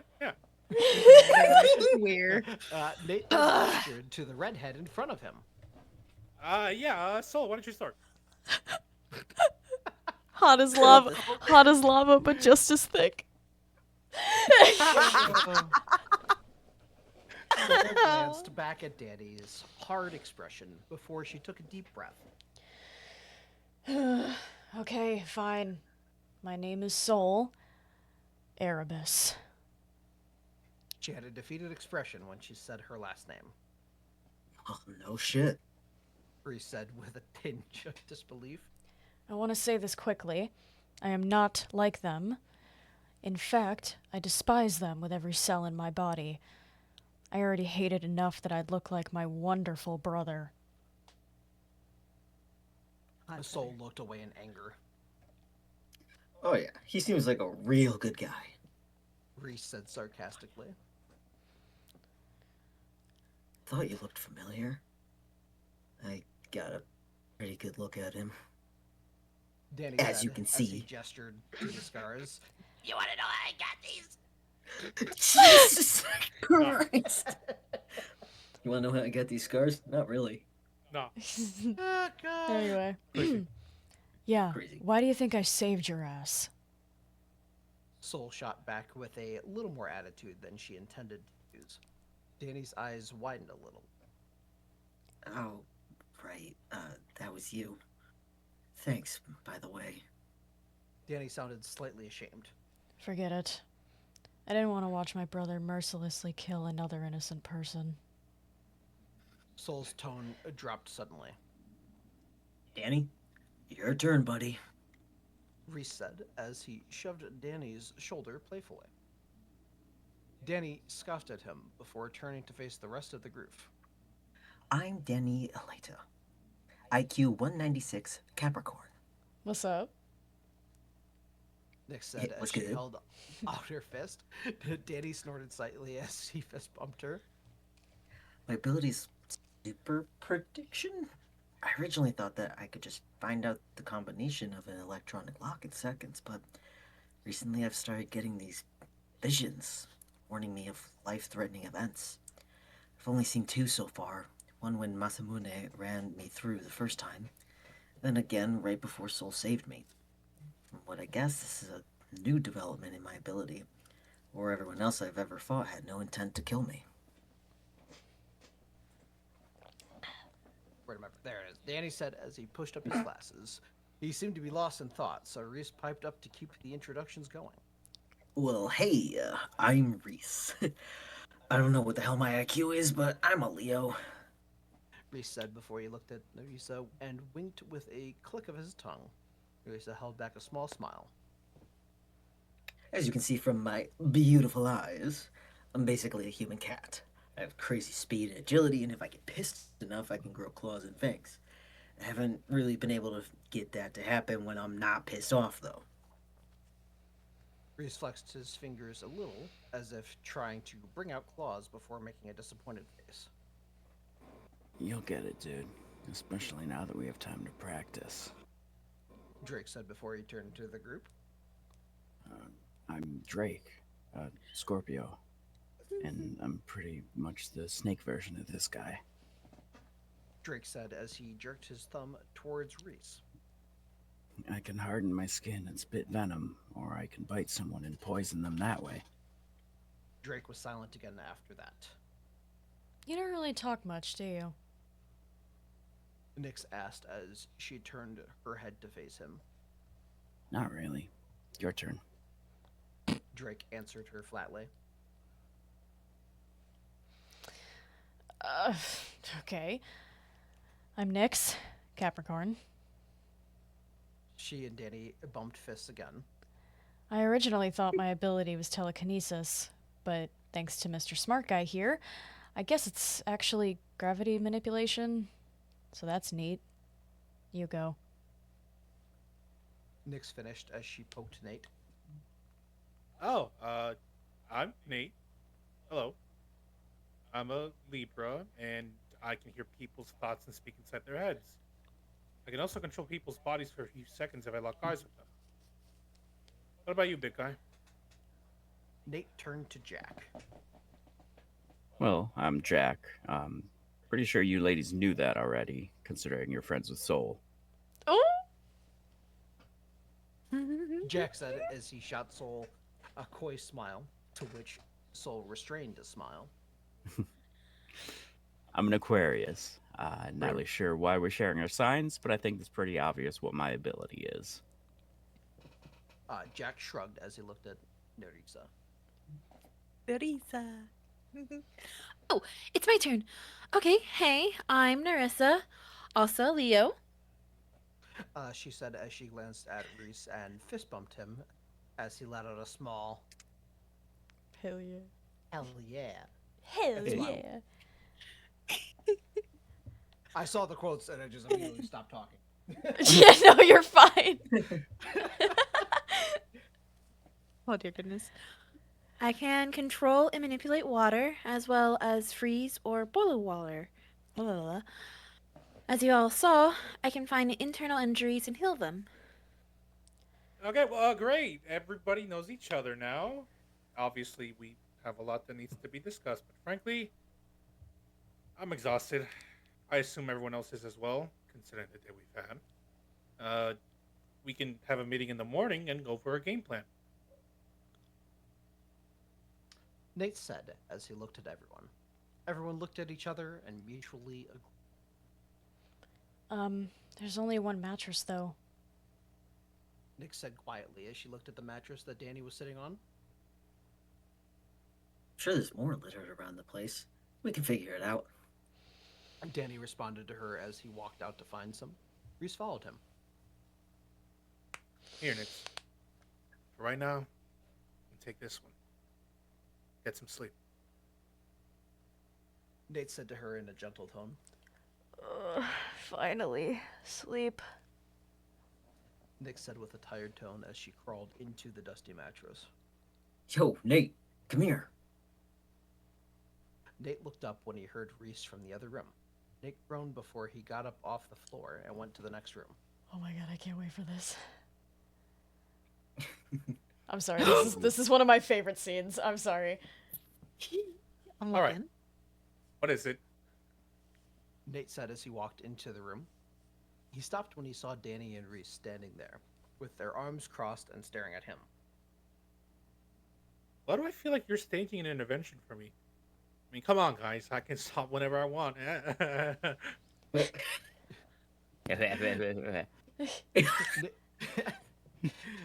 Nah, Nate joked at his friends, but they didn't laugh. Nathan, Reese and I have been around Nyx for a total of 2 hours, and we both agree. Danny started so Reese could finish. You are so in love with her, it's painful to watch, dude. Reese said as he threw his hands down in a childlike frustration. Are you serious? This is why you idiots called me in here? Nate said as he pinched the bridge of his nose. Nate. Reese said as he planted a head on Nate's shoulders. As your attorney. You are not my attorney. Nate interrupted him with a defeated tone. As your attorney, I advise you to get your shit together and do something about it already. Reese leaned in close and shook Nate slightly. I never thought I'd say this, but Reese is right. She pulled all of our asses out of that hellhole, and she talked us all up so much that her friend, a complete stranger to us, saved my life. Girls don't really care that much for strangers that someone vouches for unless they really trust them. She really trusts you, dude. There's a good chance that she feels the same way. Danny pushed up his glasses as he schooled his friend. Nate sighed. Fine. I'll think about it. Nate looked at his friends. Reese slapped him in the back a few times before he grabbed a mattress and began dragging it into the next room. Danny looked at Nate and shrugged before he grabbed another and dragged it out. Nate was left standing there in his thoughts. I really just agreed to potentially tell Nyx I love her.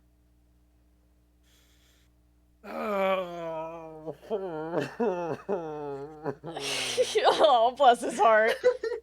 Aww.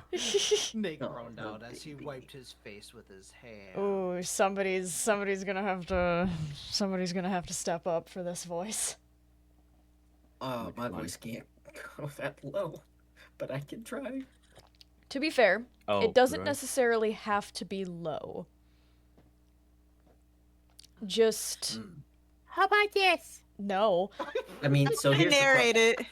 Here's the, I want to narrate. You here's want the to problem. It says a dark and dominating voice. I'm a bottom.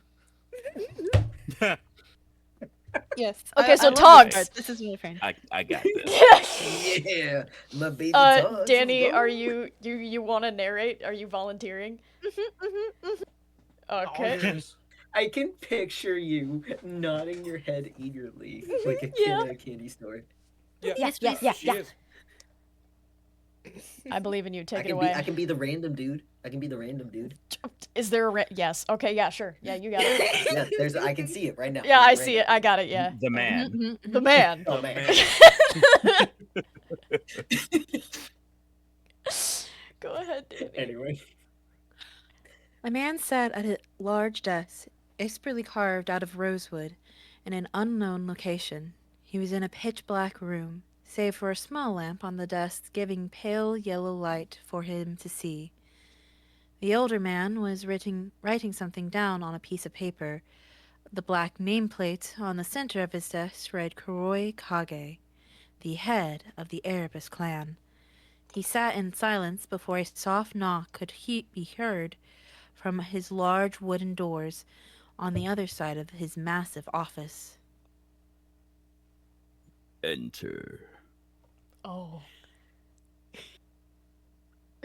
A dark and dominating voice echoed through the room before the door opened, and a different man in a suit peeked his head into the room. Sir, your son has arrived. The man said as Kuroi continued to write on the piece of paper on his desk. Good. Bring him in.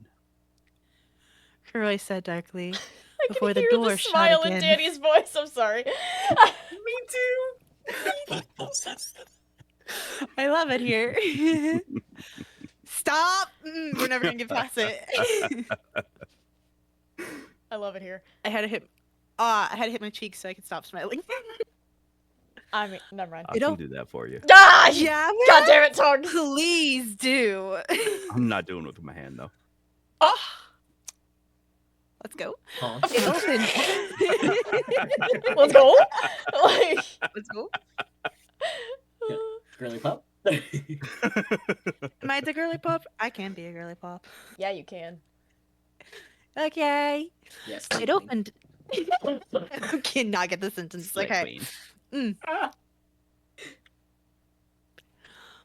It opened after a short pause, and Damien entered the room. He had a blank expression on his face, still wearing his white jumpsuit from the prison. He was told that he had orders to report to his father the moment he got to his family's estate. Damien approached the desk before dropping to one knee. He rested one arm on his bent knee and bowed his head. Father.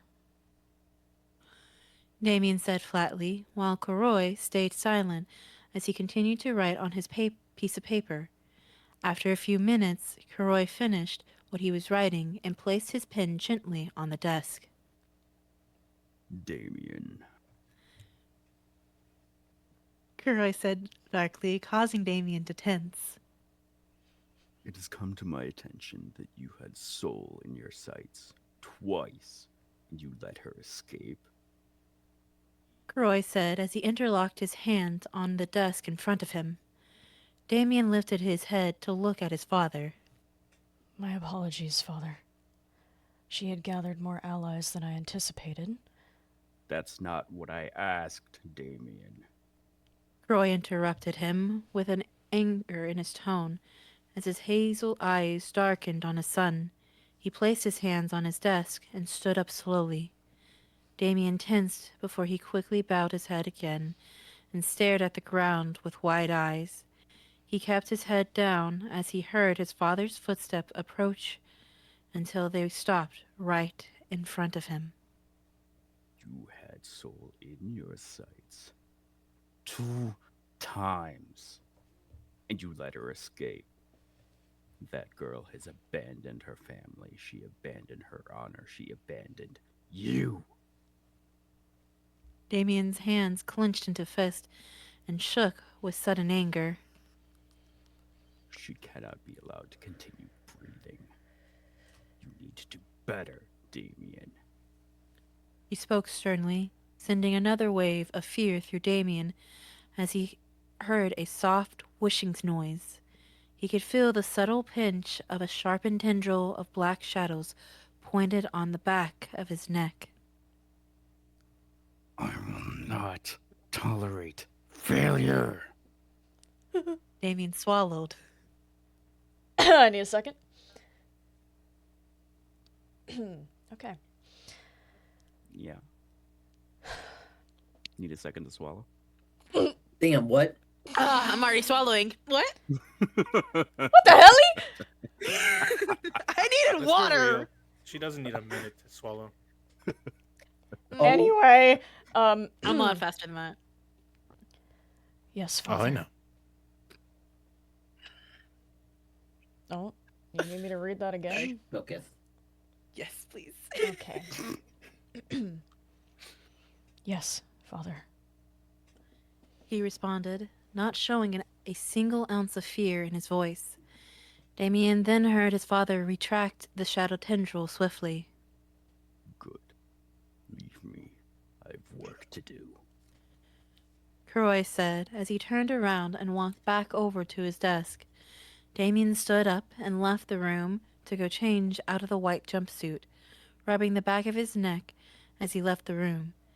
Damien's mind was already racing of how he could prove himself, how he could show his father he was worthy, how he wasn't like her. I have work to do as well.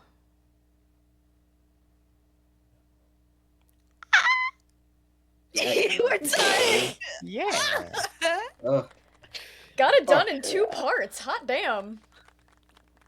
We're professionals here. Yippee! That means I can upload these on YouTube now. Wow! Anyway, Dude. chat. Yeah. I need a second. Oh. I think you need a couple seconds. Maybe all, 30. all of you killed Maybe it. 30. All of you killed it. What are you talking about? You did too. Oh. Exactly. Oh. We, comrades. We. Sorry. We There. Happy? sports. We all Hey. killed it. Hey, your music killed me, man. I'm sorry. Oh, War, yeah. War cry. That War cry. That dude, War Cry and Sad Song. That was an absolutely vile time for them to kick in, but I was so into it. Thanks, Spotify. Love you, Pookie. And then the whole song that came on during the last part, I'm like, excuse me. I know the premise of the song. This is diabolical. Excuse me as I This is go cry. Anyway, Chatty Poo, my Pookies. I'm gonna upload these to YouTube because part 1 has been hiding in my computer vault since it was done, and I've been waiting to upload them so I can upload all of book 1 at once to make, shit just better. I don't know. I'm weird like that. But Yeah. I'm finally gonna upload them, so they'll be on my YouTube pretty soon. Hopefully. Yay. Yay! But yeah. Oh my god, that means that the next reading stream after this, we're gonna be continuing book 3 again! Oh my goodness. Oh my god. Yeah! Ooh, yeah! Oh my god. If we recall where we left off in book 3, we left off at quite an interesting chapter, aka my boy Nate finally fucking gets some. Finally. It only took 2.5 books. Hey, you know. It took Each their 2.5 own. books and some shit. Yeah. And some shit. Yep. Mm-hmm. Anyway, All right. I'm not gonna raid anybody because I never raid from reading streams. But I will see all of you next time, whenever the fuck that happens. Bye-bye. Bye. Fun, nerd. See you later. Bye. Bye.